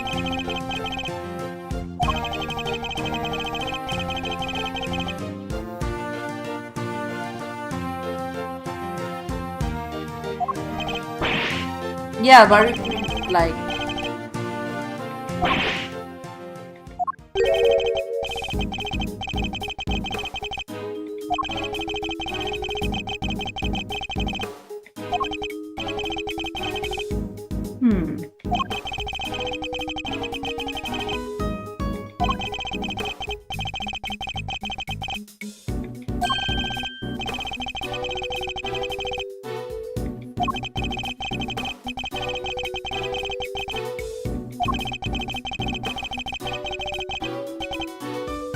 To lure Gusto in. potentially.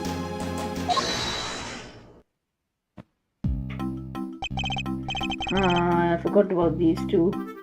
And then music comes on. I would say I do like Gabel's theme.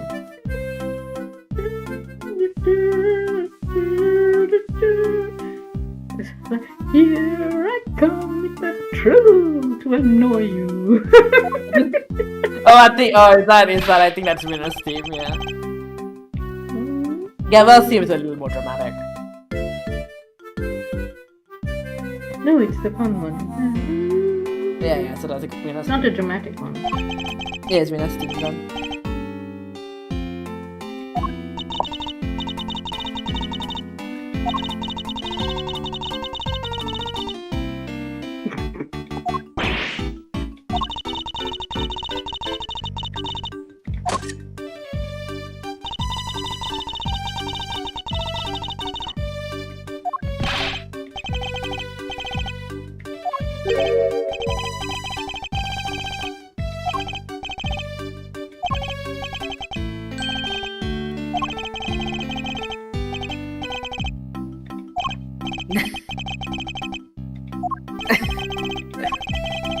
Where is their union boss? Who knows? I have no idea. I'm waiting for it to show up.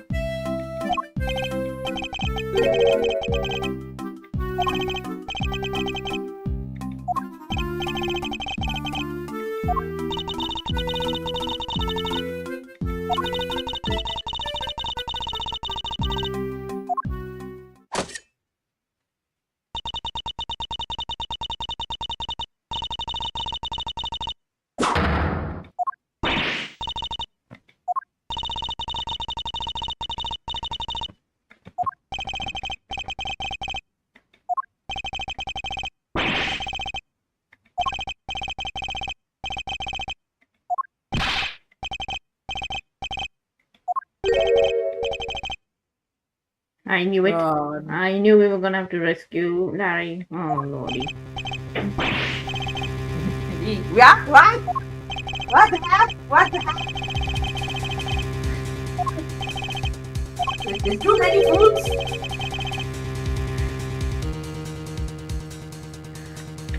There is a bit of an element of that. There's already one fool to deal with, and now we've got another fool in the mix. But these two fools will not get me. Larry's like, no, I'll make an enemy out of this.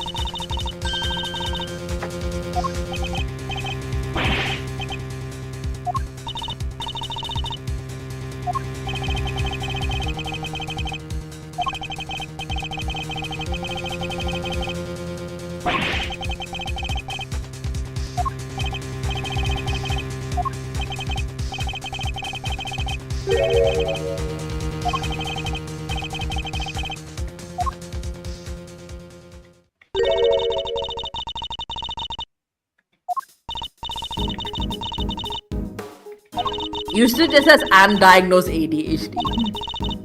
Ubiquium and asphyxion. Oh my god, okay.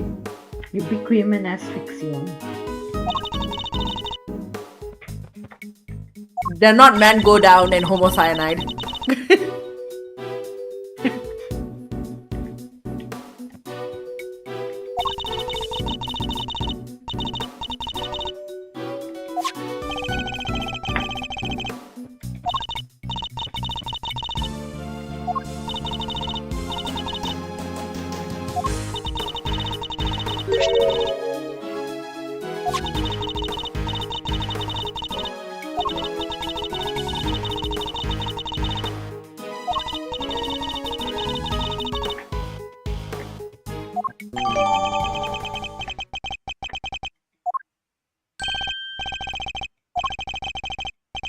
Imagine they did the thing where they like continued the joke about the misleading names and make Ubiquium the poison and Asphyxion just like, oh, it's just everywhere.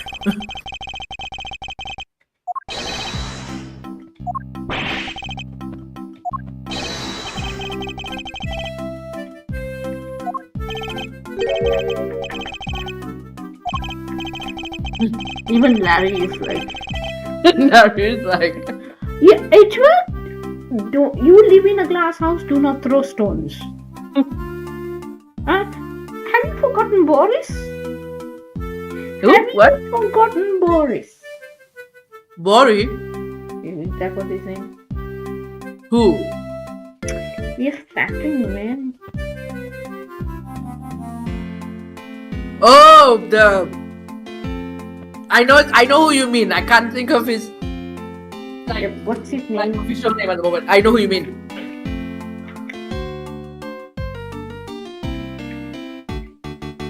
Helmut Zona. Yeah, that guy, yeah. Yeah, the name is coming. It's like Bodhidharma. Body. Something Body. like Yeah, I was like, not Bodhisattva, but something very Buddhist. Hang on, I'm just gonna mute myself because I'm using the vacuum cleaner. 2 seconds. You're using the vacuum cleaner. Something spilled on my sofa.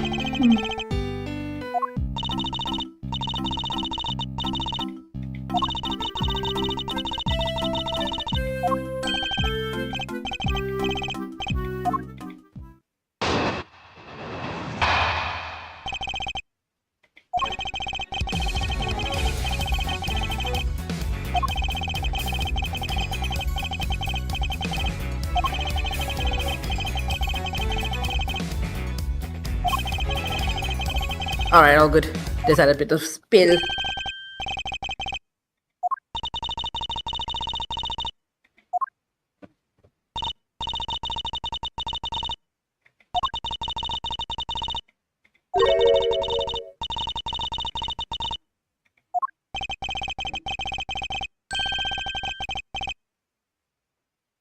He's trying to flirt with Gabelle. Apparently. Objection! Objection!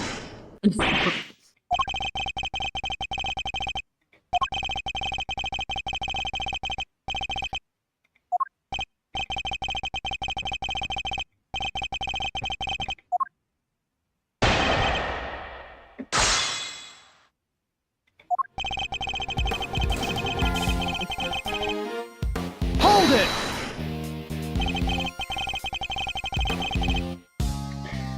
That's the reason I never went up for debate in school. Objection!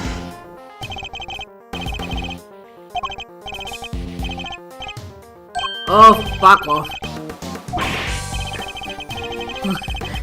No patience for poor Eustace.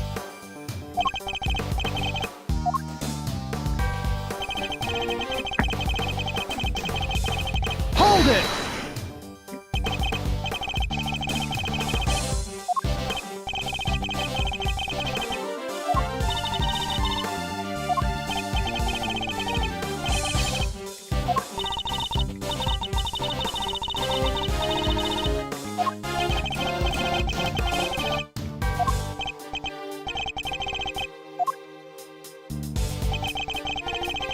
I kind of want to hear him voice act. Hold I it! feel like he has a fun opportunity to voice act it. Who would you think could voice that? Voice him? Because you know more voice actors than I do. Not necessarily. Like, I don't know if I could place names to faces. So I just get vibes.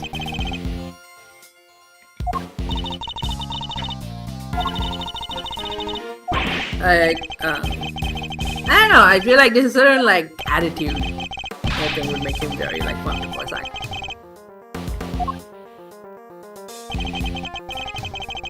Like kind of a haughty dumbass. Hold it! Haughty dumbass? Oh, then we know. Then we know who has to do it, no? Who? The guy who voices a stallion. Not nearly that fancy. He did, but but his normal voice isn't posh. So he just puts it on for a stallion. So I'm sure he can do non-posh ones. And like No, this is you have to like pitch younger. Like more self-important dumbass, I think. self-important dumbass. Like Kokichi from Danganronpa V3, I think would be a good fit. And they have very similar hair. What's exactly? I think that could be it. Self-important dumbass.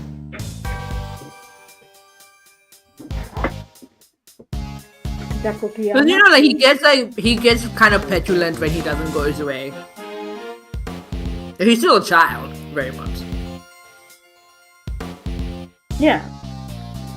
So like that's why I was thinking maybe that Tiara, but like who was a childhood?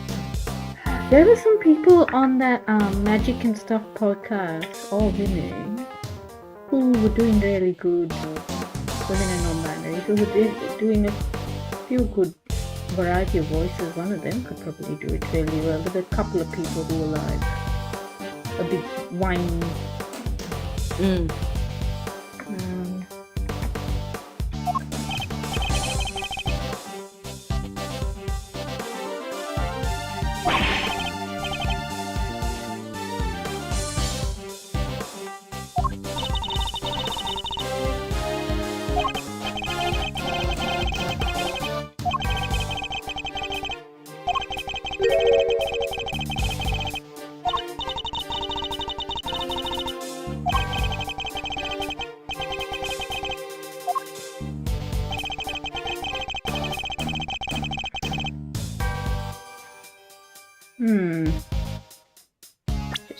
will check.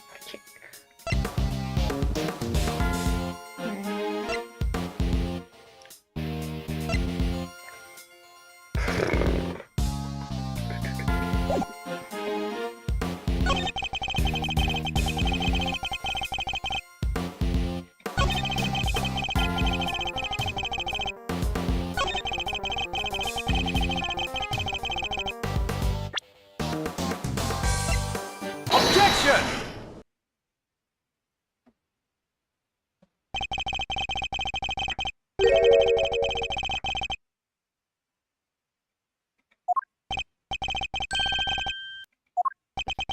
So you agree that I deserve I don't think he prize? understands what incoherence means.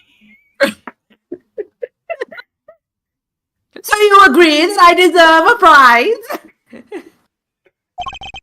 We heard some funny noises. I just opened my door because the heat was too much in here with the heater on. So, just so you are happy. I mean, he does have very good self-confidence, I guess.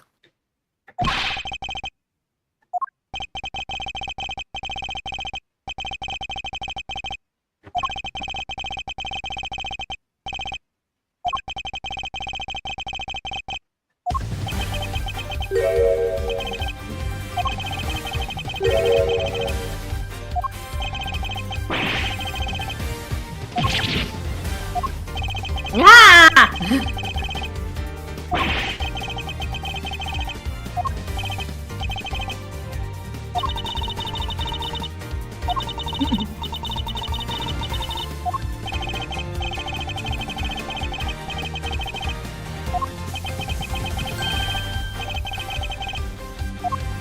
I get what you're doing. You're making fun of me again. Overruled.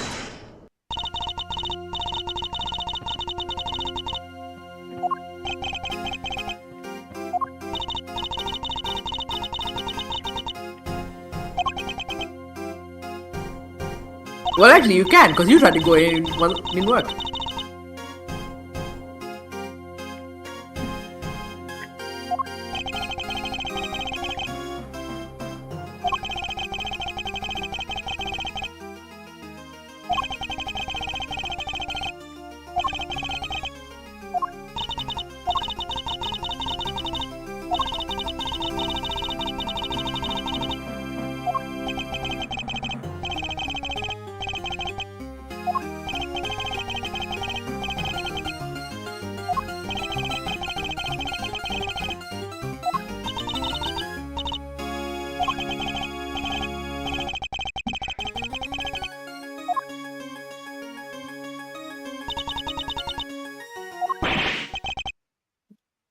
That's a weird claim for her to make. If he is bluffing, what does she think his ultimate goal is? Does she assume that he's self-important, has a sense of self-importance enough that he must be involved in every crime scene? Like, what does she think Edgeworth's ultimate goal is? The man just wants to live his life in peace. He's not asking for a fucking case.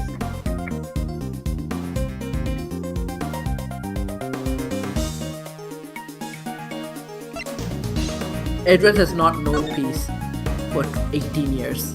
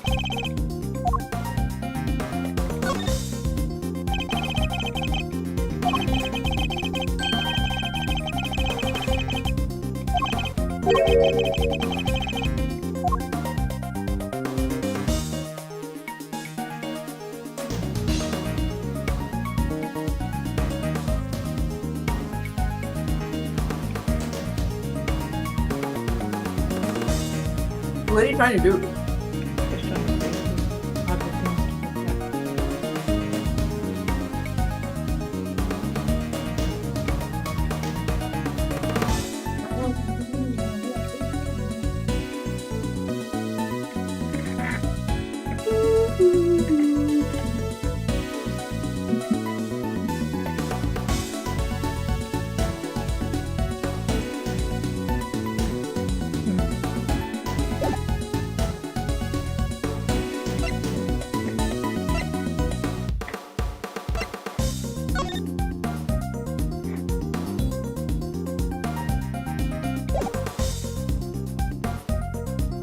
I think it's that. Take that!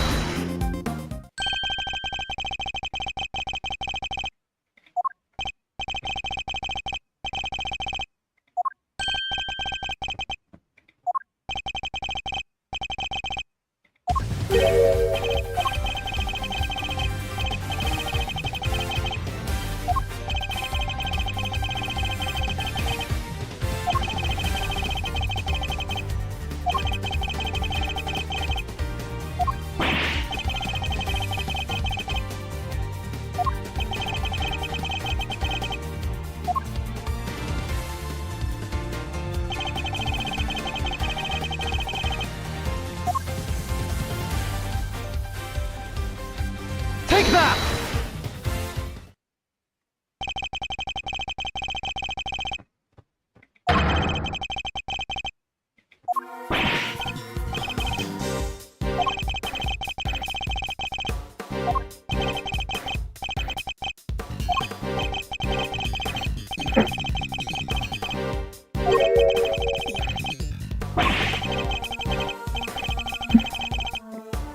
No.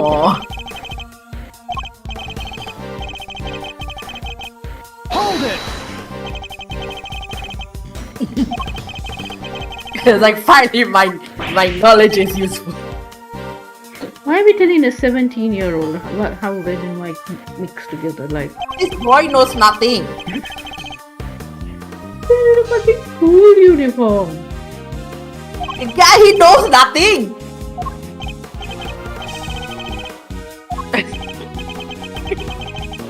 This boy has an undiagnosed learning disorder. Overruled! But nevertheless, they have given him a career opportunity, so progress. Well, Progress not of the true, education but system or healthcare system, perhaps, but maybe, yeah.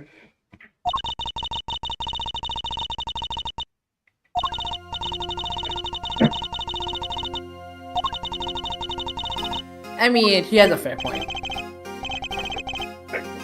Yeah, but there's things in the room that match up with it now.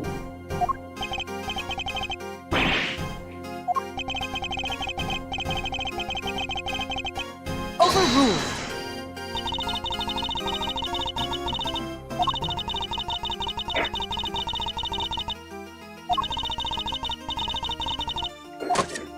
Simple, we fucking tried.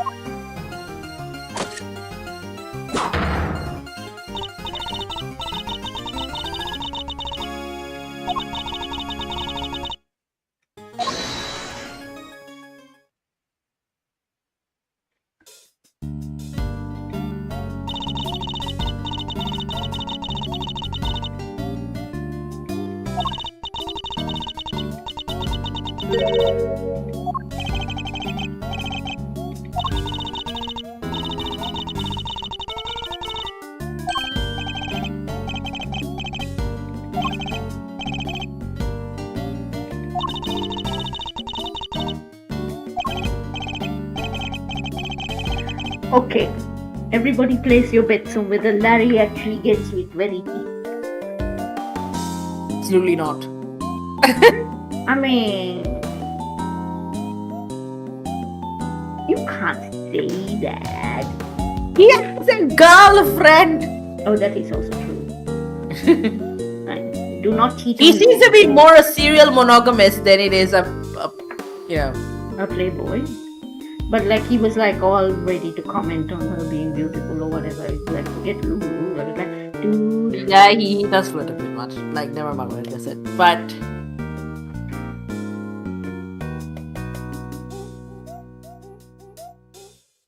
I don't think Verity would give him the time of day. The door was locked. Okay. I tried to open it and then the old guy came down.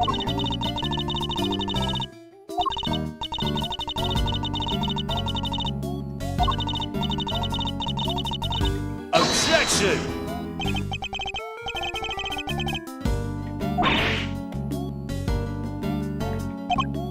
A lot of them have that like reactionary pose when something comes up they can't refuse. No, it's the animation that they use over and over. No, I've been challenged by assumptions. I must shield myself. Yes.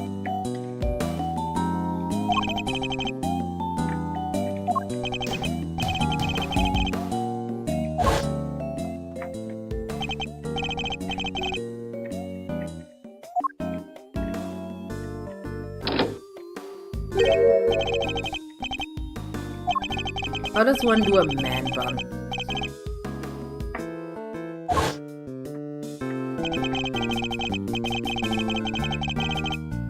Overruled!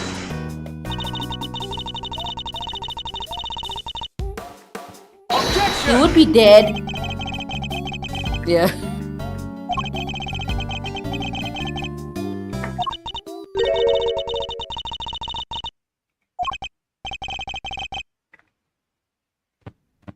Has she found another entrance?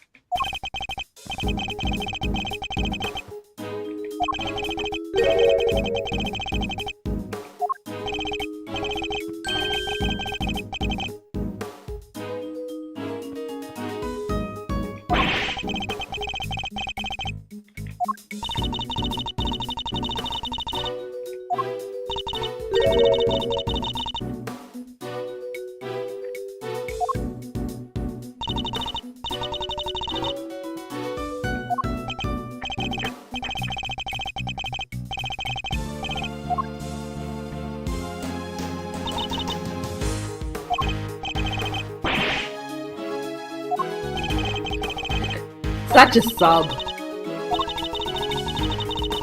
Delicious corn, okay. I like. He would have knowledge on how to mix things together, and he would probably. I feel like she was more inclined towards Delicia, but she has to tolerate Nina's nonsense. Otherwise, would she have a next suspect lined up so ready? I think she wants Edward to do the work for her.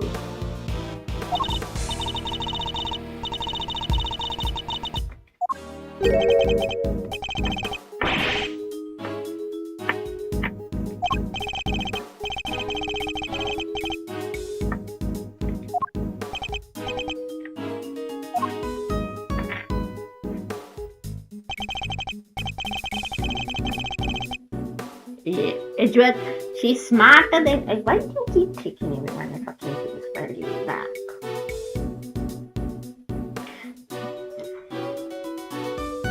Take them at face value, but don't be deceived.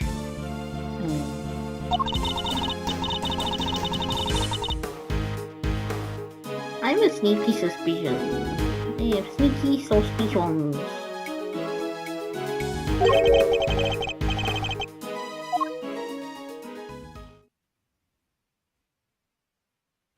She has threatened so many times to take this man's badge away from him, and has yet never done it. I'm just like, you know, like a threat not followed through on, like loses its master over time, you know?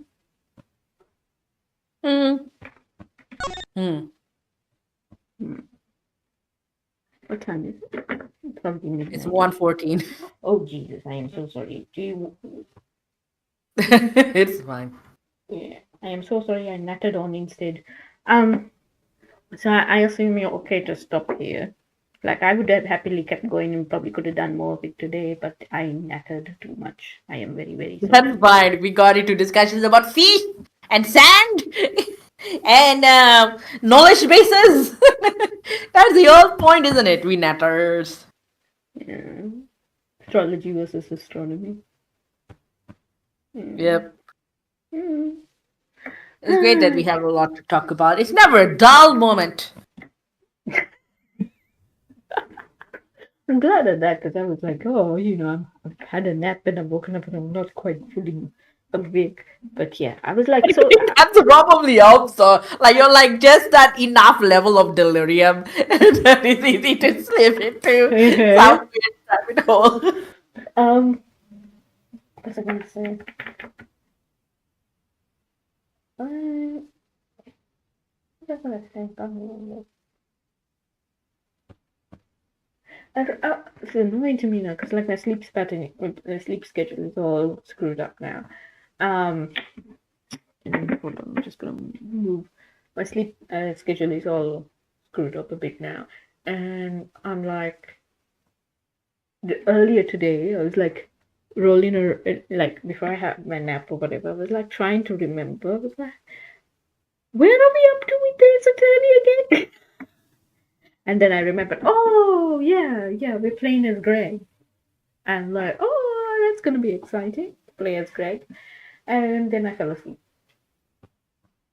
And now, like, because my sleep pattern is wonky, I'm just like, now I'm up and I want to like do interesting, exciting things, and I don't want to go back to bed. So I'm just like, what am I gonna do with myself? Oh. Yeah, so if you've been hanging out with us and watching, thank you so much for watching. Thank you to the one person who's been watching on Twitch. Like, I don't know who you are, but thank you. I don't think it's me because I closed out of you. Well, I mean, I have the chat. Oh. So yeah, maybe it's Tiara. Because this doesn't always, it's not always accurate when it tells me who's watching and everything. But thank you so much for joining me in a 5-hour stream. Jesus Christ.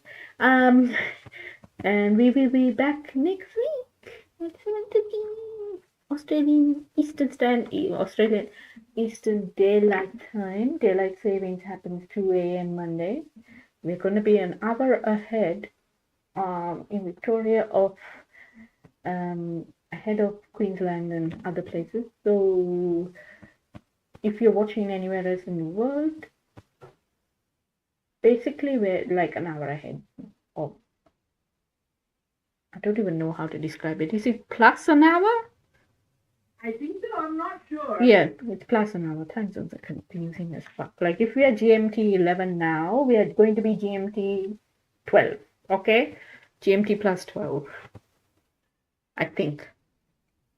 Is what it amounts to. Something. No, it's either a GMT plus 10 or plus. We never go plus 1. Never go plus 12. We're GMT plus 10. Okay. It's either plus 10 or plus 11. So, but we never go plus. Okay. We're GMT plus 10. No. Something. No, we were GMT plus 10. We are now GMT plus 11. That makes more sense. What time does daylight savings begin? 2 a.m. Monday. No. Today then.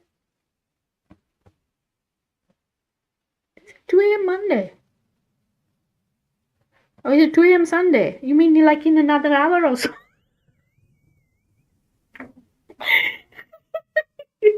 In about an hour, yeah. I'm starting Australia on Sunday, October 6th, 2024. Yeah, okay. Yeah, you'll be US plus 11. Yeah, no, so GMT 11. Yep.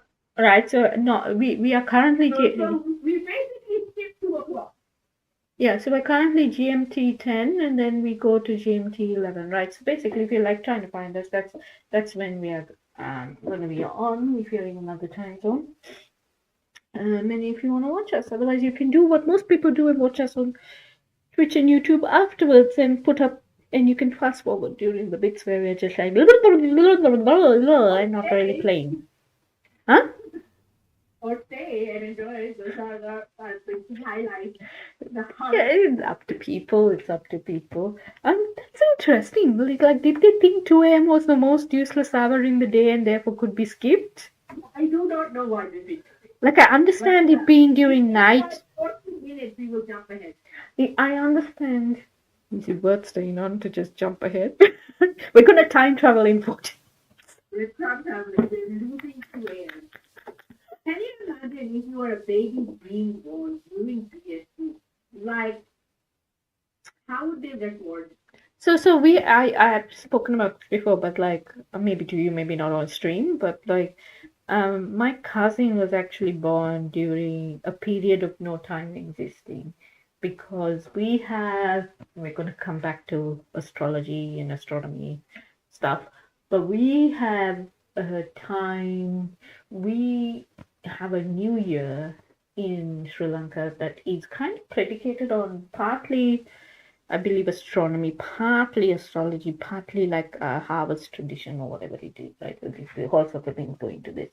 But Sinhala Tamil New Year is usually Marchish, right?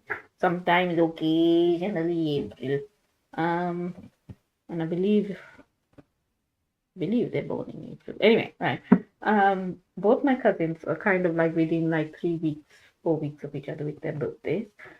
And one of them, so there's this time between the last year ending and the next year beginning, and it can go from 2 hours to about a day and a half ish, right? It really depends, and it is tracked by something in a planet moving from an zodiac sign to another zodiac sign or whatever. So I think that is when they look at the sky and they actually go, okay, it's going to take this amount of time for it to do whatever it's doing. I don't know, right? Moving.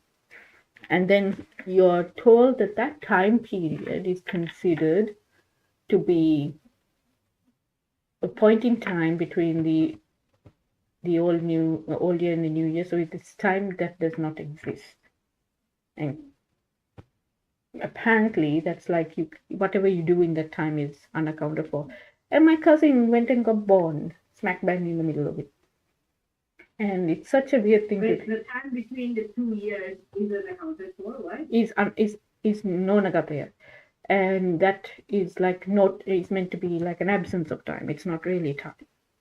So I've been told, and I don't know how true this is, that like you could do anything in that time period and you would not be held accountable, right?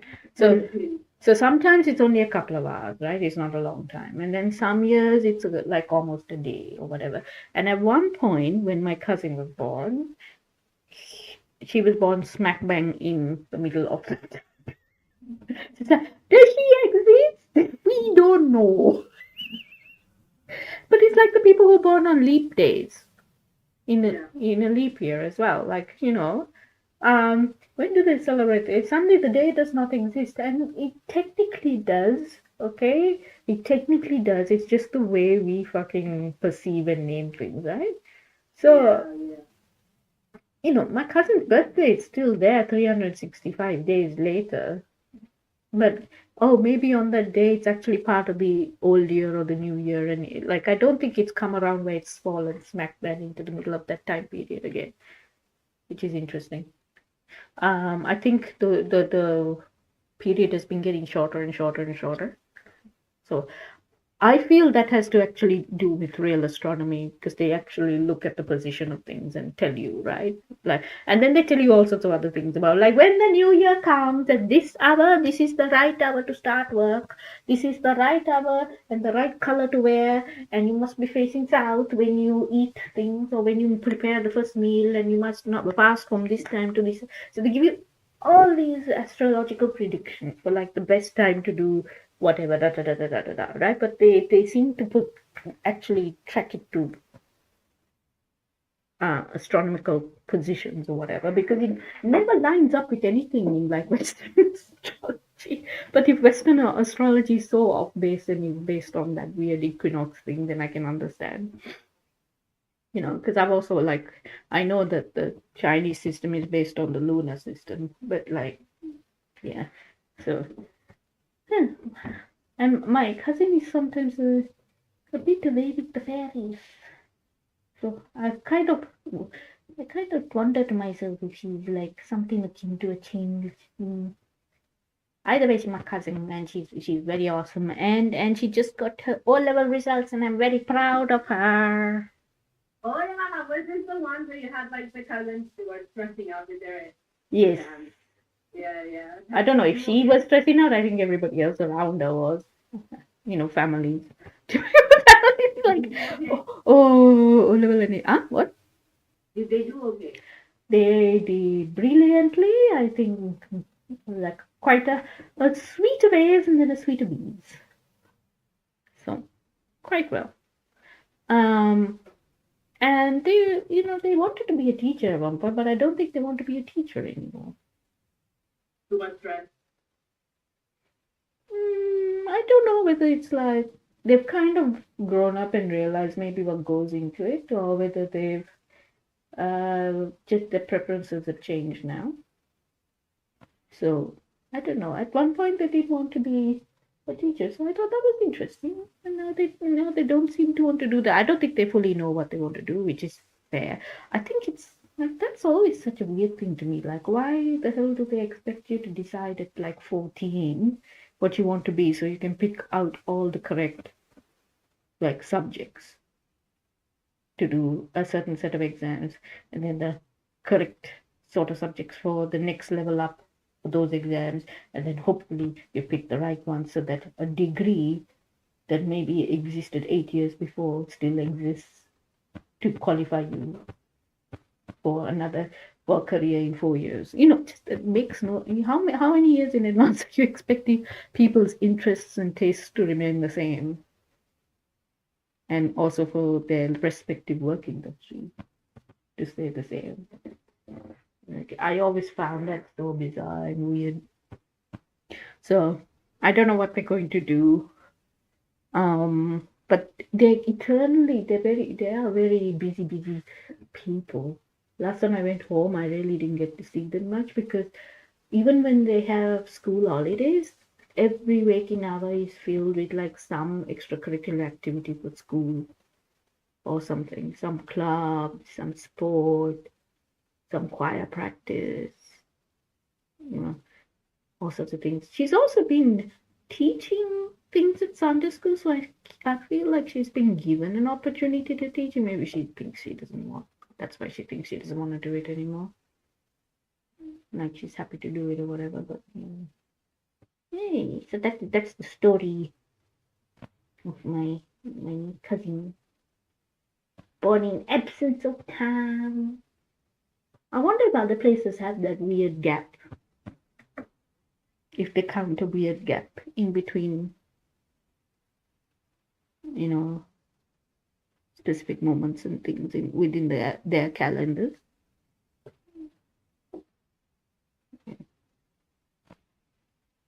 Do you have anything? You have what, a weird gap in the calendar? No, do you know of any such things? Growing up, we had the Hijra calendar, the Muslim one, but I don't think they have anything about weird gaps. Maybe year by year.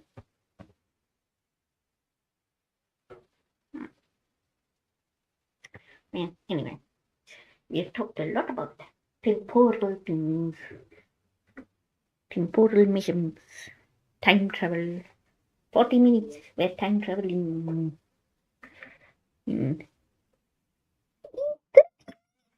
My God. You want to stay on and time travel, or do you want to end the stream now? You can end the stream now, but time travel. Where do we go after that? You go to the bathroom. That's fine. And if thanks everyone for watching us whenever you do watch us. And if you're watching us in the future, so be it. Hope you enjoy your time traveling experience. If you're in It's only gonna be us that's time traveling. So if you're in this part of Australia, I hope you enjoy your time traveling experience, and we will catch you next week. GMT plus 11. Huh? We'll be joining you in the future in a few minutes.